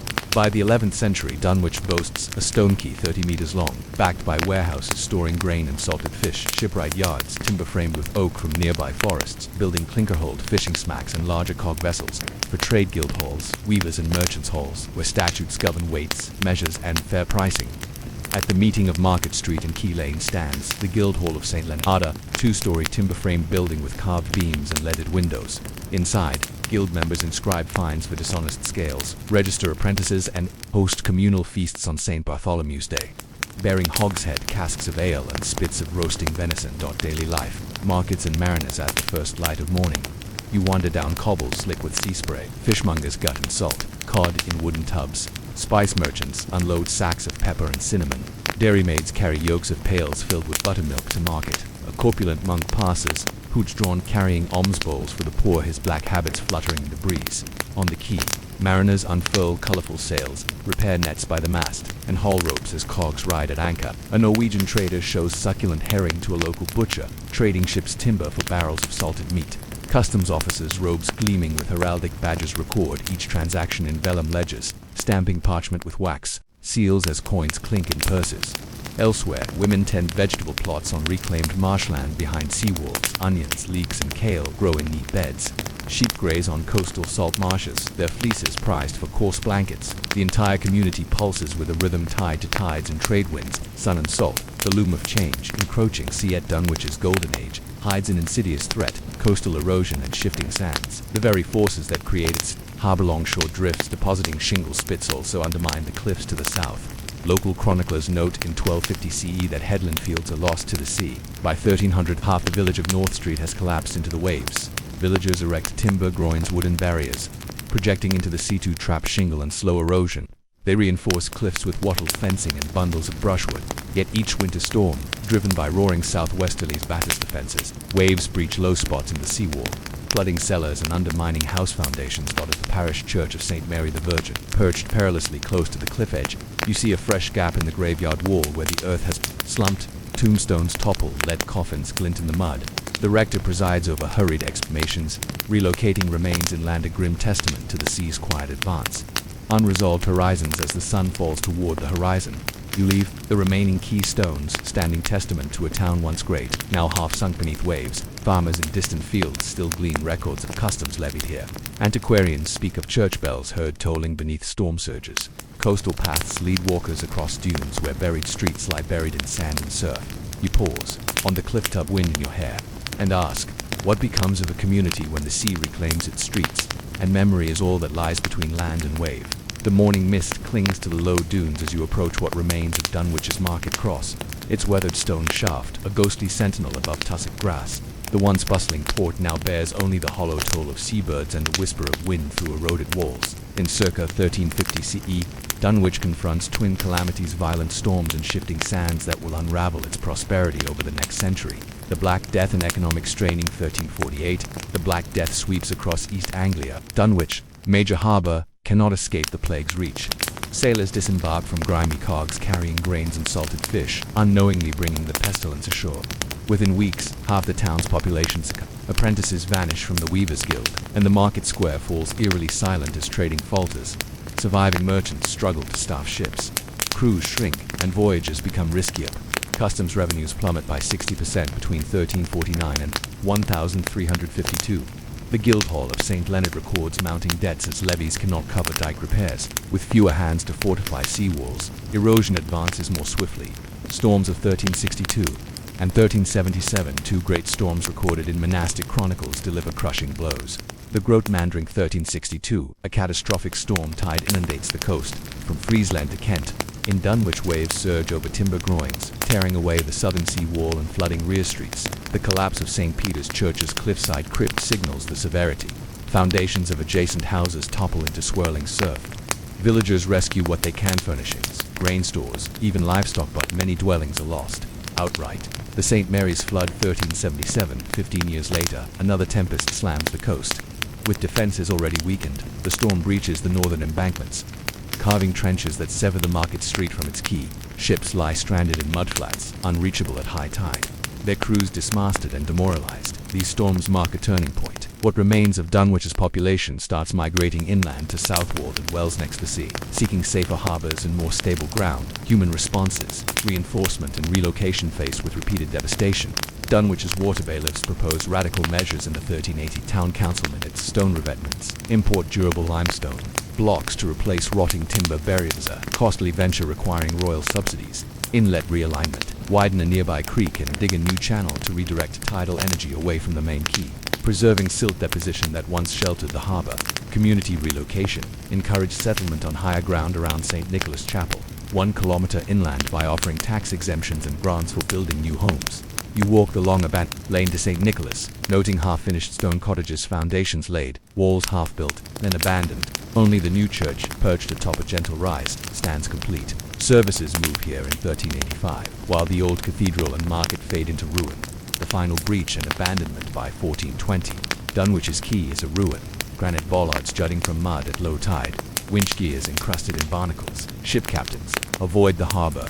Customs records show no shipments collected since 1410. In a final winter storm of 1432, the collapsing cliffs swallow what remains of North Street. The sea rushes through breaches, carving new inlets that submerge cellar floors and run beneath sunken roofs. With no viable harbor, the Crown Charter for Dunwich is lapsed in 1445 remaining. Townsfolk dismantle salvageable stone for building. Southwold's quay and Wells Market Hall. Rural cottages sprout where once stood timber-framed inns, sheep pasture where merchants once bargained.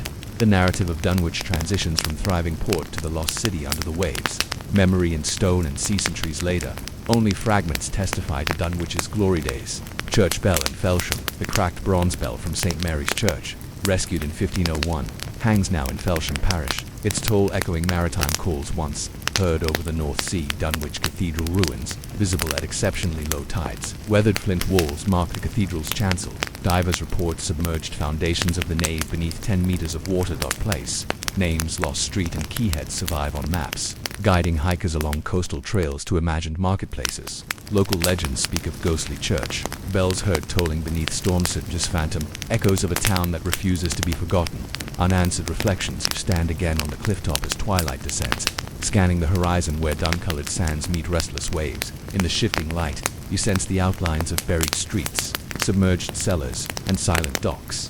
Farmers lead sheep across fields once thronged with carts. Tourists wander among dune grass, guided by placards explaining where the market cross once stood.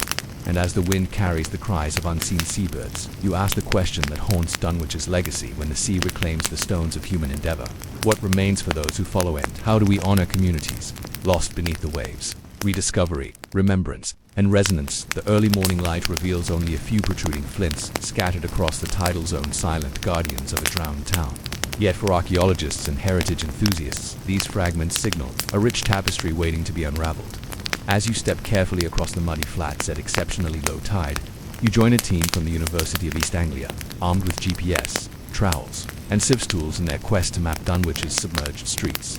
Underwater archaeology, mapping a lost town since the 1970s. Systematic surveys have traced Dunwich's vanished quays and buried walls beneath 10 meters of water. Using side-scan sonar and subsea photogrammetry, researchers have produced high-resolution maps showing sunken foundations, linear stone footings, marking Market Street's alignment, and clusters of wall remnants from St. Peter's Church nave submerged. Harbors grooved bedrock where wooden quays once sat, and scattered oak pilings encrusted in marine growth. Artifacts scatter, concentrations of medieval pottery sherds, animal bone fragments, and rusted nails of household refuse washed out to sea. Diving archaeologists record each find's coordinates, photographing in situ before gently lifting objects for conservation. On shore, sherds of sgraffito, ware and stoken salt glaze testify to Dunwich's trade networks, while oyster shell middens reveal dietary staples. Each recovered tile, shoe leather fragment, and brass buckle becomes a tangible link to medieval life beyond the flood's reach. Coastal heritage and community. Engagement. Local residents and volunteers play a central role in preserving Dunwich's memory. The Dunwich Archaeological Project invites community members to join beach-walking surveys during winter storm surges when strong waves uncover new artifacts. Families gather to photograph and record finds, fragments of misericords, carved stone capitals, even baptismal fonts tumbled from church floors, and contribute to an online database mapping Dunwich's forgotten neighborhoods. The Dunwich Museum, housed in a restored fisherman's cottage, displays recovered treasures, a pair of pewter spoons, cruciform brooches, and a partially intact merchant seal inscribed Sigillum Ricardi Mar Nardi, seal of Richard the Mariner. Interactive exhibits allow visitors to simulate low-tide conditions, virtually walking Market Street as it might have appeared before the sea claimed it every summer. The town council hosts the Lost Port Festival, featuring guided boat tours over submerged ruins, medieval reenactments in the dunes, and lectures on coastal change. Children paint watercolors of sunken houses, while elders share family legends of Beltane tide stories once dismissed as fanciful, now recognized as echoes of Dunwich's drowned heritage. Modern resonance, coastal erosion, and climate change. Fate resonates powerfully in an era of rising seas and retreating shorelines. As you walk the newly constructed coastal defense bank, built to protect 20th century housing from the same erosion that swallowed medieval streets, you consider the parallels.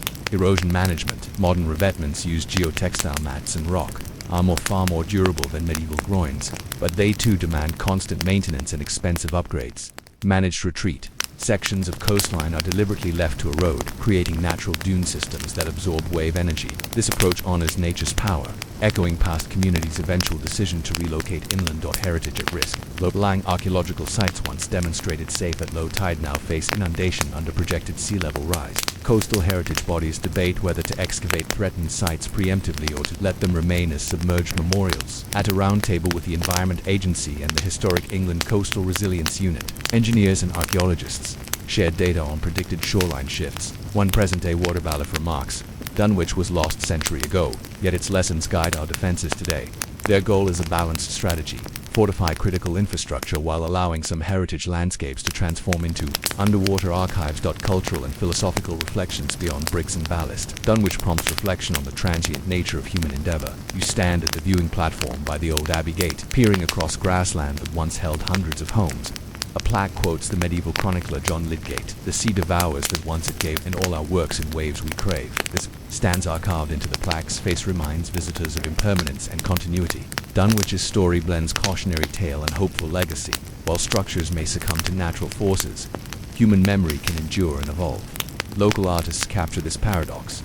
Sculptor Emma Halsey installed fleeting footprints along the beach, stainless steel footprints leading into the surf, each inlaid with a mosaic of medieval tile fragments. At high tide, the footprints disappear beneath the waves, only to reappear with the ebb and ever-changing testament to presence and absence. The final unresolved question as dusk falls. You make your way along the cliff-top path, wind carrying salt and sand across the chalk grass. The sun sets in a golden haze over the submerged ruins, reminding you that Dunwich is both lost and found in the memories we preserve, the stories we tell, and the waves that continue their silent reclaiming. And as you pause at the ruined altar of the Benedictine Abbey, its truncated walls now host the nesting gulls, you hear the soft hiss of the tide below. You ponder the question that binds every coastal community across time. When the waves erase the traces of our cities and temples, how do we safeguard the human stories buried beneath, and what will future generations read in the silent streets beneath their feet? You step onto the cracked pavement of what was once Locust Avenue, the main thoroughfare of Centralia, Pennsylvania. Around you, empty sidewalks shift under tufts of grass. Streetlights lean at impossible angles. In the distance, wisps of steam rise from cracks in the earth fissures where fire smolders beneath the road. But before Centralia became a ghost town, it was a bustling coal mining community.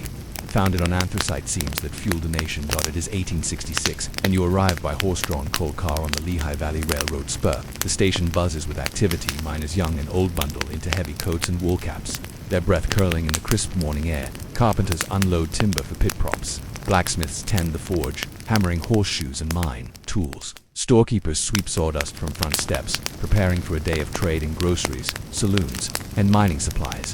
The lay of the land and the lure of coal. Centralia lies atop the southwest branch of the anthracite coal region. It's rolling, hills pierced by narrow valleys rich in smokeless, high-carbon coal. The seam, here known locally as the Buck Mountain vein, is prized for its consistent quality and ease of ignition. Geologists charted the outcrops. Surveyors pegged mine entrances. Promoters touted the seam as America's answer to Welsh and British anthracite. By 1866, the Centralia Coal Company has sunk to shafts No.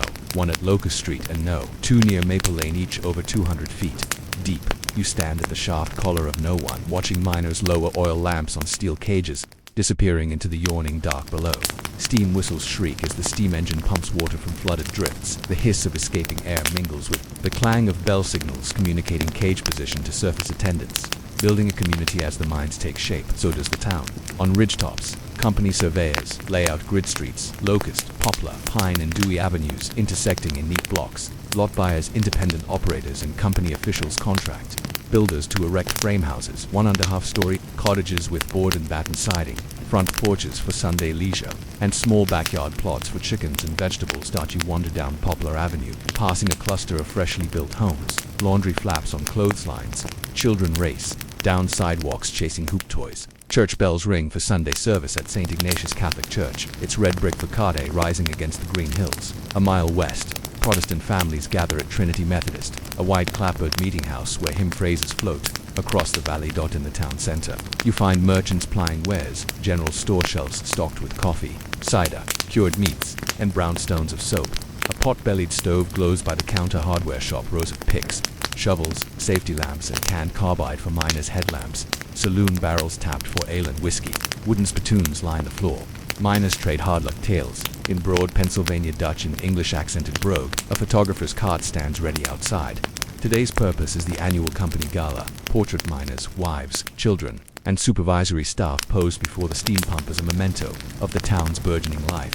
The rhythm of college day follows a regimented schedule. At 5 a.m., the first whistle summons miners, their silhouettes descending into shaft No. 2 as dawn breaks. At home, women fetch water from cisterns and stoke kitchen stoves with soft coal briquettes, byproduct of nearby breakers. Children strap lunches, paled bread, salted ham, apples into cloth packs before joining older siblings bound for schoolhouses flanking the railroad. Underground, the mine breathes. You imagine yourself shoulder to shoulder with miners in narrow drift tunnels, just 5 feet high, hewing coal with pick and wedge. When the seam face yields, you load coal cars, gravity brake toward washery drifts, and then onto rails that curve to the breaker yards. Explosives, black powder or early nitroglycerin mixtures blow down rock, requiring careful ventilation to clear noxious gases above ground. The breaker hums, an iron skeleton where raw coal is crushed, washed, and sorted. You watch as workers, mostly recent immigrants, stand ankle-deep in water, scooping slag and shoveling sorted ore onto hoppers. The conveyor belts rattle, screens sift coal by grade, and the tailing slurry flows into settling ponds. Steam engines hiss. Driving mechanical sorting spits that direct lumps toward trains bound for Philadelphia and New York. Hope and hardship in the streets. Optimism mingles with hardship. Wages often paid by piece rate average $2.50 to $3 per day. Enough to sustain extended families but barely cover rations and rent. Mines impose deductions for safety lamps, coal wedges, and house rent for company-owned cottages. Workers chafe under these truck system practices, yet stay for lack of better opportunities. Health hazards loom, black lung from coal dust, accidents from falling rock, and fires sparked by spontaneous combustion. In 1873, a small explosion in No. 1 shaft kills 5 miners, prompting families to linger at shaft heads, holding candles in vigil. A benevolent society, the Centralia Aid and Relief Association, forms to assist widows and orphans, collecting donations at company picnics and fundraising galas. Despite risks, Centralia grows. By 1880, population reaches 2,500, including Cornish, Irish, Polish, Lithuanian, and Italian immigrants. Each community establishes its own parish, benevolent lodge, and social hall. On holidays, townspeople gather for green beer on St. Patrick's Day, artisanal sausages at the Italian festival, and revived May Day. Celebrations in the company-owned park, unresolved foundations as twilight settles.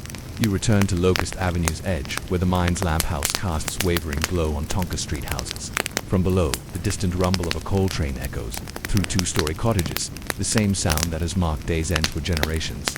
At your feet, patches of ground faintly steam, hinting at the coal seam's restless warmth beneath. You linger on the street corner where a whitewashed sign, Centralia Coal Company offices, still stands, weathered but proud. In the hush, you hear ghosts of miners' laughter, wheelbarrow clatters at the breaker, hymns from evening vespers, and the distant hiss of escaping steam dot. And as you contemplate this frontier of human toil, where dreams of prosperity rose on coal dust and rail ties, you ask the enduring question: what becomes of a town built on fire beneath its street sand? How do we confront the legacies of energy born from the earth's hidden depths? It begins with a spark in a careless match in 1962, though the tinder was laid decades earlier. Deep beneath Centralia's streets, a repository of coal waste smolders, ignited by an errant ember tossed into an open landfill at the town's edge. At first, locals attribute wisps of smoke rising from cracks in the pavement to a forgotten furnace or a seasonal brush fire. But within weeks, the glow deepens, and the fire spreads unseen along abandoned mine passages. Fed by endless seams of anthracite, the first signs, fumes, and warm ground. On a crisp April morning, Mrs. Margaret Peg Perkins walks her dog down Laurel Street, only to find the asphalt buckled into sinuous ridges. She kneels, pressing her palm to the raised pavement. The tarmac is warm, an unnatural heat in spring. From fissures, wisps of gray smoke curl upward, carrying a faint smell of sulfur and burning coal. That afternoon, a Centralia Borough Council meeting hears reports: steam vents discovered near the old landfill. Workers investigating an oil fire are treated for carbon monoxide inhalation. Utility crews cautioned that underground wiring could be compromised. The borough's volunteer fire chief, a former miner himself, lowers his voice. It's not a simple fire. It's in the mine works, beyond our reach. Yet no one anticipates the conflagration's scale or its decades-long persistence. Subterranean pathways, fire on the move underneath Centralia, a spiderweb of abandoned mine tunnel strips, rooms, and air shafts connects the No 1 and No to shafts. These passages, once filled with miners' lamplight and clang of picks, now form hidden conduits for the fire's advance. The initial ignition in the old municipal refuse pile situated above a mine opening allows heat to creep through pillars of coal left to support the mine roof. Geologists map the fire's spread using boreholes. They insert temperature probes and gas sampling tubes into boreholes drilled from the surface. Early readings show spikes to 200 degrees Celsius at depths of 20 meters, while carbon monoxide and methane concentrations rise alarmingly. One probe hole, sunk near the Methodist cemetery, produces searing blast of hot air and flares of yellow that the fire has breached the major tunnel. By 1965, subsidence begins. Sidewalks crack and sinkholes swallow gravel roads in eerie whirlpools. On Union Street, a 3-meter-wide crater appears overnight, cleaving a home's front steps and shattering its foundation. The fire's heat bakes the ground, decomposes limestone, bedrock, and sets off small methane explosions, rumblings beneath foot that terrify passing children. Institutional response and dilemma faced with mounting hazards. The Pennsylvania Department of Mines convenes an emergency commission in 1967. Engineers consider extinguishment, flooding the mine works with water or inert gas, containment, trenching around the fire zone to starve it of oxygen, relocation, abandoning the town and relocating residents. Extinguishment proves unfeasible to flood the tunnels. Would require over 2 million cubic meters of water, enough to overwhelm the aquifer and risk mine water contamination downstream. Containment trenches, tried in a limited 200-meter pilot, collapse under Earth's pressure and allow smoke to vent unpredictably. As options falter, the commission turns to the borough. How many lives is the town worth? Dozens of families still cling. 2 homes, generations born and raised in Centralia's close-knit community. The local mayor himself, the son of a miner, argues against relocation. This town is built on coal and community. We'll beat this fire. But the mine fire has no respect for pride, memory, or municipal boundaries. Health hazards, an exodus by 1972. The fire's toll on health emerges. Dr. Elaine Kim, a local physician, documents a cluster of respiratory illnesses, chronic bronchitis among Centralia children at rates 3 times higher than the county average. Carbon monoxide detectors registered dangerous levels in basements and crawl spaces. In one tragic incident, a toddler wanders into a concealed fissure and is overcome by noxious gas, rescued but severely damaged. Fear spreads faster than smoke. Families who endured coal dust and long shifts underground cannot abide living above an omnipresent, invisible threat. First to go are downtown merchants, closing stores and selling property at steep discounts. 10-year declines, from 1,500 residents in 1962, 800 by 1975. School enrollment teachers drive in from neighboring towns, uneasy about the ground beneath. The state intervenes in 1979, offering buyouts, $20,000 per household for relocation to nearby communities. For some, the money means escape. For others, it barely covers closing costs and moving expenses. But the risk of sinkholes, the choking smoke, and the ever-present hiss of underground combustion prove irresistible. By 1982, Centralia's population is halved again, ghost town and lingering flames in 1992. The town's zip code is officially retired. Centralia is unincorporated. Streets empty. Churches closed, bells in farewell. Underground mailboxes stand unused, yet the fire continues to burn, fed by endless seams. Satellite thermal imaging in the 2000s confirms hotspots scattered beneath a 13-kilometer zone. Toxic gases vent near Memorial Day Park. Vegetation near Fisher's wilts under noxious fumes. A handful of holdouts remain, families refusing to leave ancestral homes. They guard properties, refusing buyouts, insisting the fire is a natural phenomenon they can endure. School buses pass by empty rows of shuttered houses. Tourists drive in on back roads, snapping photos of smoking vents and sinking pavement as macabre proof of Earth's hidden heat. Unresolved embers, you stand on a cracked roadway at twilight, watching steam swirl from a pavement crack before settling into the night. The horizon glows faintly where the fire burns unseen. You recall the miners who once descended shafts in lamplit ranks to haul coal that powered a nation. Now, their town lies on a slow-burning ember. Its foundations are light beneath an eerily silent street, and you ask the final, smoldering question.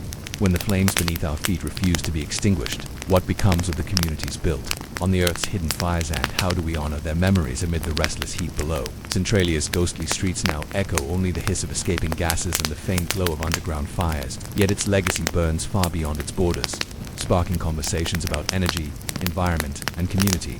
As you walk along graffiti, highway once a state route, now a canvas of colorful declarations, you encounter the threads that bind Centralia's past to our present and future. Cultural legacy. Stories in smoke and ash, though the borough dissolved, Centralia's story lives on in literature, film and oral histories, documentaries and photographs. Filmmakers capture haunting visuals, steam rising from cracks at dawn.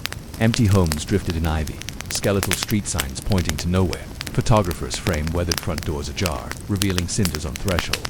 These images circulate online, reinforcing Centralia's fame as an urban legend come to life. Personal testimonies, former residents, now scattered across Pennsylvania, recount childhood memories of roasted chestnuts in smoky kitchens, coal-dusted Sunday best, and impromptu dances in church basements lit by kerosene lamps. They speak of loss of home, community, and a way of life defined by coal and camaraderie as much as they speak of resilience. Artistic interpretations. Poets evoke the Earth's hot lungs, while sculptors embed charred coal fragments in resin to symbolize buried histories. Playwrights stage Centralia-inspired dramas in abandoned barns, exploring themes of neglect, denial, and displacement. These cultural artifacts keep Centralia's memory alive, reminding us that physical place fades but stories endure. Environmental lessons. Hidden fires and human costs. Centralia's fire is not unique. Globally, over 1,000 coal seam fires burn in places like China, India, and Pennsylvania's own Allegheny Mountains. Centralia underscores key environmental takeaways. Long-term hazards. Underground coal fires can burn for centuries. As in China's Woodfield or Australia's Burning Mountain, they release greenhouse gases CO, methane, and toxic particulates, contributing to air pollution and climate change long after ignition. Complex. Mitigation. Extinguishing subsurface fires demands vast resources: water, inert gases, trenching, and often fails. Prevention and early intervention in managing. Mine waste and landfills are far more effective than late-stage suppression. Community health. Centralia residents suffered respiratory ailments, carbon monoxide exposure, and mental stress from living atop an unseen blaze. This mirrors modern sacrifice zones near open-pit mines or fracking sites, where environmental degradation and health risks disproportionately impact local populations. These lessons warn that energy extraction carries dormant dangers both in the earth and in policy decisions that neglect them. Philosophical reflections. Impermanence and denial. Centralia's slow burn is a powerful metaphor for human denial of long-term risks. The town's initial response, minimizing smoke vents and dismissing early warnings, parallels broader societal tendencies. Delayed action. Just as Centralia's leaders hesitated to evacuate, modern societies often procrastinate on climate mitigation until crises become irreversible. Faith in technology. Proposals to flood or trench the mine reflect belief in technical fixes, without fully appreciating complex subsurface dynamics, echoing faith in unproven geoengineering to counteract global warming. Attachment to place residents' refusal to abandon ancestral homes, despite hazards, illustrates how place identity can outweigh objective danger, a dynamic scene in floodplain communities resisting relocation orders.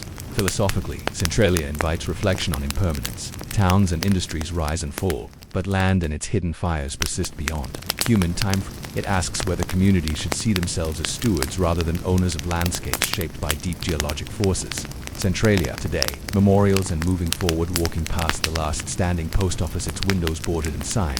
Faded view, notes, small memorials. A plaque near the borough boundary marking 1962 to 1992.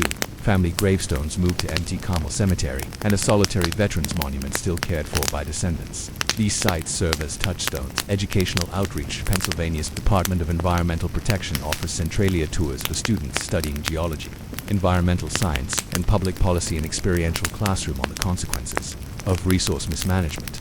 A symbol of resilience for some, Centralia represents resilience, the willingness to rebuild, relocate, and rebuild again elsewhere.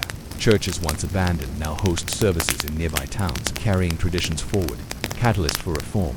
The fire spurred tighter regulations on mine closures, landfill management, and abandoned mine reclamation policies aimed at preventing future subterranean blazes. Centralia's embers thus ignite change, even as they remind us of past oversights. The unresolved question, living with hidden heat as dusk falls.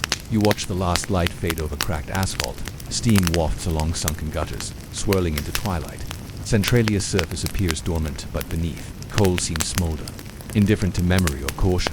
You reflect on humanity's reliance on buried energy sources, from coal to oil to shale gas, and the costs we leave behind. Ghost towns, polluted aquifers, climate upheaval. Centralia's flames beckon us to confront a broader truth. The Earth's hidden heat does not burn itself out, and decisions made today echo through centuries. Standing beside a lone, charred telephone pole, you pose Centralia's final question, unresolved and urgent. When the embers of our energy past smolder beneath the ground, how will we live with the choices we have ignited, and what future will we write on the lands we have set ablaze?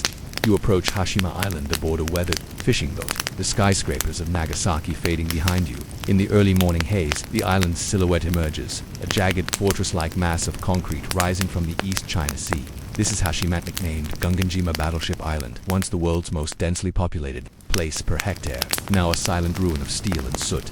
Imagine the island in 1887, when Mitsubishi's engineers first drilled for coal under its coral limestone cap before industrialization.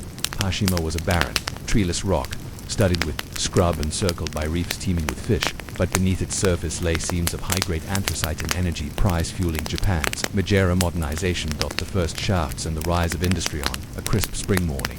You stand on the narrow pier by the original one shaft, watching steam plumes from a small derrick as it probes the earth. Laborers, mostly fishermen recruited from Nagasaki's harbor, haul coal samples in wooden buckets. They marvel at the black nuggets, sharp as obsidian. Destined for boilers in Tokyo and Osaka, Mitsubishi's surveyors erect a rudimentary breaker on a nearby ledge. Rows of sorting trays, powered by hand-cranked wheels, separate stone from coal. Horse-drawn carts ferry the sorted lumps to the nascent harbor, where small steam tenders carry them to larger colliers. Fishermen turned miners exchange poles for pickaxes, their once familiar SeaWorld giving way to dark tunnels and mechanical hum. A city emerges from stone by 1916. The demand for coal and the island's strategic proximity to Nagasaki spur massive development. You step ashore on broad concrete platforms, land reclaimed by filling coastal reefs with rubble and coal cinder. Engineers raise seawalls to protect against typhoons, then pour foundations for tenements, schools, and BATHOUSES. Street layout is rigid. Narrow lanes rise in terraces up the steep slope, flanked by multi-story concrete blocks. These apartments, compact cubicles of roughly 9 square meters, house mining families, drawn from all over Japan and Korea. Each block is 6 stories tall, with open-air corridors offering scant light and ventilation. Children chase each other along stairwells. Women wash clothes in communal sinks, their laughter echoing off concrete walls. At the island's summit, the Mitsubishi Company headquarters stands a modest 2-story building with Western-style windows and a flagpole flying the company banner. Next door, the Shinto shrine offers solace. A single torii gate leads to a small altar where miners pray for safety in the depths below. The pulse of coal and community each day begins with the clatter of coal wagons on rails embedded in the concrete streets. At 5 a.m. a blast signals the start of the shift. You descend into the for shaft, guided by a brakeman on a cage that rattles over rusted gears. The tunnel opens onto a labyrinth of drift slow-ceiling stone corridors lit by carbide lamps. The air is thick with coal dust, the walls black, Sheen where water seeps through fractures, teams of 4 work each panel.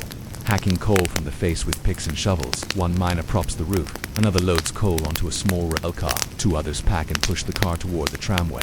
A small locomotive powered by compressed air holes loaded cars to the surface breaker, where steam ejectors vent methane and dust filters shake loose rocks. Back on the surface, the community pulse quickens. Dining halls open early, serving rice, miso soup, pickled vegetables, and nori to famished miners. Bathhouses filled with scalding water from coal-fired boilers, where families clean the day's grit from skin and clothes. School bells ring at 7:30 a.m. for Japanese and Korean classes used to forge discipline, patriotic workers on weekends.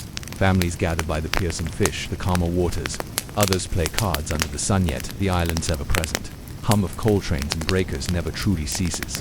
Challenges of density and population peaks in 1959 at over 5,000 residents on a mere 6.3 hectares, making it the world's most densely inhabited place. Space is at a premium. The island's slopes are layered with buildings so close their balconies nearly touch.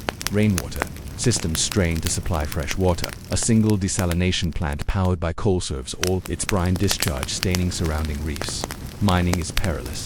Roof collapses, fire damp explosions, and machinery accidents claimed lives yearly. Safety protocols, rubber-lined helmets, steel-toed boots, methane detectors are introduced in the 1930s, but enforcement is spotty under production pressures. Company doctors tend to injuries in a small infirmary. Funeral pyres flicker in the yard when miners' bodies cannot be retrieved quickly. During World War II, Hashima's role intensifies. Korean and Chinese laborers, forcibly conscripted, swell the workforce.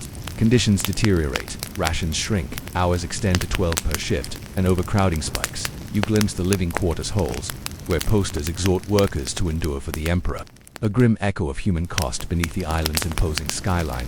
Unresolved horizon. A floating brick gravers the sea's evening glow, reddens the concrete walls. You stand beside rusting rail tracks that lead into the know.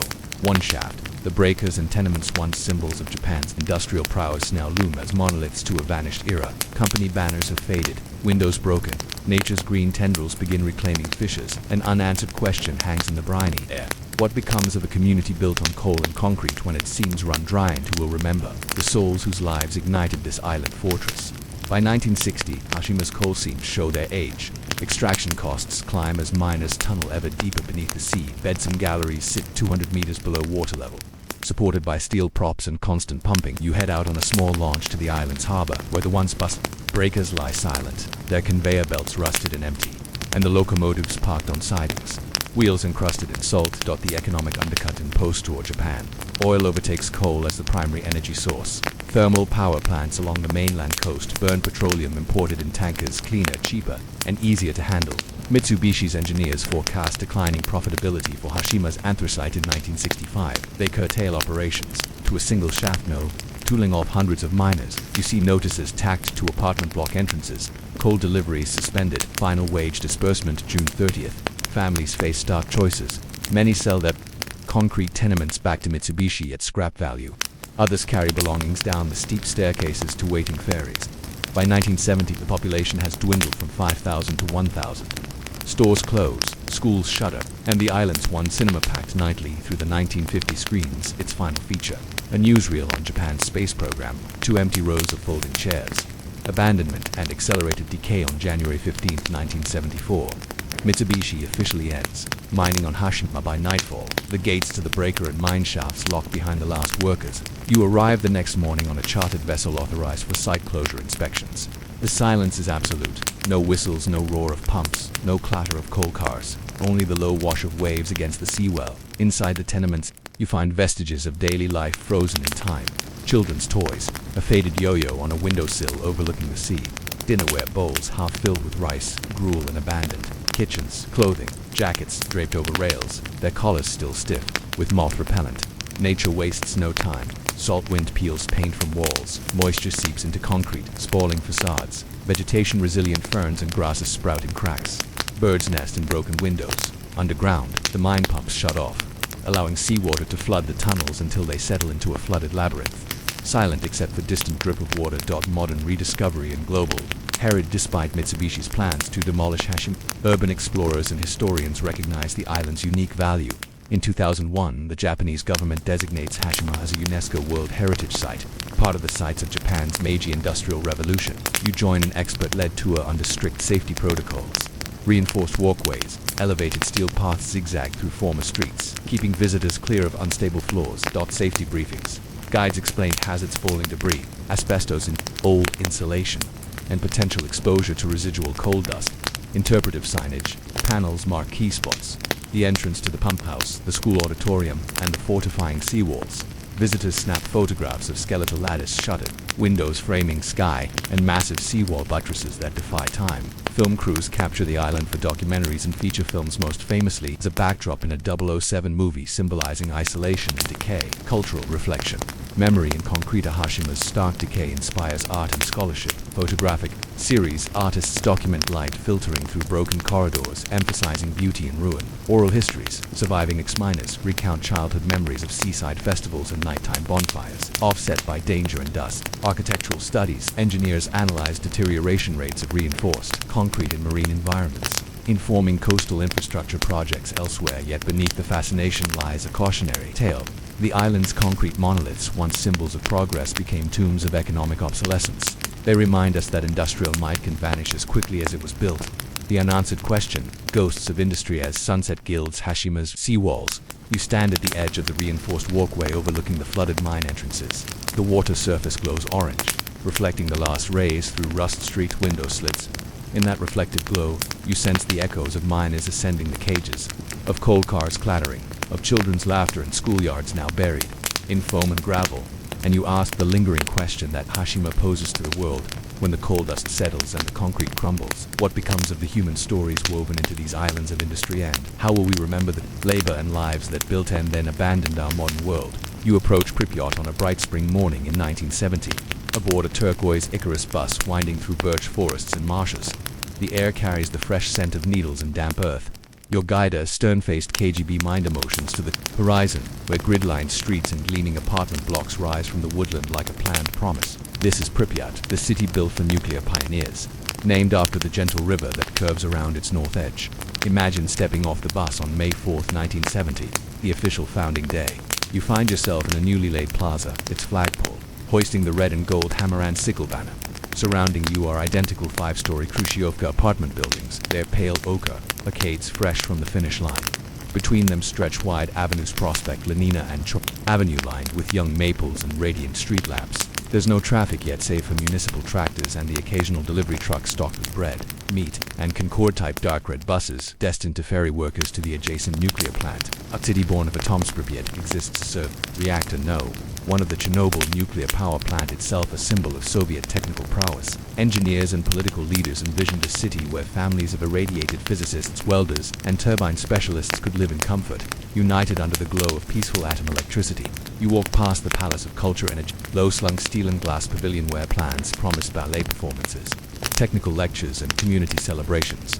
Banners reading "Glory to the Peaceful Atom" hang across the entrance. Housing is assigned by rank and function. As a visiting academic, you'll stay in Block 3, where 2-bedroom flats offer built-in furniture, wall-to-wall vinyl carpeting, and floor-to-ceiling windows overlooking nascent parks.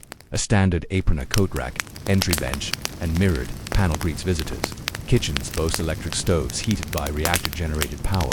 Apartments are kitted with wall-mounted radios tuned to state broadcasts, Soviet news, weather warnings, and periodic paeans to industrial growth. Daily life in a planned utopia morning in Pripyat begins with a 4-beat siren, a citywide signal that reactor staff shift changes are imminent. You join families trudging along asphalt sidewalks to one of 10 kindergartens, where children in matching overalls line up for drop-off. Their mothers hurry onward to School 1, a glass and concrete pavilion tooled for 1,700 pupils, boasting dedicated science labs and a planetarium, symbols of the bright future promised by nuclear energy.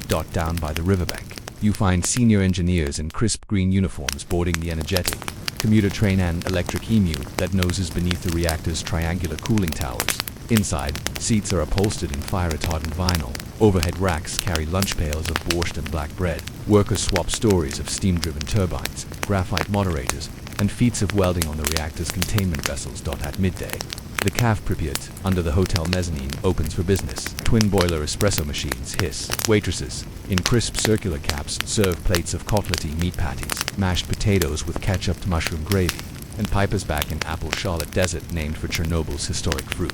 The cafe's panoramic windows frame the smokestacks of an oil-fired backup plant across the river, reminder that nuclear power, though central, exists within a broader energy ensemble. Evening offers leisure. Families picnic in the central park of culture and rest. Strolling the newly planted birch alleys, children ride carousel horses powered by a small diesel generator. Youth skate on an artificial ice rink cooled by early refrigeration coils, and ambitious luxury in Soviet city planning. Behind you, the elegant white spire of the Youth Palace. It stands ready for volleyball tournaments and isotope research conferences alike. The infrastructure of confidence of Pripyat's designers spared no effort in manifesting faith in the atom's safety. Underground pipelines carry coolant water directly from the Pripyat River to fill reservoirs between reactor blocks. Fire-engineered hydrants line the streets every 50 meters, their caps painted a solemn red. An emergency siren system to the plant could deafen the city in seconds, summoning residents to shelters and evacuation buses if ever needed. Communications are protected by redundant channels. A fiber optic trunk runs beneath Prospect Lenina, linking municipal offices to the plant's central command. Pneumatic mail tubes span the city, zipping envelopes and small parcels between the post office and the hospital's paperwork department in minutes. Ambulances on constant standby line. The hospital's bay white-painted GAZ-24 ambulances with rotating red domes prepared to carry reactor workers suffering radiation exposure or conventional industrial injuries underground. A network of service tunnels connects critical facilities, from the plant's turbine hall to the district heating plant that warms schools and apartments. These tunnels, a marvel of Cold War civil defense, are rated to withstand moderate blast waves, stocked with canned rations, medical kits, and ducted air supplies. In training drills, children don paper masks and practice the walk to shelters, reciting safety protocols with schoolmarm precision, unresolved optimism. Yet for all its careful design, Pripyat bears the hallmarks of a place forever under construction. Hillsides still await greening, roof terraces lie unfinished. Mid-block plots, earmarked for cultural centers, stand as gravel-strewn lots. You pass construction teams pouring new sidewalk sections in front of Block 10, their cement trucks humming on an adjacent causeway. As you stand before the partially completed Palace of Sports, you notice scaffoldings rising toward a domed roof that, for now, remains skeletal steel. Workers with gas-powered arc welders send sparks into Dusk, an emblem of both promise and provisionality. The city's reflection ripples in the river, cooling towers framed against half-planted lawns. The promise of a radiant future mirrored in still waters, and you ask, with gentle foreboding, what becomes of a city built on the brilliance and potential peril of the atom when the very power it harnesses may one day demand its abandonment. By the mid-1960s, the roar of breakers, coal trains, and diesel generators begins to fade. Offshore oil rigs dot the East China Sea, siphoning hydrocarbons cheaper and more abundant than Hashima's anthracite. The island's concrete terraces, packed shoulder to shoulder, grow eerily quiet as families accept Mitsubishi's buyout offers and board the final ferries to Nagasaki. Waning productivity and economic shifts in 1960. Reactor No. 8, the final mining block, yields its last ton of coal. Geological surveys warn that seams are thinning and riddled with water inrushes from fissures in the seabed. Operating costs soar. Mitsubishi's balance sheets show margins shrinking from 20% in 1955 to a mere 2% by 1964. Corporate board meetings culminate in an April 1964 resolution, phases out mining over the next decade. You attend the island's final workers' meeting in the former gymnasium once, echoing with the thumps of basketballs and children's laughter now ringed by empty bleachers. A pole hangs in the air as foreman read a terse announcement. Effective December 31st, 1969, all mining operations will cease. Residents will receive relocation assistance. We thank you for your service to Mitsubishi's coal enterprise. Applause is polite but hollow. Many miners quietly slip away afterward, donning civilian attire for the last time, their faces betraying a lifetime of soot, pride, and uncertainty. The final exodus, January 1, 1970, dawns, cold and brisk. A chartered ferry docks at Hashima's pier to carry away the remaining 200 residents. You join the embarkation line on the cracked concrete quay, families laden with suitcases, futons bound in plastic, family shrines and photographs cradled in arms. Children peer back at their playgrounds, now rusted swing sets and a half-submerged merry-go-round etched in their memories. Elderly couples touch the base of the island's solitary cherry tree, chipped by typhoon winds but clinging stubbornly to life. An old fisherman, his nets empty for decades, tosses a final wooden float into the harbor, casting a silent farewell. By nightfall, Hashima stands empty. Street lights blink once, then die. Only the sea, relentless and lapping, remains to cradle the island's echo. Accelerated decay, nature's reclamation with no maintenance. Hashima's concrete carcasses crumble. Typhoons tear away roofing panels, Monkeys escaped from a traveling show decades earlier, junk corridors chattering among collapsed doorframes. Rain infiltrates floors, dissolving rust-stained rebar and hollowing slabs. In 1975, a structural survey warns that many buildings are unsafe. Floor slabs sag, elevator shafts flood, and stairwells crack along seams. The once proud seawalls, now undermined by wave action, begin to yield. Sections collapse, releasing rubble into the reef below. You dive along the island's perimeter in 1980, examining corroded anchor points for steel gangways, barnacle columns. Hide the pitted bases of seawalls. Plastic hesitantly drifts among tidal pools where children once caught small fish. Underwater, even the breakers whose conveyor trusses once hoisted tons of coal lie twisted and sunken, entombed in a grave of rust. Rediscovery, from closed fortress to heritage site, Hashima's isolation sparks curiosity. In the 1990s, urban explorers scale its seawalls and clamber through broken corridors, documenting graffiti and faded notices in Cyrillic Portuguese, and Korean testaments to international laborers once housed here. Photographs of decaying cafeterias and flooded basements circulate in underground zones, fueling a mythic reputation as the island of no return. In 2002, Mitsubishi transfers ownership to Nagasaki Prefecture, which partners with UNESCO to preserve Hashima as part of Japan's Meiji Industrial Revolution World Heritage listing. By 2009, regulated tours resume under strict safety protocols. Designated walkways, elevated steel catwalks guide visitors past unstable floors. Protective equipment, helmets and masks, guard against asbestos and collapsing debris. Interpretive centers, recreated miners' quarters display period uniforms, tools, and oral history recordings. On one guided tour, you witness schoolchildren, descendants of former miners, holding small lanterns in commemoration ceremonies. Historians recount family sagas, grandparents who rose with the siren's wail, spent a lifetime underground, and lived to see Hashima's rebirth as a monument to industrial heritage, cultural reckoning, memory, and warning. Hashima's stark concrete ruins have infiltrated global popular culture, films and video games. Directors stage post-apocalyptic scenes against its broken skyline. Game designers use the island's labyrinthine corridors for horror maps, art installations. Sculptors embed neon lights in collapsing stairwells to evoke the glow of molten coal.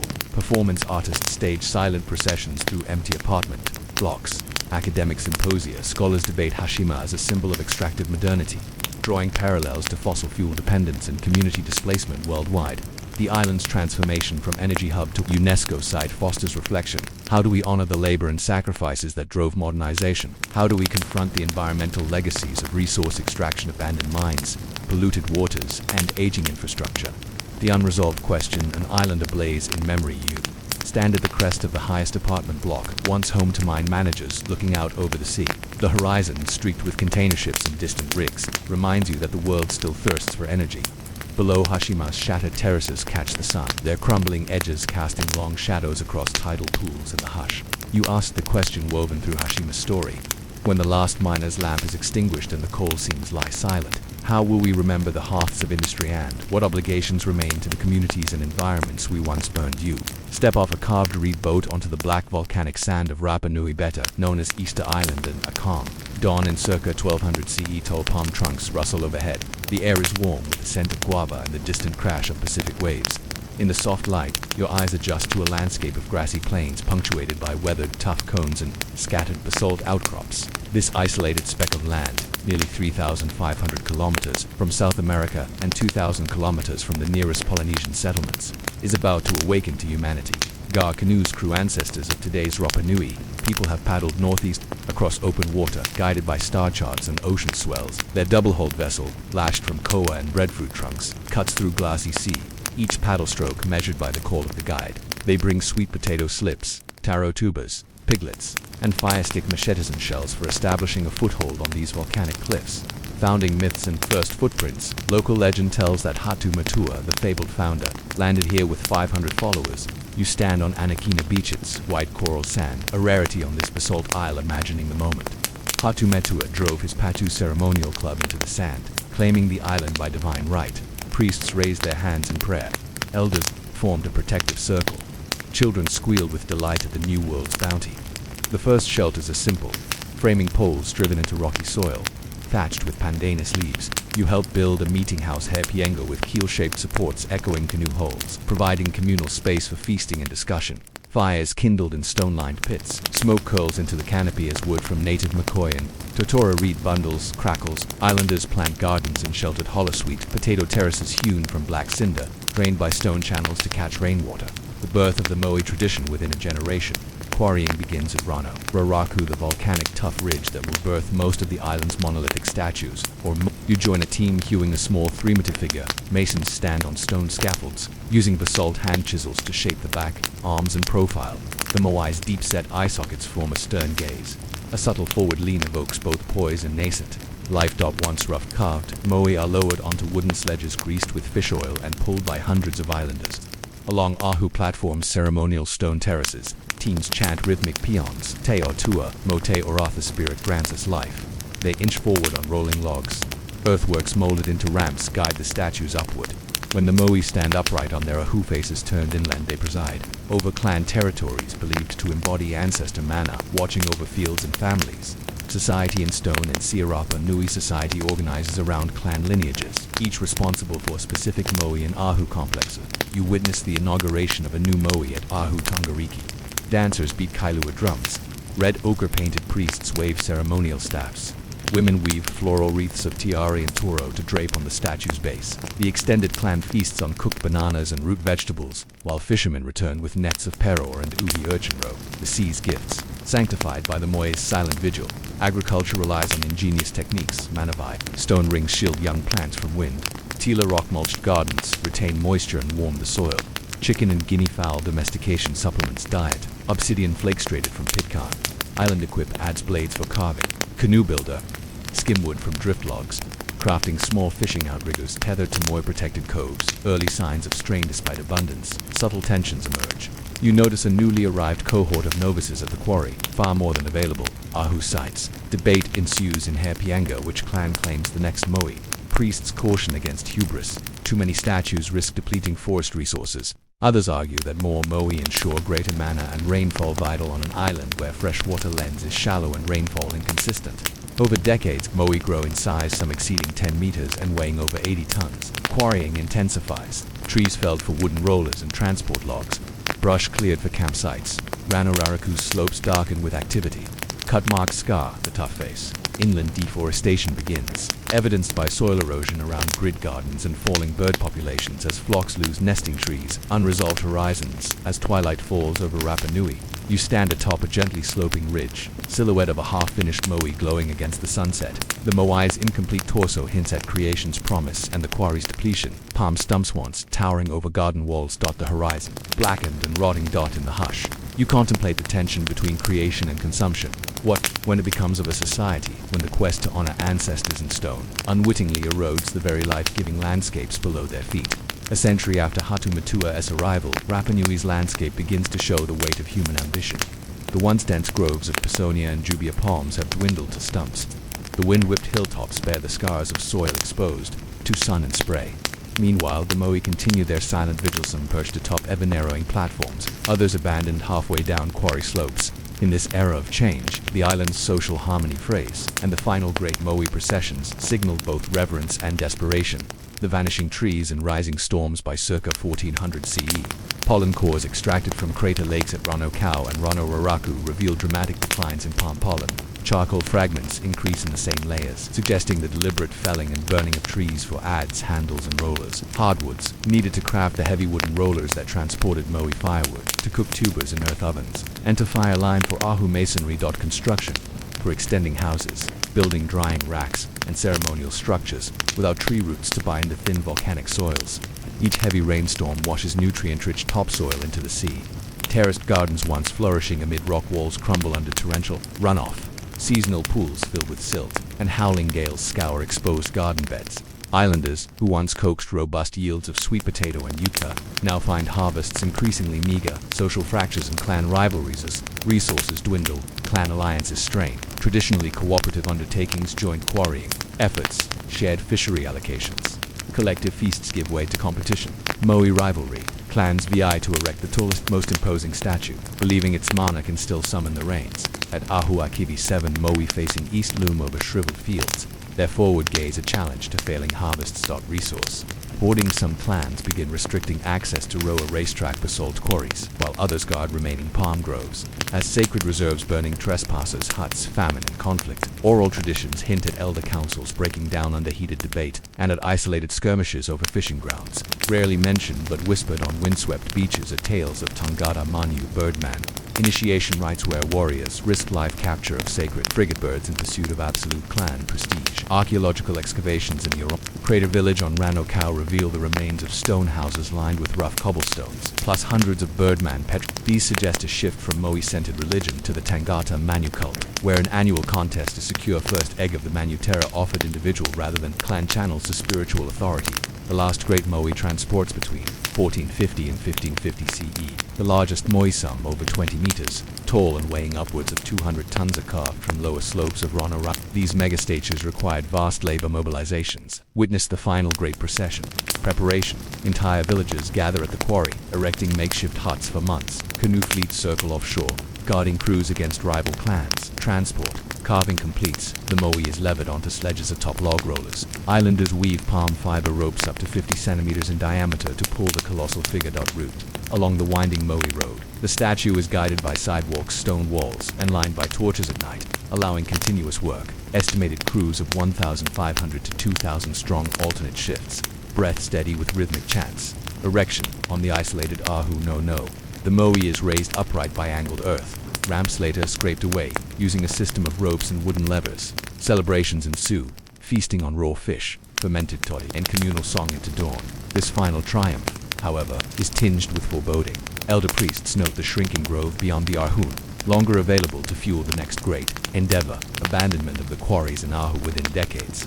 The last Moai remain forever at rest, some toppled face down, perhaps by conflict or ritual decommissioning. Rana Raraku's quarry becomes a field of half-finished statues' heads, torsos, and arms scattered like broken dreams. Erosion claims Ahu's previously perched high on storm-swept cliffs, foundation stones slipping into the sea. By 1600 CE, the sweeping stone ramps have crumbled. Palm logs rot and are carried off by currents. The quarry's north slope bears over 300 Moai in varying states of completion. Islanders, no longer able to feed the masses required for these projects, redirect their energies to practical survival, rebuilding crumbling Hairpianga with coral rock, expanding Manavai gardens, and constructing seawalls of piled basalt to ward off inundation. The ecological aftermath, with deforestation nearly complete, wind and rain sculpt the islands barren, interior into a moonscape of grass, plains, and compacted clay. Soil tests from ancient agricultural terraces measure organic content below 2%, barely sufficient for subsistence. Freshwater lens studies and coastal galleries revealed contamination from saltwater intrusion no longer buffered by trees, faced with starvation. Descendants of the great statue makers look seaward. Expanded fish traps line the coast as the primary food source, but overfishing strains marine stocks. Schools of opiu, parrotfish, and amu moray eel decline. Legends speak of Tehamanu, the great bird whose sacred arrival once signaled abundance, but whose nesting grounds on tiny islets have long since vanished beneath waves. Cultural resilience and transformation despite ecological collapse. Rapa Nui's people endure. Oral histories preserved by Rongo Rongo. Carvings and Carrero Oahu spoken tales recount Ahu re-inscription. Toppled Moai are later re-erected upright on new platforms, demonstrating determination to preserve ancestral bonds despite hardship. Agricultural innovation. Islanders refine rock mulch agriculture, layering stones on fields to retain heat and moisture, increasing yields in marginal soils. Social adaptation. The Tangata Manu Birdman cult supplants Moai worship, emphasizing individual spiritual pursuit and reallocating labor from monument construction to resource management. European contact in the 18th century, first by Dutch explorers in 1722, then by missionaries. Documents a society of weathered priests and master carvers living in modest families, far removed from the monumental the scale of earlier centuries. Visitors note the continued care of Ahu complexes, each serving as silent reminders of both greatness and hubris. The unresolved eco standing atop Rano Cow's crater rim, you peer across the island. Grassy flanks dotted with Ahu remnants, quarry, slopes slashed by centuries of carving, and the distant ghost of the great ocean beyond. In the hush, you sense the island's heartbeats low, resilient, tinged with memory. And you ask the final, open question that shadows every marvel of Rapa Nui. When the last statue stands silent, and the forests no longer whisper, How will future generations interpret stone legacies carved in times of plenty and heed the warnings embedded in their fallen brethren? You approach Cluny in the year 910 CE, traveling on narrow muddy tracks through the rolling hills of Burgundy. Mist drapes the valley, oak and beech forest cloaks the slopes. In a clearing beside the gentle flow of the Graston River stands a humble church, a single nave of stone with a lintel roof and wooden doors bound in iron. This is Cluny Abbey, newly founded by Duke William I of Aquitaine in gratitude for divine favor and dedicated to St. Peter. Imagine stepping off your mule at the abbey gate. A porter in rough wool greets you with a bowed greeting, Pax Vobiscum. Beyond him lies a courtyard ringed by simple timber-framed buildings, the abbot's lodging, guest house and refectory. Monks in white habits, soon to be the hallmark of Cluniac observance, move methodically along flagstone paths, rosaries in hand. Their chant, rising in the first of 8 daily offices of vision of reform, Cluny's foundation marks a turning point in Western monasticism. Unlike earlier Benedictine houses beholden to local lords, Cluny is granted immunity. All lands and privileges come directly from the Duke, with oversight only from the Pope. This autonomy frees the abbey to pursue rigorous observance of the rule of St. Benedict, emphasizing prayer, liturgy, and communal life over agricultural labor. Local politics dot within weeks of your arrival. The monks begin constructing a new cloisterous stone arcade enclosing a quadrangle for meditation. They quarry limestone from nearby Vanvay, hauling blocks on ox-drawn sledges. Master masons carve capitals decorated with stylized lines and symbolic animals, lions guarding doorways, eagles poised in flight. Journeyman stonecutters, some from distant tours, bring techniques refined in Carolingian workshops, imparting a sense of architectural ambition to this wild frontier. The daily rhythm, Opus Dei life at Cluny, revolves around the Opus Dei, the work of God. Each day the monastery's great bell, hoisted by local craftsmen, calls the monks from slumber at the first glimmer of dawn. You stand amid the nave as they process in single file, cassock hems swishing, chanting the officed by torchlight. The choir stalls made of oak and fitted with misericords face each other across the nave, creating an intimate acoustic chamber where voices resonate in soaring polyphony after matins. Monks retire briefly to their cells for study before gathering for lots, then proceed to the chapter house, a vaulted chamber where the abbot reads a chapter of the rule and assigns work duties. You observe novices polishing altar rails, while skilled scribes copy texts in the scriptorium, illuminating gospel passages with gold leaf and intricate interlaced patterns. Their parchment scrolls preserve patristic writings and liturgical music destined to circulate through Europe's cathedrals. Meals in the refectory follow strict silence, broken only when the cellarer reads from hagiographies, tales of St. Benedict's miracles, the lives of desert fathers, or accounts of Cluny's own martyrs. Food is simple bread made from coarse barley, pottage of beans and leeks, freshwater fish from the Graust, and occasional thin wine blended from the Duke's vineyards. Each morsel is eaten in contemplative gratitude. Expansion and influence within a generation. Cluny's reputation for piety and learning attracts patrons across Christendom. You witness envoys from King Rudolph II of Burgundy delivering gifts, silver chalices, silk vestments, and relics of St. Peter. Local lords endow estates, fields, vineyards, mills, ensuring the abbey's economic foundation. Soon priories spring up. Montestelloi, Soxalenges, and Bursa Chattel all pledge to Cluny's direct authority rather than local bishops. You travel by horseback to Burs, an outlying daughter house where the same white-robed monks observe Cluniac liturgy, their bells synchronizing the medieval equivalent of a broadcast network. Pilgrims en route to Santiago de Compostela pause at Cluny for hospitality and indulgences, carried on parchment certificates blessed by the abbot. Architectural ambition. The Second Abbey Church by 950 CE. The original church proves too small for the swelling community and visiting pilgrims. You join the monks breaking ground for the Second Abbey Church, a cruciform basilica of soaring proportions. Master builders erect massive piers to support a clerestory, while carvers shape capitals with biblical scenes, Daniel and the lions, Den, the prophet Isaiah, and the 24 elders of Revelation. You stand in the nave's excavation trench as foreman, mark out the apse's curvature, and a merchant from Mainz delivers marble columns shipped down the Rhine. Stone layers rise swiftly, each course of ashlar trimmed to precise dimension.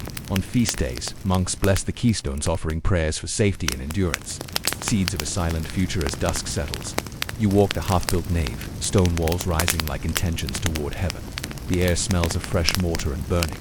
Torches, the silhouettes of crani, simple treadwheels powered by monks or draft animals frame the western facade. You reflect on Cluny's founding ideal, a monastery free to chant uninterrupted, shining as a beacon of Christian reform. But even as stones rise, questions linger beneath the mortar joints. Will this new church, built on the promise of reform, endure the political storms and ecological changes that swirl beyond its walls? In the silence that follows your question, only the distant toll of the bell reminds you of the living heartbeat soon to fill these stones. By 1049 CE, Cluny Abbey has reached the apex of its power. Its newly completed third abbey church, a five-aisled basilica crowned by multiple towers, rivals Rome's great basilicas in scale. From its hilltop perch, the abbey silhouette dominates Burgundy's landscape, drawing pilgrims, princes, and popes alike to witness the embodiment of monastic reform. Yet, beneath this grandeur, strains begin to tug at Cluny's fabric, presaging a future where stones built for eternity are silently repurposed. The third church, a monument to prayer, the third abbey church's consecration in 1130 is a spectacle unparalleled in medieval Christendom. You stand among assembled bishops in their attires, abbot Pons of Cluny reading the rule in the choir, as clergy process beneath vaulted arches 30 meters high. Sunlight streams through newly installed and deeply set lancet windows, illuminating mosaic floors laid in intricate geometric patterns. The church's plan, Latin cross with double transepts, allows 4 separate liturgical streams, monks chanting the divine office in the eastern arm, while pilgrims crowd into side aisles, venerating relics of St. Peter and St. Paul enshrined beneath sculpted canopies. 6 cloistered chapels ring the ambulatory, each dedicated to a different saint, enabling perpetual masses without disrupting the main choir. This architectural marvel is made possible by Cluny's vast estates lands in southern France, as far afield as Spain and Italy, providing revenues of an estimated 20,000 solidi annually. Tenant farmers in Auvergne, Provence, and Burgundy furnish grain, wine, and wool. Merchants pay tithes for using Cluniac ports at Marseille and Pisa. Money flows in golden currents, fueling more construction, lavish feasts, and an ever-growing monastic population, nearly 1,200 monks, sheltered in dormitories lining the cloister's eastern wing. The network of daughter houses Cluny's authority radiates through a network of over 1,200 priories and cells by the mid-12th century. You travel by horseback along the Rhine Valley to Cherbourg, a priory founded in 962 but now expanded with Cluniac liturgical books and relics. Its prior presides over daily offices modeled exactly on Cluny's, while local lords fund a new chapter house and bake bread for the mother houses REFECTORY. Further north in England, Cluny-affiliated priories like Lewes and Britlington ring their bells in time with Cluny's midnight offices facilitated by newly perfected mechanical clocks. These affiliate houses remain abbey cells, not independent monasteries, ensuring the abbot of Cluny's direct rule across languages, kingdoms, and cultures. Pilgrims carry token simple scallop shell badges with images of Cluny's towers as proof of their journey to the spiritual center of Western monasticism. Challenges of scale, liturgy, and logistics. But Cluny's grandeur brings logistical complexities, with so many monks to feed, sometimes over 2,000, including oblates and lay brothers. The kitchens operate around the clock. You stand amid roaring cauldrons where vast quantities of wine, fish, and communal pottage are prepared. Scullions heave wooden paddles, while stewards keep ledgers of portions allotted per rank. Priors receive 2 loaves per day. Novasses 1, the daily 9-hour liturgy exaltations, vigils, loads, prime terce, sext, none, vespers, and compline fills the monk's time but stretches monastic discipline. Pilgrims wait hours for access to the relic shrines. Clerics bedeck Cluny's grand refectory pulpit in quest of alms. Complaints surface in the chapter house. Our hands grow weak from too much chantry and too little labor, grumble older monks accustomed to earlier Benedictine balance of prayer and work. Furthermore, oversight strains emerge. With houses scattered across Europe, communication delays impede timely reforms. Letters from rural priories describing lax observance reach Cluny months after departure, by which time local customs have taken root. Abbot Hugh, who governs from a cell in his tower, spends endless days adjudicating disputes over income shares, indulgence allocations, and the distribution of Cluny's vast manuscript library. Political entanglements and PayPal relations. Cluny's prominence draws it into high-stakes politics. You witnessed Archbishop Anselm of Canterbury seeking Cluny's blessing for church reforms in 1093, while King Alfonso VI of Leon prays for victory against the Moors beneath Cluny's altar in 1085. Abbot Peter the Venerable undertakes a delicate diplomacy with the Pope, securing PayPal protections in exchange for funds to rebuild the Lateran Basilica in Rome. Yet, Cluny's closeness to secular power also breeds dependency. Noble donations often come with expectations of political support. Dukes insist the abbey pray for their dynasties. Knights demand access to special burial plots beside Cluny's choir. In the chapter house, monks debate the appropriateness of accepting large endowments tied to military campaigns, some refusing to pray for wars they see as contrary to monastic peace. Early fault lines toward silence. By the late 12th century, cracks appear in Cluny's edifice. A series of poor harvests diminish tithes. Small priories wither for lack of support. The ascendance of the Cistercians, with their austere emphasis on manual labor and remote sites, offers an appealing alternative to Cluny's opulence. Bernard of Clairvaux, once a Cluniac monk himself, becomes a leading critic, preaching simplicity and critique of monastic wealth. you observe weary monks in a local priory near Pallay confessing reluctance to return to Cluny's grand services, seeking instead the sweat of fields and the hush of hermitages. Meanwhile, Cluny's third Abbey Church, though unparalleled in its day, already shows signs of deferred maintenance, leaking roofs, worn mosaics, and sagging vault ribs. Funds that once glorified God now divert to patch crumbling capitals and reinforce buttresses. The unresolved question, a silent bell tower as dusk falls over Cluny's soaring spires.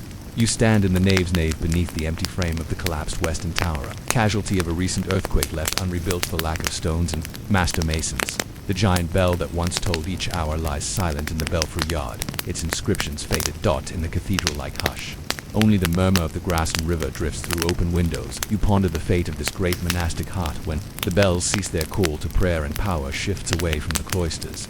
What echoes will remain in stones erected for eternity, and how will future generations read the silent chapters of Cluny's rise and fall? The bells of Cluny have fallen silent. In the half-century since your last visit, the abbey's fortunes have waned. Wars, fires, and changing spiritual tides have hollowed its halls, though stones still rise against Burgundy sky. Many once-soaring vaults lie shattered, their fragments scattered across courtyard and cloister. Yet Cluny's legacy endures in repurposed masonry, in monastic ideals carried forward, and in the silent resonance of a site that once pulsed with heavenly ambition. The ravages of 1470, the armies of the Burgundian Wars march across Cluny.